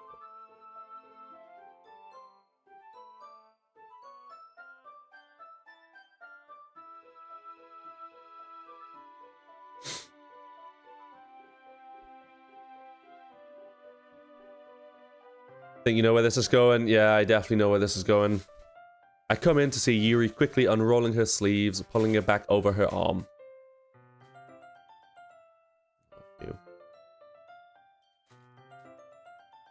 Better not be white paint sus, I know, right? Sick pervert. Whoa.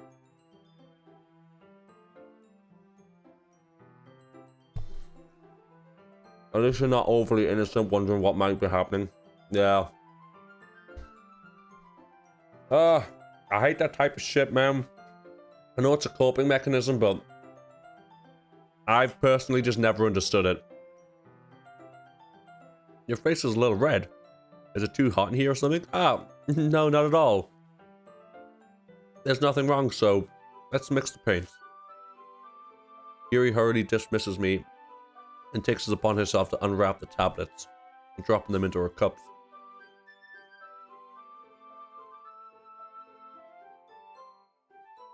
On the bright side of the puppy, any food you accidentally drop will be hoovered up. True, but that was chocolate, so I have to be quick on the draw if I drop that. I thought we would do something simple that would look very nice. I'd like to paint a gradient across the banner. Starting with the colors for sunshine, then daytime, and then sunset, and then nighttime. Once it dries, I'll write an inspirational quote across the banner. We can hang it on the wall behind the podium at the front of the classroom. Ah, neat. What are you going to write? Well, it'll be more fun to surprise you. Yuri smiles at me. If you say so. After rolling out the banner, Yuri and I kneel on opposite sides so that we don't get in the way of each other. Yuri uses a brush and adds a few dots of the different colors across the banner to serve as a color guide for when we get the paint. This kind of reminds me of elementary school. Painting on a banner... Sorry. Painting on a banner with watercolors feels a lot like art classroom project we had back then. It's relaxing. Yuri, why is your sleeve turning red? What? No. That's just the way it goes. It's the way it looks.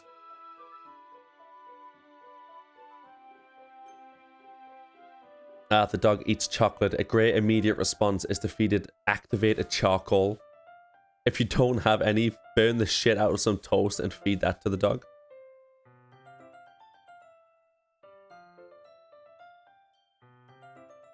I'll keep that in mind.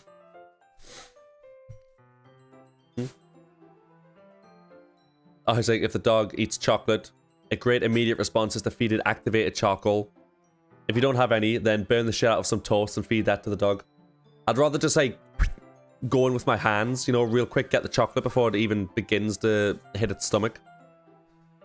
I'm sorry if this feels too childish. No, I didn't mean it like that at all. It's kind of fun, you know? Yeah, it is fun. I'm glad you feel that way too. Yuri stops painting for a moment, thinking to herself. For me, I don't need to go out and do crazy things to have fun. In fact, I usually don't even want to. It's just like when I can spend time with one other person. Even if it's something simple like reading. It doesn't even matter if we don't talk much. Just having a friend next to me makes me feel a bit nicer.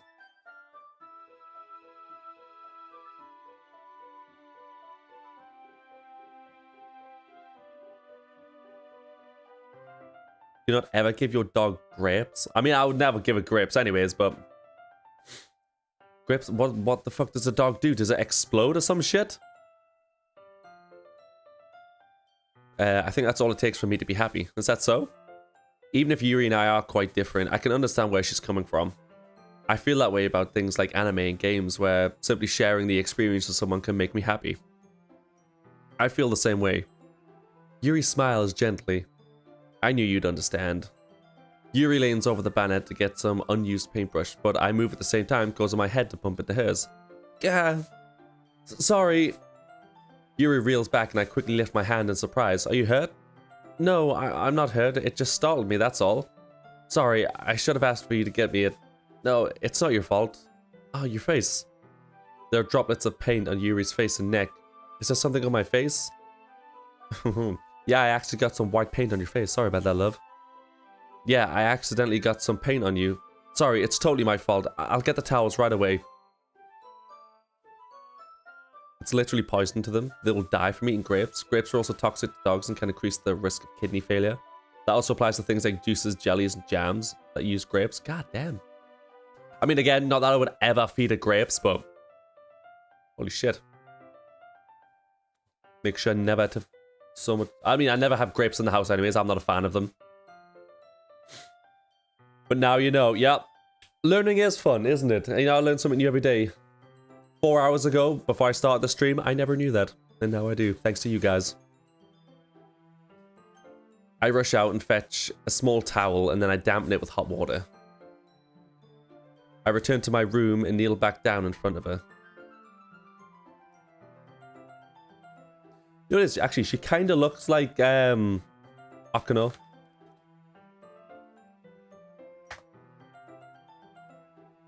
Like her face, like the way she like has her eyes kind of like closed like that.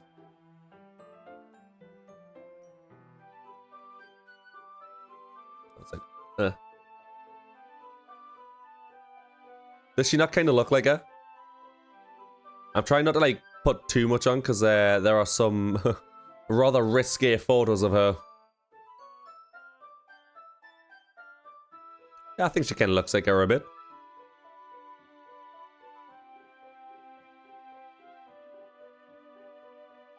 My god. Wait, let me move my webcam so you can see her full face.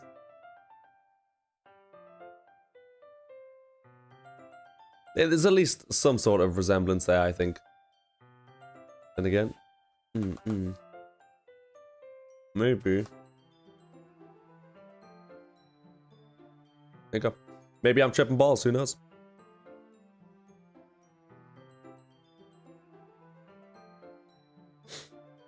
Onion and garlic's bad for doggos too. Today I learned that dogs don't lay eggs. They don't? Oh my god. I've been sitting here telling him to shit out an egg for days because I've been wanting scrambled egg. Thank you. You're teaching me so much. She might need some time to nap in your bed. It's totally normal, don't worry. Also, don't be questioned I spilled red paint afterwards.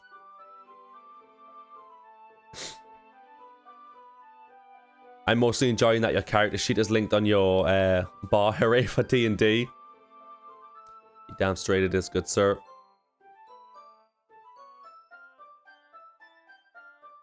My character.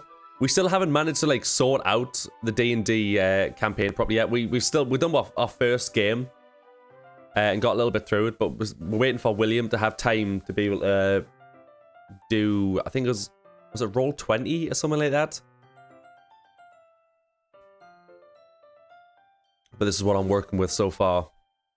My quarterstaff weapon, firebolt, ray of frost, ice knife, unarmed strike.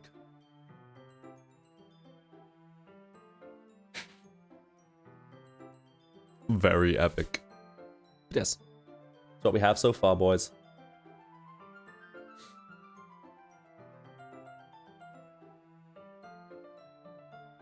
Lots of odd stats there. Hope you don't get into melee. Oh no. Well, with being a wizard, luckily I'm in a group where there are some like tankier, more up close and personal characters.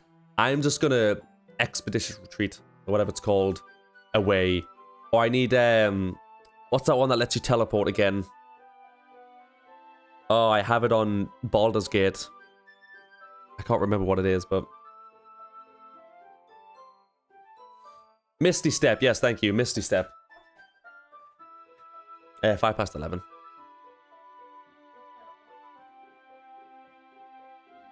Yes. I thought dogs had cloak like birds. One hole for everything. No. That is weird that birds have that though. Quarterstaff weapon. Never played a wizard, I see. You'll never use that. It was just like the basic weapon that you got when you first started, and I'm currently stuck with it.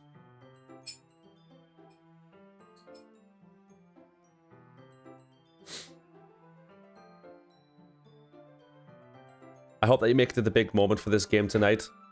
I'm trying to. Have I ate dinner? Technically, I had a McDonald's a couple of hours ago, but I mean, can you really class that as dinner? Even though I had a shit ton of it, but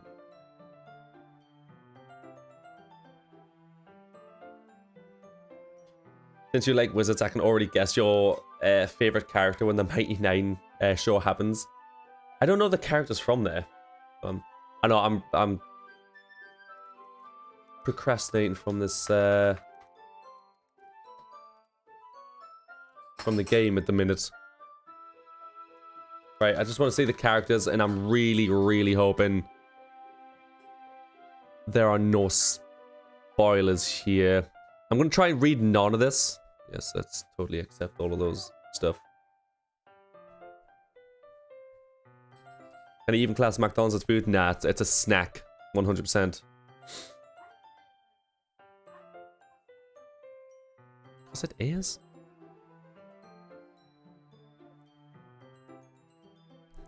Essek is a drow wizard played by the one and only Matthew Mercer. I don't actually know what the main characters are in this one. Don't read it, it spoils us. Oh god! Oh, I just want to see the characters. I'm total members. Oh my god. Oh my god. Everything's on here. I'm going off it. No, not me. There are probably some spoilers, so maybe just go off names. Yeah, I'm just gonna evacuate the dance floor on that one. Anyways, I pat down Yuri's face and neck with a towel. Is something wrong? It's hot. I didn't expect it. Sorry, I didn't want to use cold water. Having finished, I start to retract my hand, but Yuri suddenly holds my wrist. Wait. Just for a little longer. It feels really nice. I keep my hand still against Yuri's neck. She looks into my eye. It's an intense expression that I recognize from when she reads her books. Almost as if she's lost in a daze, enveloped by her own thoughts. She breathes gently, half through slightly parted lips. What's happening? Is this the aroma of the jasmine oil giving me this dizzy feeling? Yuri's gentle fingers wrap around my wrist, sending a tingling sensation through my arm. And suddenly, her face seems to be much closer to mine than it was just a moment ago.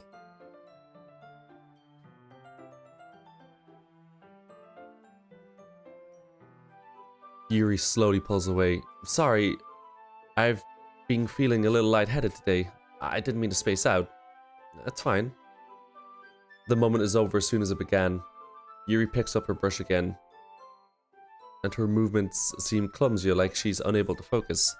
I remain silent, forced to ignore the events that's just transpired. I hesitantly retrieve my own brush and continue to follow Yuri's example. That should do it. I finish filling the night sky with the white dots that look like stars. Looking at the banner as a whole, it's very impressive and natural looking. I think it came out better than expected. Alright, let's have a look. But I don't think their class is a spoiler, really, so I didn't feel too bad saying that one of them was a wizard. None of the classes and stuff like that I'm not bothered about, but obviously going on the wiki, since I'm pretty sure Campaign 2, well, obviously they're into Campaign 3 now, so Campaign 2 is definitely over with. There would definitely be some spoilers. So the main characters are Caleb the Wizard, Not the Rogue, Beauregard the Monk, Fjord the Warlock, Jester the Cleric, Mollymac the Blood Hunter, and Yasha the Barbarian. Pretty fucking sick. I hear that's like the best one as well, so I'm super excited to finally get to that. I think it came out better than expected. I'm really happy with the result. Yeah, me too. Are you going to add the letters now? No, not yet. It needs to dry first. That's true, but won't that take a while? Well, perhaps it would be best to leave it here, then bring it in the morning.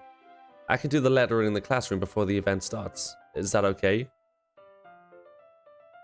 Yes, Beauregard. Beauregard. Sounds very British. Or he sounds like a man who should have assless chaps and be played on American Pie.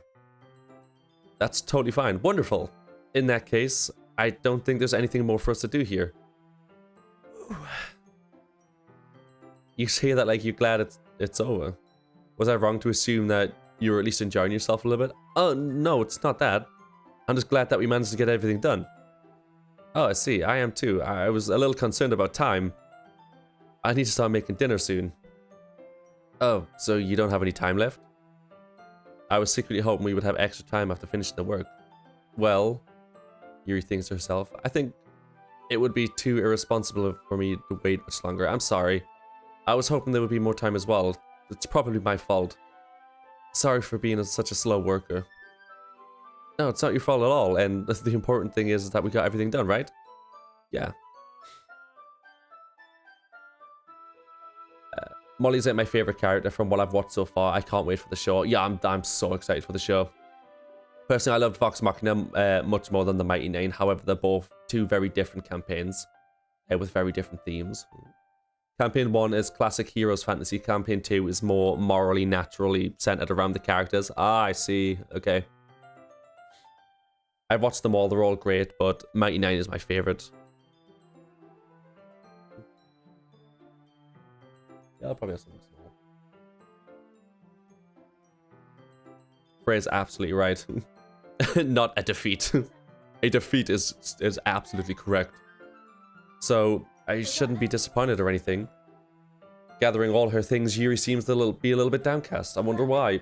It sounded like she rarely gets the opportunity to spend time with her friends in a relaxing environment. But that doesn't mean that this is the last time that it can happen. Once Yuri packs up, I walk into the front door. Thank you very much for having me out today.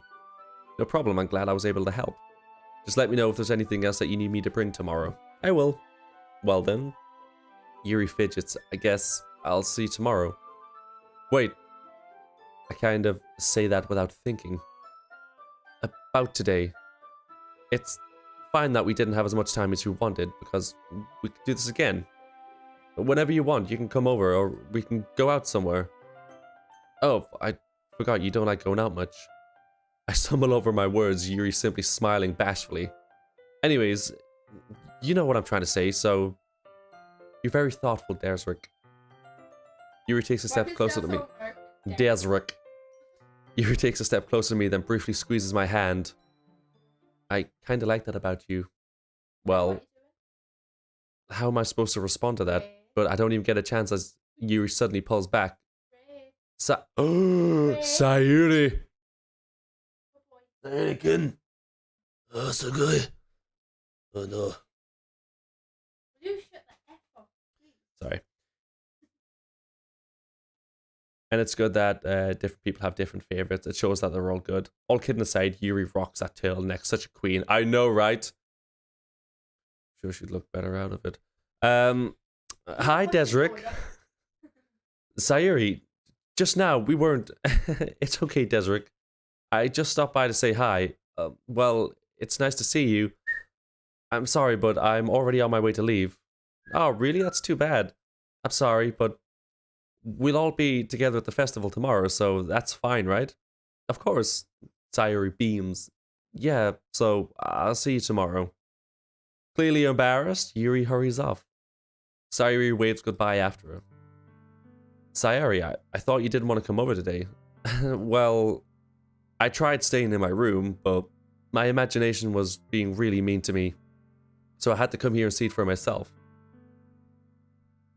Oh my Maru, Shindaru.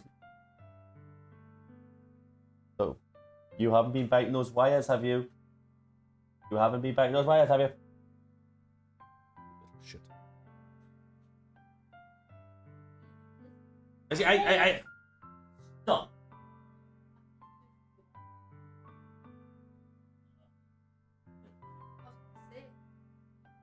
Ugh.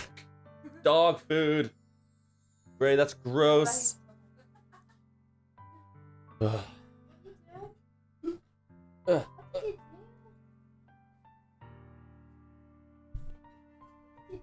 Yuri was hoping for some Yuri. I think he could do that with cuddles.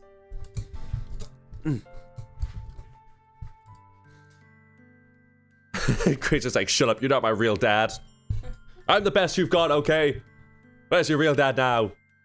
He's in Blackpool, that's where he is. Licking your mom's ass. How do you like that imagery, huh? Sorry about that. See what?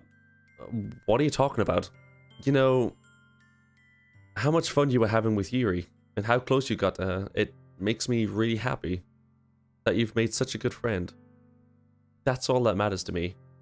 Ah, tears are falling down Sayori's face. That's all that matters to me. Why am I feeling this way, Desric? I'm supposed to be happy for you. Why does it feel like my heart is splitting in half? It hurts so much. Everything hurts so much. This would be so much better if I could just disappear.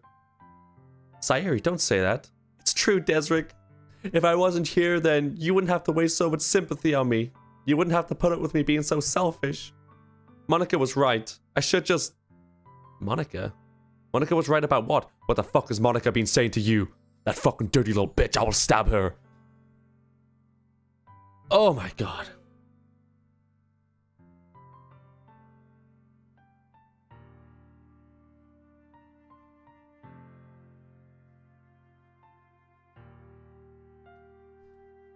If Monica has been bad-mouthing you, or if Monica has been telling you to do stuff that you don't want to do, you tell me and I will make her disappear tonight. I'm not going to let that continue. Caring about you like this isn't the burden your mind is making it out to be. It's something that makes me happy. It's something that I wouldn't trade for anything. So even if it takes an entire lifetime, I'm going to be by your side until you don't feel any more pain. But Sayori looks away. I put a hand on her shoulder to reassure her. I'm scared, Desric. I'm really scared. And what are you scared of, Sayori? I'm scared that I might like you more than you like me.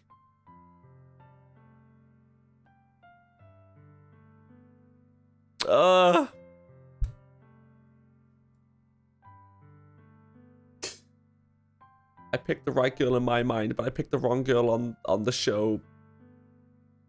So I should have picked Sayori. It's always the childhood friend. Sayori. It's true, isn't it? I was weak and started to like you too much. I did this to myself, Desric.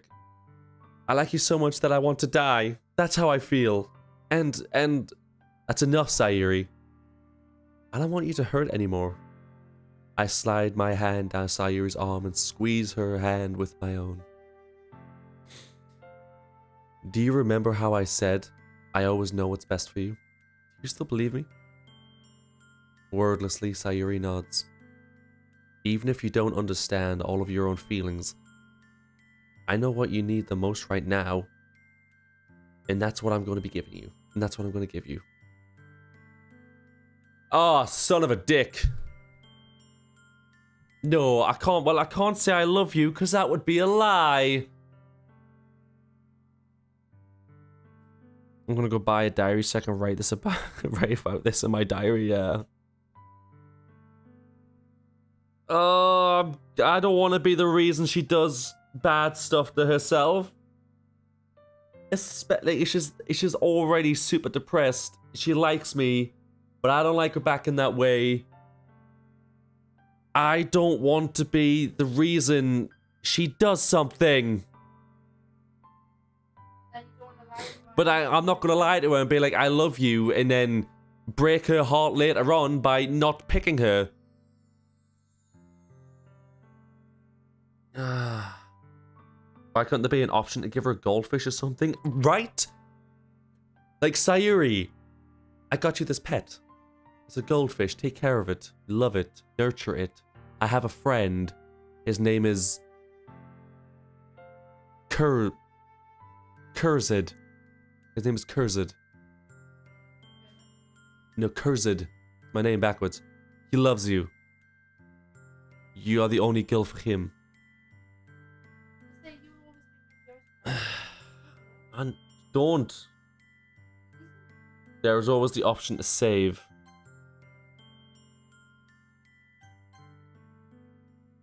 Right, that's the autosave. That is my main one. But I'm also going to save it here as well. So we always have this if we ever have to go back and pretend like I didn't do that.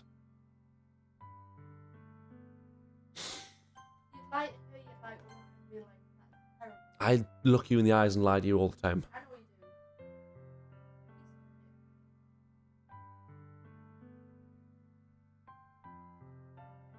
What you need most is for things to be like they've always been.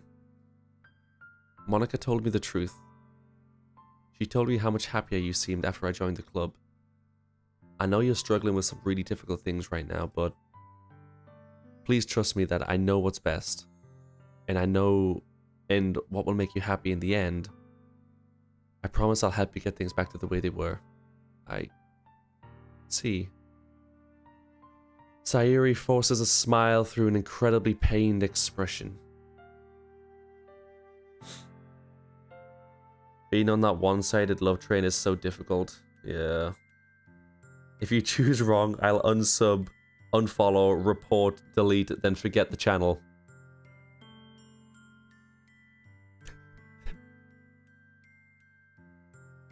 I'll do that. I'll unsub myself. I'll delete my channel.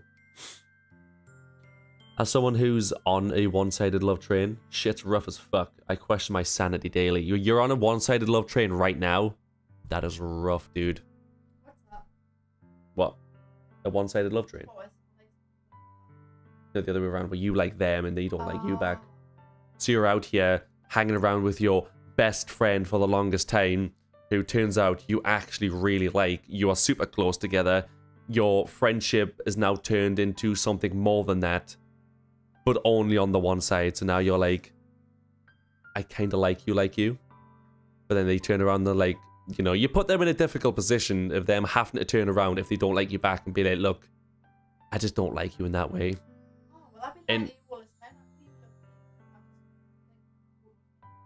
Ah, that's fine. Because I got other bitches.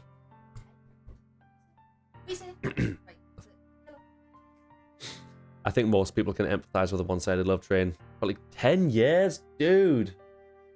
Adorable. Cinematic. 10 years, man. That's a long time. Where is... Dude, I feel for you, man. That's fucking rough. That's lit. Barely hiding them. Sayori forces a smile through an incredibly pained expression.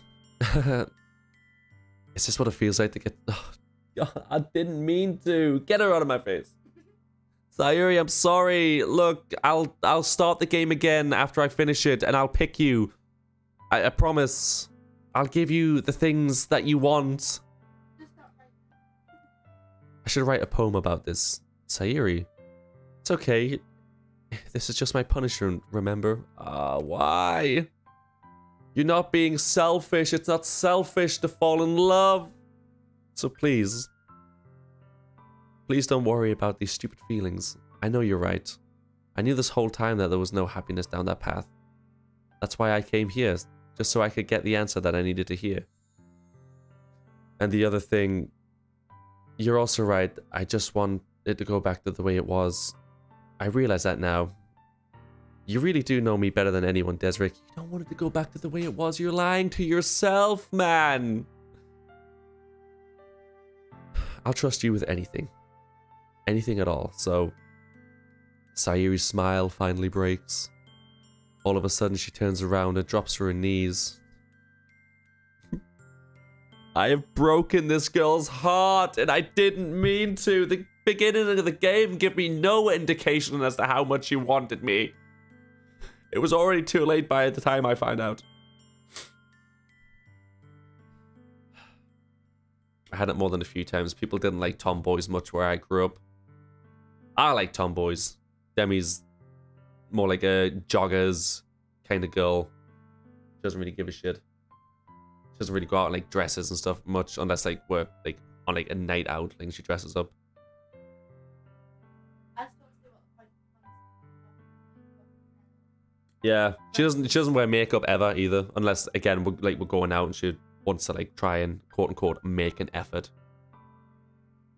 Sayori, it's not a lack of happiness to have a best friend over a one-sided relationship. Exactly, but she doesn't get that, and I'm so fucking sorry. Clutching her head with both hands, she screams as loudly as she can. I'm so shocked that I didn't know how to react. Sayori looks over her shoulders and flashes me one more weak smile before turning around and running off. Desric, run after her! I'm left helplessly standing in front of my house. Why am I feeling so horrible about this? There's nothing more that I could have done. That is true, but... Ugh. Yeah. The most I can do is support Sayori through her feelings and help her on the path that's right. but I'm having as much trouble understanding Sayori's feelings as she is. Even though I can comfort her, I keep wondering if I should be doing something more, something different. I know these thoughts will continue to plague me until things are back to my way. Oh man, I don't like this, man. What have I done? Damn, son, there were too few tomboys where I swear everybody wanted to be in relationships with one. And now there just seems to be none.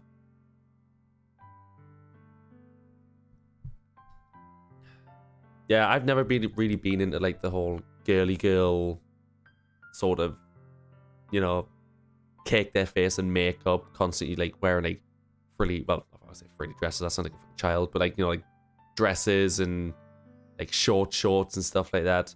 I prefer ones that are just like comfortable in their own skin. They don't, you can wear makeup if they want, by all means, but like they don't have to put makeup on. You know, they're just comfortable just going out and, you know, some Nikes and joggers and just a t-shirt. Normal shit, you know?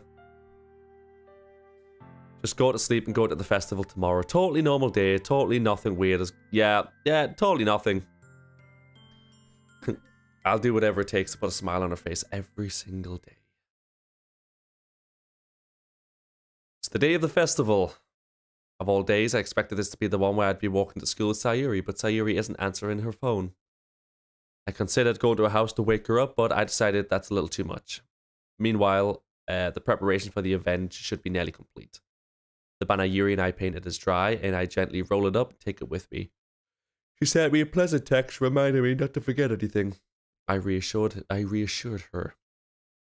Funnily enough, I probably feel the same way as Natsuki about the event.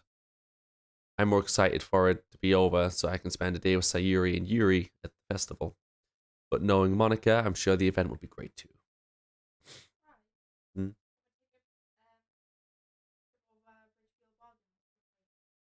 Right. Right. Where are we even going to put the dog food? We've got a whole gap dedicated to him. I know I'm going to put it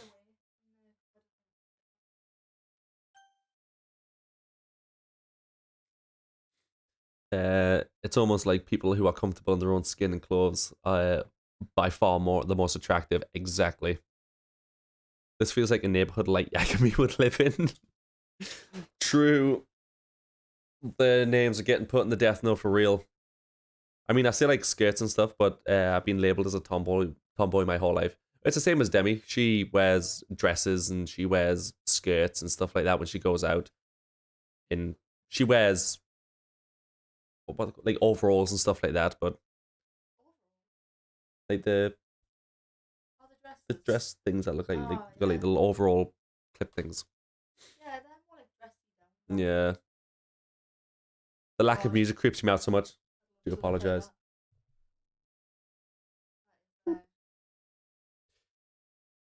You're the first one here. Thanks for being so early. That's funny. I thought at least Yuri would have been here by now. Monica has placed the little booklets on each of the desks in the classroom. They must be the ones prepared that have all the poems that we're performing. In the end, I found a random poem online that I thought Monica would like, and I submitted it. So that's the one that I'll be performing. I'm surprised you didn't bring Sayori with you. Yeah, she overslept again. That dummy. You'd think that on days this important, she'd try a little harder. I say that, but I suddenly remember what Sayori said to me yesterday. And I suddenly feel awful. No, and it's not nearly as simple as that for her. I only said it because it's the way that I'm used to thinking, but maybe I should have gone to wake her up after all. You should take a little responsibility for her, Desric. I mean, especially after your exchange with her yesterday. You kind of left things hanging this morning, you know? Exchange. Monica, you know about that? Of course I do. I'm the club president after all, but I stammer, embarrassed. Did Sayori tell you about it that quickly? About how I basically turned down her confession? That makes me feel like a really bad guy here. But I'm the one who knows what's best for her. Geez, you don't know the full story at all. Don't worry. I probably know a lot more than you think. Monica's been as friendly as usual, but for some reason I feel a chill down my spine after hearing that. I don't trust her anymore. I do not trust Monica at all. Not after what Sayori just said before when she was like that she was talking about Monica and she should have just listened to what Monica said and stuff like that. I don't trust this bitch at all.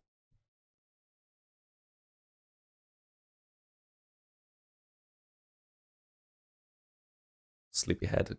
Dude, do you think she's not sleeping? Like, maybe the eternal sleep, and I'm worried about it. I don't like this. Hey, do you want to check out the pamphlets? They came out really nice. Yeah, sure. I grabbed one of the pamphlets laid out on the desk. Oh yeah, they really did. Something like this will definitely help people take the club more seriously. Yeah, I thought so too. I flipped through the pages. Each member's poem is neatly printed on its own page, giving it the most professional feel. I recognize Natsuki and Yuri's poems from the ones that they performed during one of our practices. What's this? I flipped to Sayori's poem. It's different from the one she's practiced. It's the one that I haven't read before.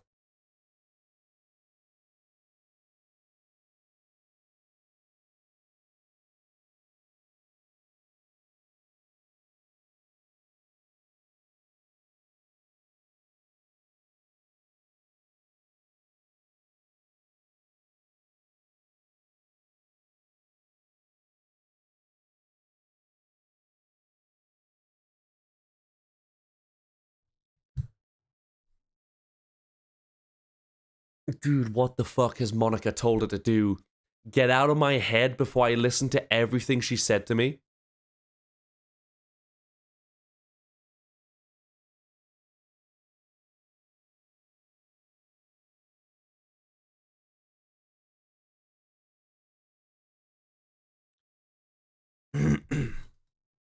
Deep poem, what do you think it means? I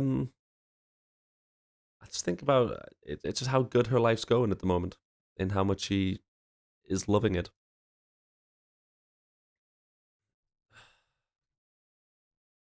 Reading the poem, I get a pit in my stomach. Desric, what's wrong? Nothing. This poem feels completely different from everything else Sayori's written. But more than that, I changed my mind. I'm gonna get Sayori, so, well, alright. Try not to take too long, okay? I quickly leave the classroom. Don't strain yourself. Monica calls that out after me. Fuck you, bitch. I quicken my pace. Alright, let's get down to, we need to get down to her now.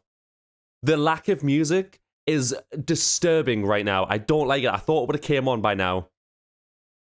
I should have tried a little harder for Sayori. It's not a big deal to at least wait for her or wake her up. Even the simple gesture of walking to school makes her feel happy. Besides, I told her yesterday that things will be the same as they've always been. That's all she needs, and that's what I need to give her. I reach Sayori's house, and I knock on the door. I don't expect an answer, since she's not picking up the phone either. You see, the way she uses the 4-line verses suggests that that's what she was thinking about the rhythm. The lack of color yellow suggests that she wasn't sad. Like yesterday, I opened the door and I let myself in. Sayori. She really is a heavy sleeper.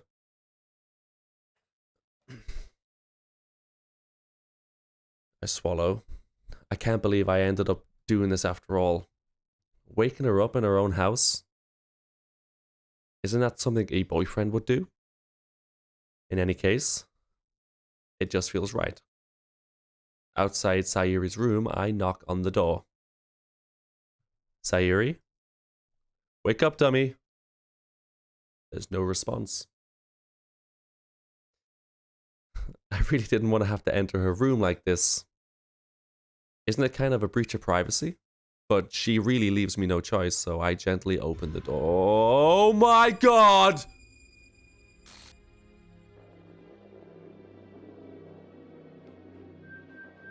What the fuck?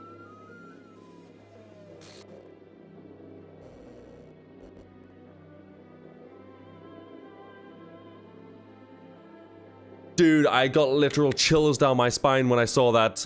And the fucking music. Oh my god. Oh my god, I'm sorry. I didn't want, no. I didn't want this. That stupid bitch Monica's talked her into it. I'm gonna fucking stab her. What the hell? What the hell, is this a nightmare? It has to be. This isn't real. There's no way this could be real. Sayori wouldn't do this. Everything was normal up until a few days ago. That's why I can't believe what my eyes are showing me. I suppressed the urge to vomit. Just yesterday, I told Sayori that I would be there for her. I told her I know what's best and that everything will be okay. Then why? Why would she do this? How could I be so helpless? What did I do wrong? Turning down her confession? That has to be what's pushed her over the edge. Her agonized scream still echoes in my ear. Why did I do that to her when she needed me the most? Fun fact, this song's called Sayonara. Of fucking course it is. Maybe ask Yuri to stab her. She has the knife. Dude, you're so right. Oh, Daniel's... Oh, I'm gonna get Yuri on my side. She's gonna stab that bitch. Why was I so selfish? This is my fault. My swarming thoughts keep telling me that everything I could have done to prevent this. If I just spent more time with her, if I just walked her to school and give her what I know she wanted out of this relationship, then I could have prevented this. I know I could have prevented this. Screw the literature club. Screw the festival. I just lost my best friend. Someone I grew up with. Someone... She's gone forever. Nothing I can do can bring her back. This isn't some game where I can reset and try something different. I had only one chance, and I wasn't careful enough. And now, I'll carry this guilt with me until I die. Nothing in my life is worth anything of hers, but I still couldn't do what she needed from me. And now, I can never take it back. Never. Never, never, never, never. Dude, what the fuck?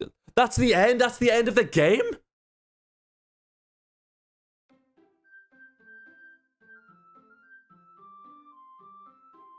That's the end of the game.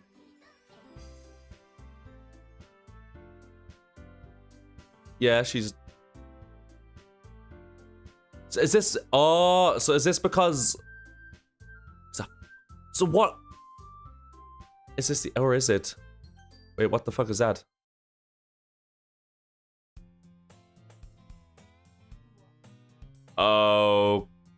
Okay. I see an annoying girl running towards me in the distance, waving her arms in the air like she's totally oblivious to the attention that she might draw to herself. That girl is my neighbor and good friend since we were children. If this bitch pops up and it's Monica, I swear to God. You know, the kind of friend you'd never see yourself making today, but it kind of just works out because you've known each other for so long. We used to walk to school together on days like this, but starting around high school, she would oversleep more and more frequently and I would get tired of waking her up. But if she's going to chase me like this, I almost feel bad for running away. However, I just sigh and idle in front of the crosswalk and let catch up to me.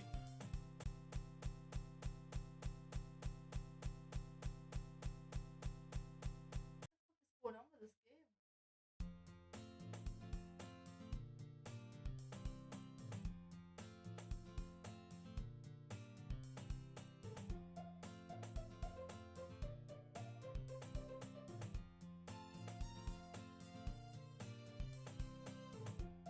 I can't believe Sayori just killed herself. What was that? Alright. Let's keep going. Can I do a husband hotel song ranking video? Oh yeah, absolutely. Yeah, I'll definitely do that. That'd be fun. From the wise words of Nora Valkyrie, nope. Everything is fine. Sayori is fine. Nothing bad ever happens. Ever. It's fine. It's an ordinary day. The mornings are usually the worst, being surrounded by couples and friend groups and walking to school together. Meanwhile, I've always walked to school alone. I always tell myself it's about time I meet some girls or something like that. But I have no motivation to join any clubs. I'm perfectly content just getting by on average while spending my free time on games and anime. There's always the anime club, but it's not like there would be any girls in it anyways. The school day is as ordinary as ever, and it's over before I know it. I pack up my things, I stare blankly at the wall, looking for an ounce of motivation. Clubs? There really aren't any that interest me. Besides... Keep growling. Most of them would probably be way too demanding on me to deal with. I guess I have no choice but to start the anime club. Desric?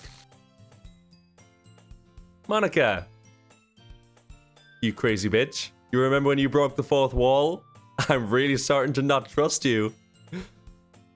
Oh my goodness. I totally didn't expect to see you here. It's been a while, right? Yeah, it has. Monica smiles sweetly. We do know each other. Well, we rarely talked, but we were in the same class last year.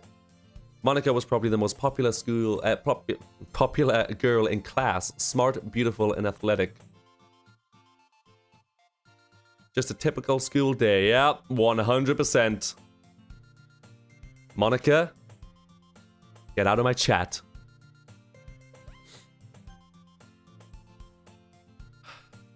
I guess a part of me likes to hang with you. Sayori's thoughts. God damn it, why? Stop. You're literally giving me chills. I don't like it. Tips. Dates, Monica. No. Fuck this bitch. I'll jump inside the fucking computer and I'll fight her. So, having her smile at me so genuinely feels a little... What did you come in here for anyways? Oh, I've just been looking for some supplies from my clubs. Do you know if there's any construction paper in here? Or markers? I guess you could check the closet. You're in the debate club, right?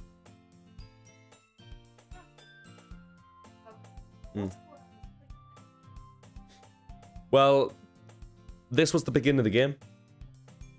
So she died, and then it went to the beginning of the game, and every time Sayori would pop up, it's glitching, so she's popping up instead. Now she's saying she's in the debate club, which she did mention, I think, during one of my conversations with her, that she had been in the debate club. But this crazy bitch is after me.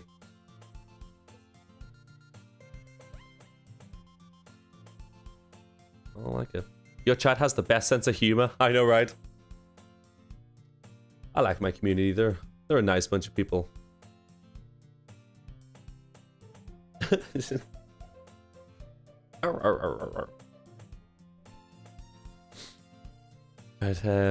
it's fine. You don't need to date Monica if you don't want. There's always others. Yeah, I know. And what's gonna happen if I try to date them? What happened to me and Yuri?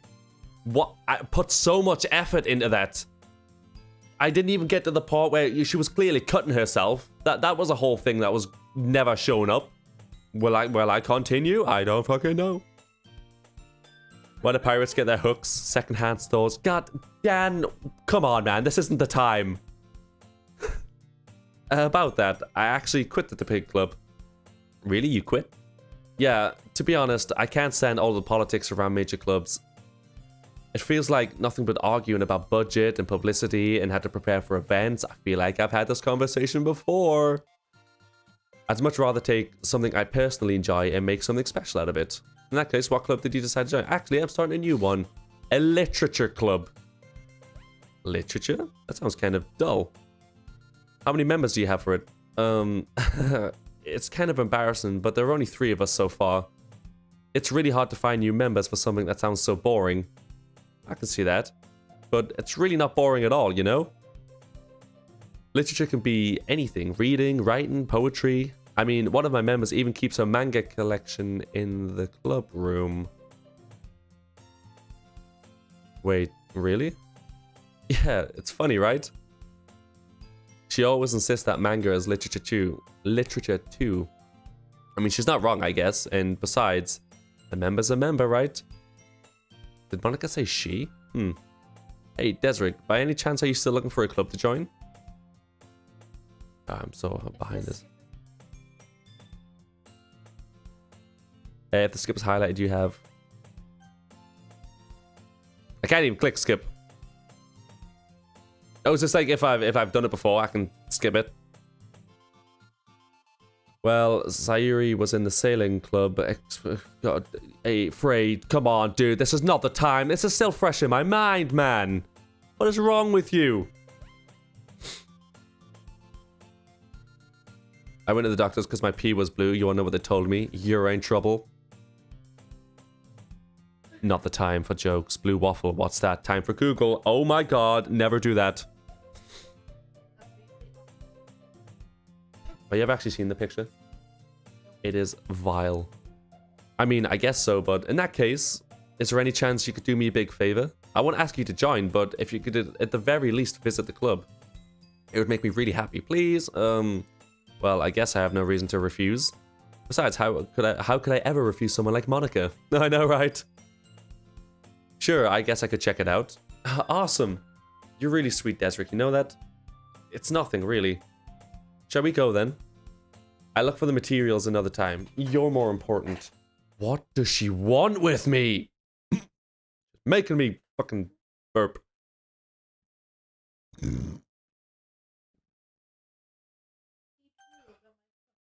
Yeah, nice. And thus today marks the day I sold my soul to Monica and her irresistible smile. I dejectedly followed Monica across the school and up the stairs, a section of the school that I rarely visit. Monica's full of energy, swings open the classroom door. I'm back, and I brought a guest with me. Oh my god, I jumped. That literally jump scared me. What the fuck is wrong with me, Ryan? Oh, literally just the screen just went, and I was like, oh god. Fuck my ass. No Dalmatian. Okay, more tips, date Monica, it is not an option.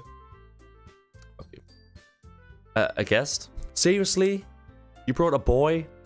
Way to kill the atmosphere. Don't be mean, Natsuki. But anyways, welcome to the club, Desric. All words escape me in this situation. This club is full of incredibly cute girls. So let me guess. You're Monica's boyfriend, right? But no, I'm not. Natsuki. The girl with the sour attitude, the name Natsuki is the one I recognize. That's one thing.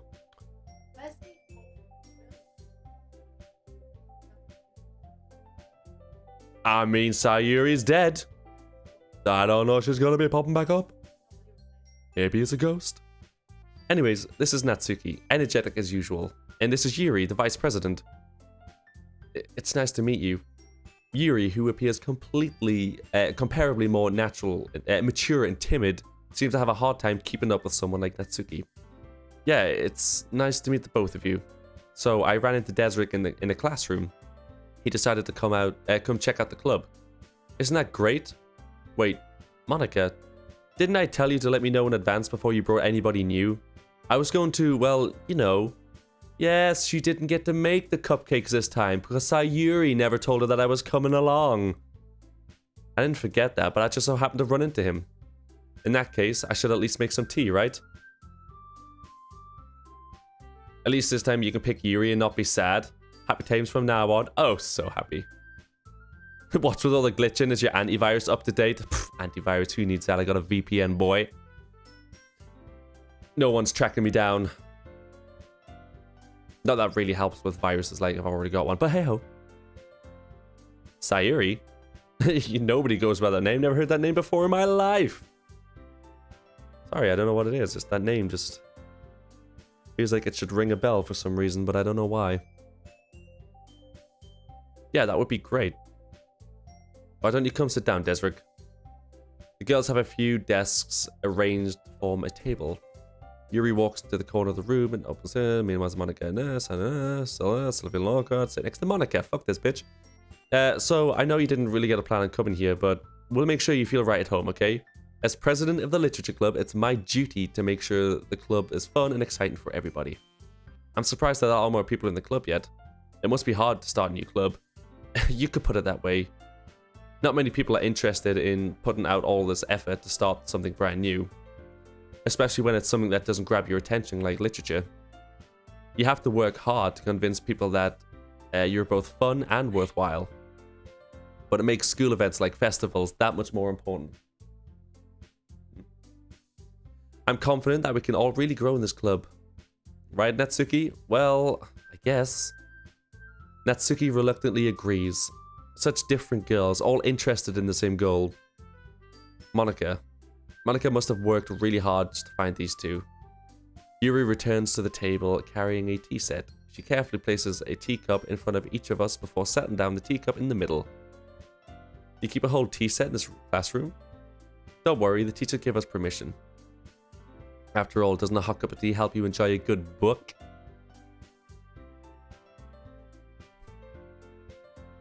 Right, Tim, just go beat your meat, dude. God damn. I think if Monica accidentally said your name, you just blow a load all over the screen. I guess. Don't let yourself get intimidated. Yuri's just trying to impress you. That's not insulted. Yuri looks away. I meant that, you know, I believe you. Well, tea and reading might not be a pastime for me, but at least I enjoy tea. I'm glad. Yuri faintly smiled to herself in relief. So, Desric, what kind of things do you like to read? Well, considering how little you read these past few years, I don't really have a good way of answering that. Manga, I mutter quickly to myself, half-jokingly. Natsuki's head suddenly peeks up. It looks like she wants to say something, but she keeps quiet. Not much of a reader, I guess. Well, that could change. What am I saying? I spoke without thinking after seeing Yuri's sad smile. Anyways, what about Yuri? Well, let's see. Yuri traces the rim of her teacup with her finger. My favorites are usually novels that build deep and complex fantasy worlds. The level of creativity and craftsmanship behind them are amazing to me, and telling a good story in such a foreign world is equally impressive.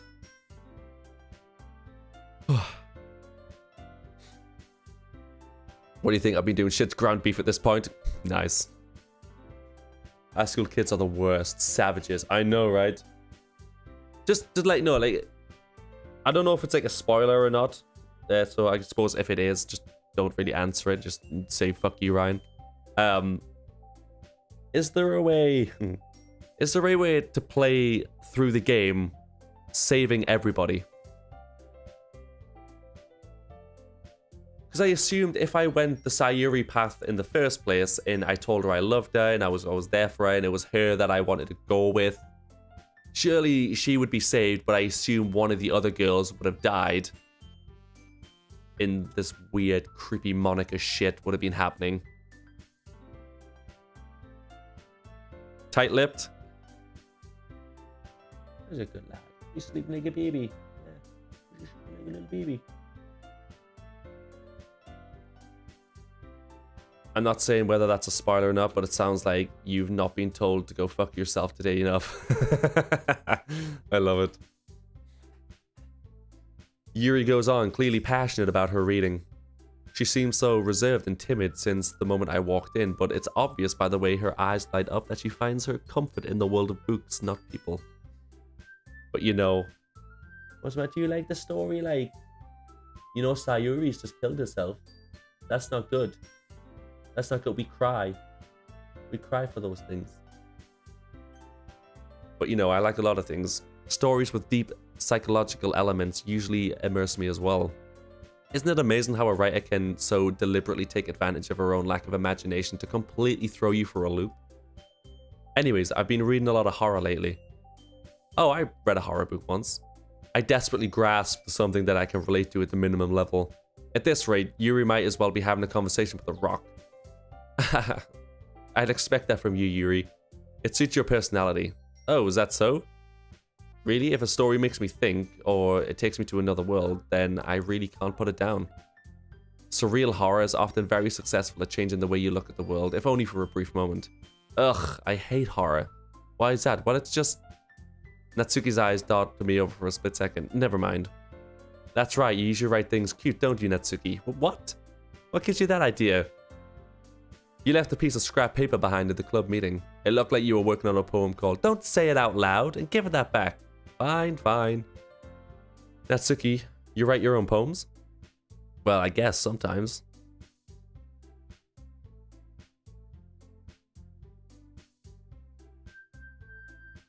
You child. Why do you care?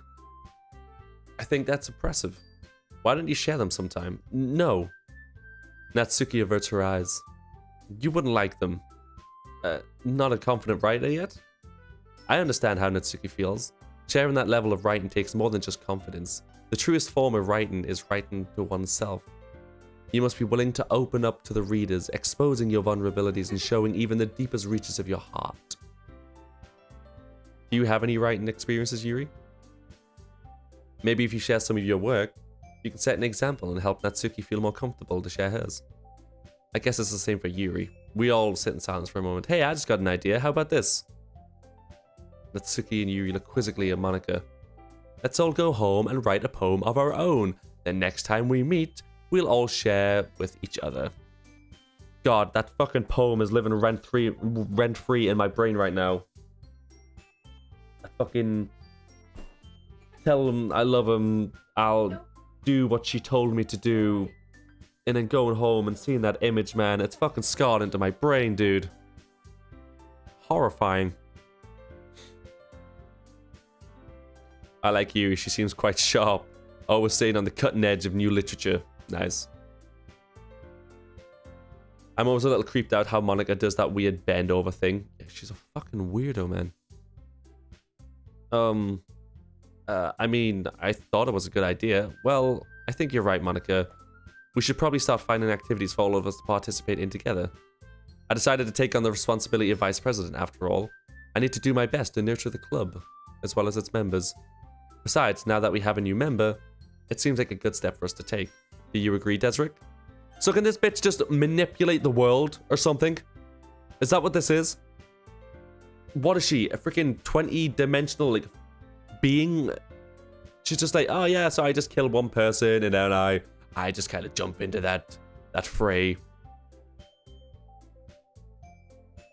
But now things are going to change because Sayori was always the one that lifted up people's spirits. She was, like, if I went the Yuri route again, she would probably kiss me at the door, I would well imagine, because Sayori's not there to show up. I wouldn't have to go to Sayori's house and worry about her. There's so many things now.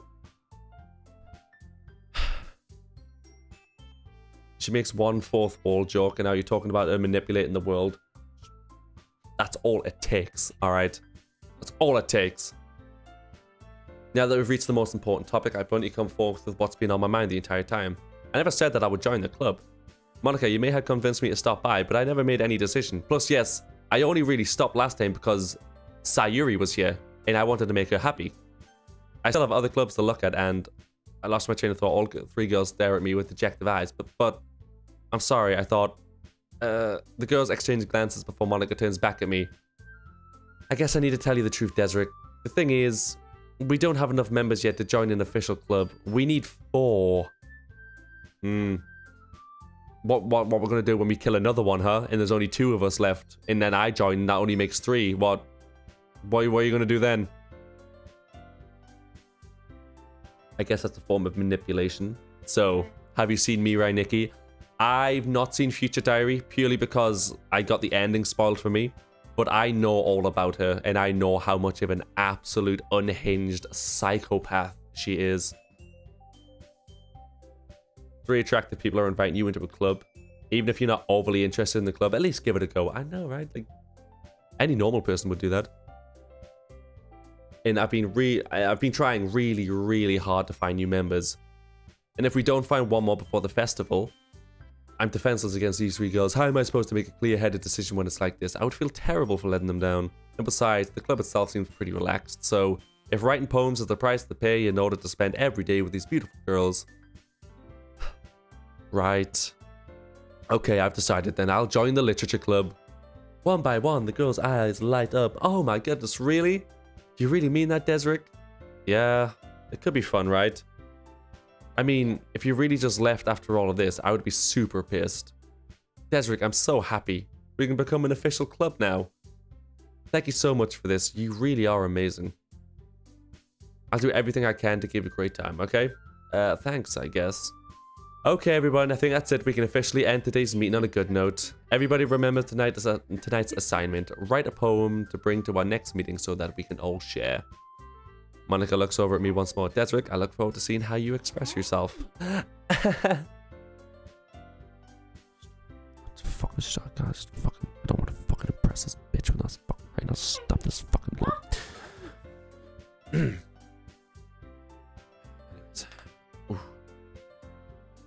You know Gasai, that's what it is. Yes, I was trying to think of her name before.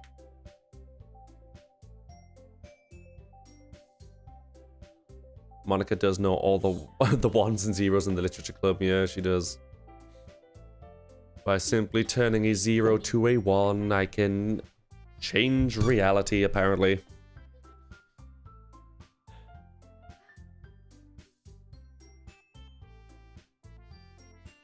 So cute. Can I really impress? Oh, no, nobody wants to impress that bitch, okay? I really feel the anxiety welling up inside of me. Meanwhile, the girls continue to chit-chat as Yuri cleans up. I guess I'll be on my way then. Okay, I'll see you tomorrow then. I can't wait. With that, I depart the club room and I make my way home. The whole way, my mind wanders back and forth between the three girls. Natsuki, Yuri, and of course, Monica. Will I really be happy spending every day at the school in the literature club? Perhaps I'll have the chance to go closer to one of these girls. I'll just make the most of the circumstances and good fortune, and I guess I'll start writing my poem tonight. What is my poem gonna be about? Is it gonna be about suicide? Oh.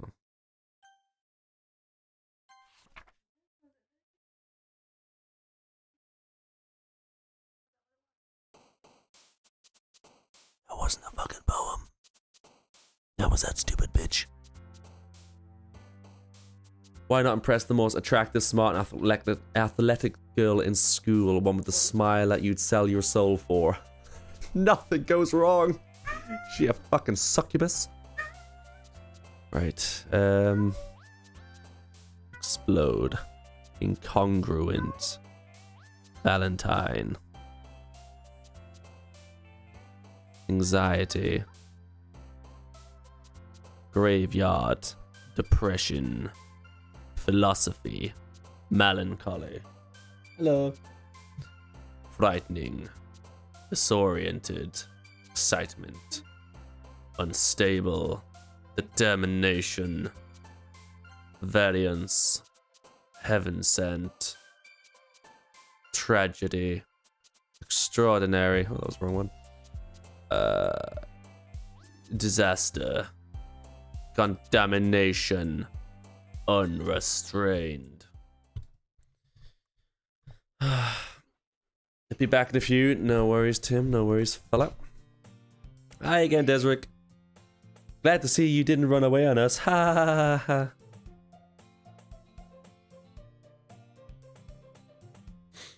Nah, don't worry. This might be a little strange for me, but I at least get to keep my word. Well, I'm back at the literature club. I was the last to come in, so everybody else is already hanging out.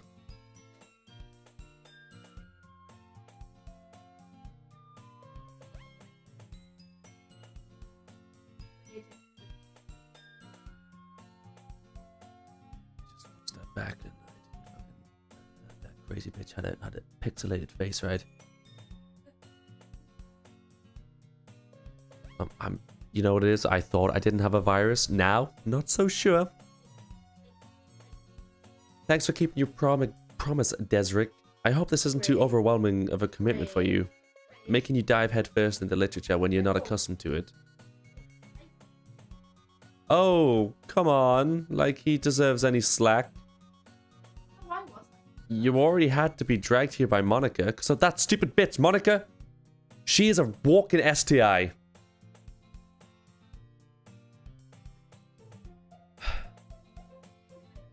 I don't know if you plan to just come here and hang out or what, but if you take us seriously, then you won't see the end of it. You are in front of my text bubble, you fucking idiot. Natsuki finds herself stuck between Monica and manga. Manga is literature. Swiftly defeated, Natsuki plops off back to her seat. I'm sorry, Desric. We'll make sure to put you put your comfort first. Yuri shoots Natsuki with a disappointed glance. Anyways, now that you're in the club and all, perhaps you might be interested in picking up a book to read. Well, I can't really say no either way. Like you said, I'm in the club now, so it feels only right to do something that you ask. Wait, I didn't mean either that. If you don't want to, then just forget that I said anything. Yeah, I want to be part of this club, I guess. So if I don't read often, I'd be happy to pick up a... So if you don't read often, I'd be happy to pick you a book if you want me to.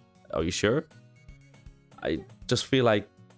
Well, as vice president and all...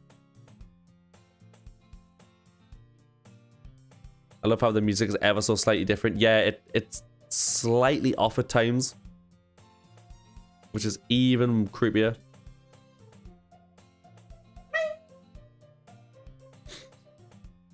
That should help you get started on something you might like.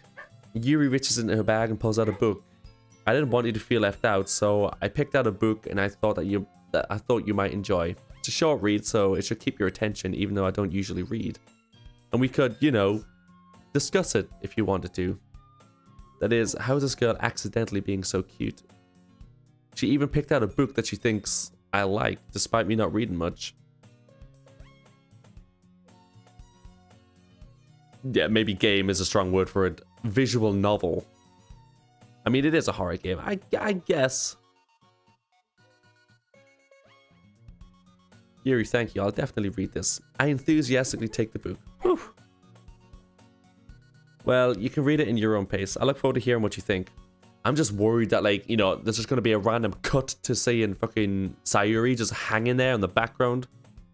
Oh my god. Badass. Now that everybody's settled in, I expected Monica to kick off the scheduled activities for the club, but that doesn't seem to be the case. Yuri's face is already buried in the book. I can't help but notice her intense expression like she was waiting for the chance. Meanwhile, Natsuki is rummaging around in the closet. I'm really curious to talk to Yuri a little bit more, but at the same time, I feel bad distracted from her reading. I catch a glimpse of the cover of her book. It looks like the same book she lent to me. More than that, she seems to be on the first few pages. Oh, crap. I think she noticed me looking at her. She sneaks another glance at me and her eyes meet for a split second. But that only makes her hide her face deeper in her book. Sorry, I was just spacing out. I mutter this, sensing I made her uncomfortable. No. Oi! Big lad. Stop it. Good boy. Good boy. No, that's not good boy. Not good boy. You gotta wrap the teeth. I mutter this, sensing that I made her uncomfortable. I tell her off. You're staring at someone in a room with 3 people and you're surprised that she noticed. I know, right? It's not like I'm fucking James Bond or something, you know, hiding in the fucking background. Oh, it's fine. If I was focused, then I probably wouldn't have noticed in the first place, but I'm just rereading a bit of this, so... That's a book that you gave me, right? Mm-hmm. I wanted to read some of it. Not for any particular reason, just curious. How come you have 2 copies of the same book? Ah. Well, when I stopped at the bookstore yesterday... that's not what I meant. I mean, I just so happened to buy 2 of them. I see, there's suddenly something fairly obvious that Yuri isn't telling me, but I decided to let it go. I'll definitely start reading it soon. I'm glad to hear. Once it starts to pick up, you might have a hard time putting it down. It's a very engaging and relatable story. Is that so? What's the story about, anyways? She's definitely give you a smut book. Oh, 100%. Or a snuff book. Well, I mean, I'd expect that from Monica. I look at the cover of the book. The book is titled Portrait of Marco. There's an ominous looking eye symbol in the front cover. Basically, it's about a religious camp that was turned into human experiment prison. And the people trapped there have a trait that turns them into killing machines that lust for blood. What is that? Is this a hint? Is that what she was in? Is that what Monica was in? Is Monica just a fucking out for blood crazy bitch? But the facility gets even worse. And they start selectively breeding people by cutting off their limbs and affixing them to... Oh, that might be a bit of a spoiler. But anyways, I'm really into it. The book, I mean. Not the thing about the limbs. That's kind of... It's kind of dark, isn't it? Yuri made it sound like it was going to be a nice story, so that dark turn came out of nowhere. Oh, are you not a fan of that sort of thing, Desric? No, it's not that. It's... I mean... I can definitely enjoy those kinds of stories, so don't worry. I hope so. Yeah, I totally forgot that Yuri's into these things. She's so shy and reclusive on the outside, but her mind seems to be completely different. It's just that this kind of story, it's the kind that challenges you to look at life. Hey, Hey! Stop. Stop. Good boy. No, no, no. No. Stop nibbling. That's such a dumb dog. It's the kind that challenges you to look at life from a strange new perspective. When horrible things happen, not just because someone wants to be evil, but because the world is full of horrible people and we're all worthless anyways. Then suddenly... I'm rambling, aren't I? Not again. I'm sorry. Hey, don't apologize. I haven't lost interest or anything. Well, I guess it's alright then, but I feel like I should let you know that I have a problem. When I let things like books and writing fill my thoughts... Fuck, what did that say? I missed it. Alright, I'm gonna have to catch it. And yeah, don't apologize. I haven't lost interest or anything. Well, I guess it's alright then. But when I feel I should let you know I have this problem. When I think it's right there for my thoughts. My whole body gets incredibly... fuck. Alright, I gotta head off. Catch you later. Not a problem, dude. I'm, would do that. Tim, yeah, oh, Tim's been a fucking champ. Yeah, not a problem. I'm ending the stream soon anyways, so you'll not miss too much. Have a nice rest of your day or night. Hope to see you again next time. I kind of forget to pay attention to other people, so I'm sorry if I end up saying something strange. And please stop me if I'm talking too much. I really don't think you need to worry. That just means that you're passionate about reading.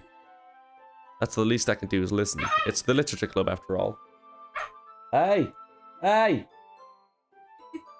Oh shit. Oh, there is a history book.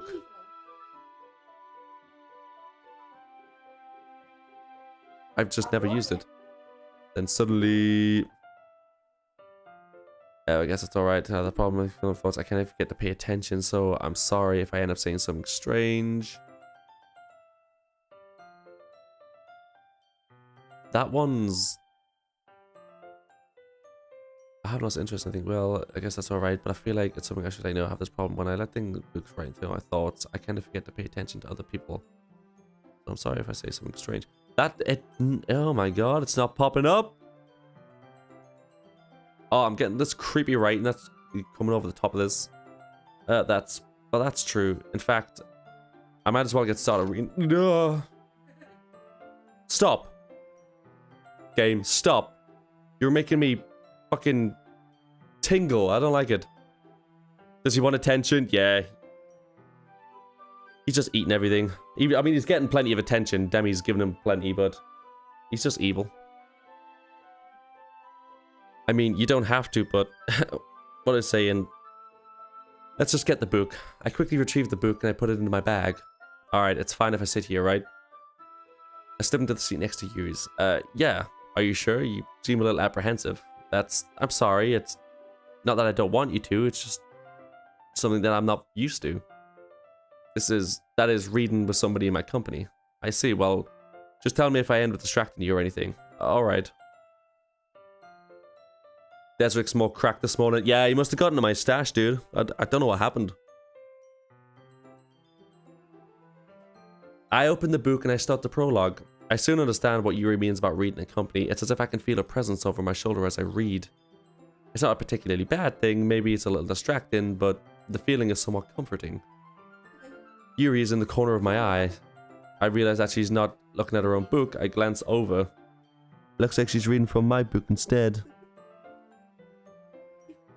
What was that? It's not popping up in the... That sounded creepy, bro. I realize that she's not actually looking at her own book. I glance over. It looks like she's reading from my book instead. Sorry. I was bathing in the blood of... I don't know what that said.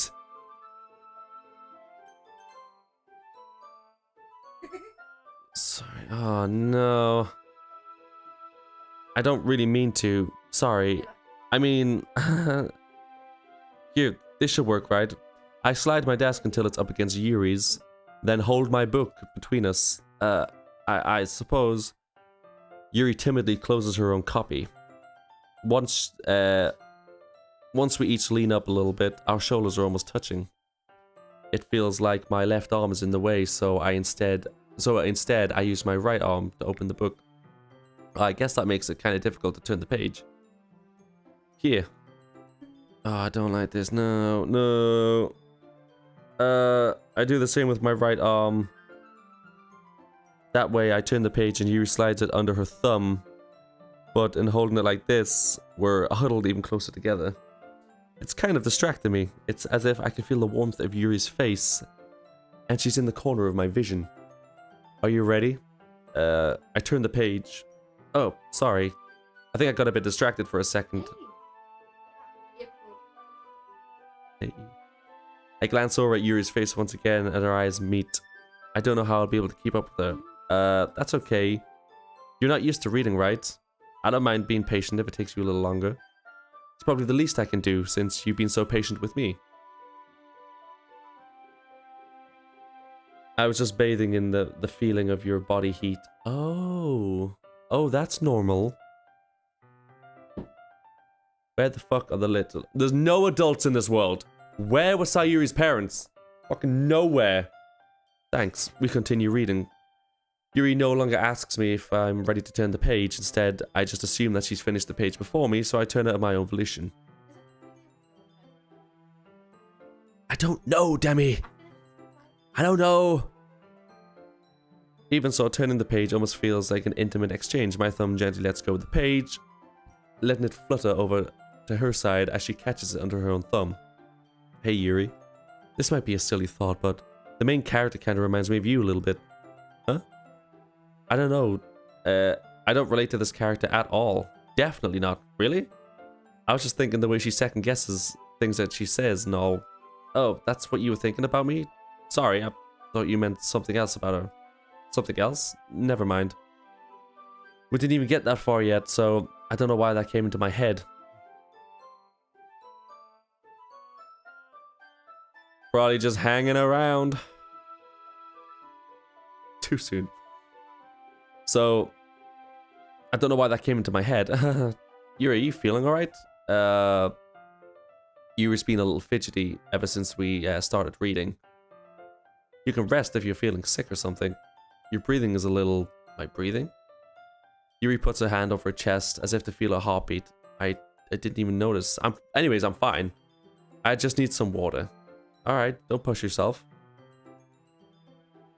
This didn't happen last time, right? Did that conversation go that way last time? Yuri stands up and practically runs out of the classroom.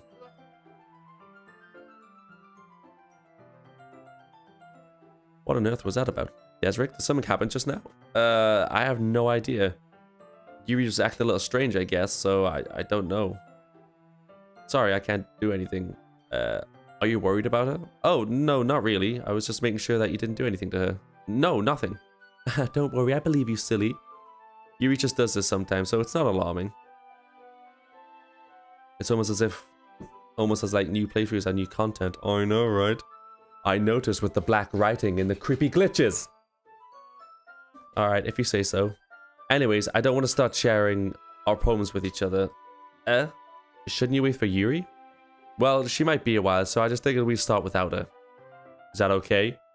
Yeah, I was just asking. Stand up. I make a mental note of where I left off in the book and I slip it back into my bag.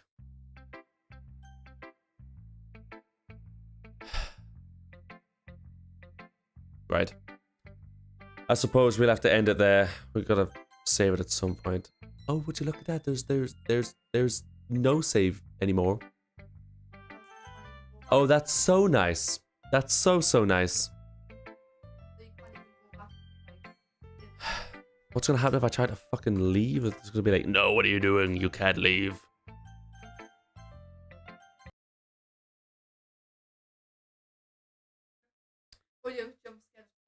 Oh, it wouldn't surprise me. That bitch Monica's everywhere.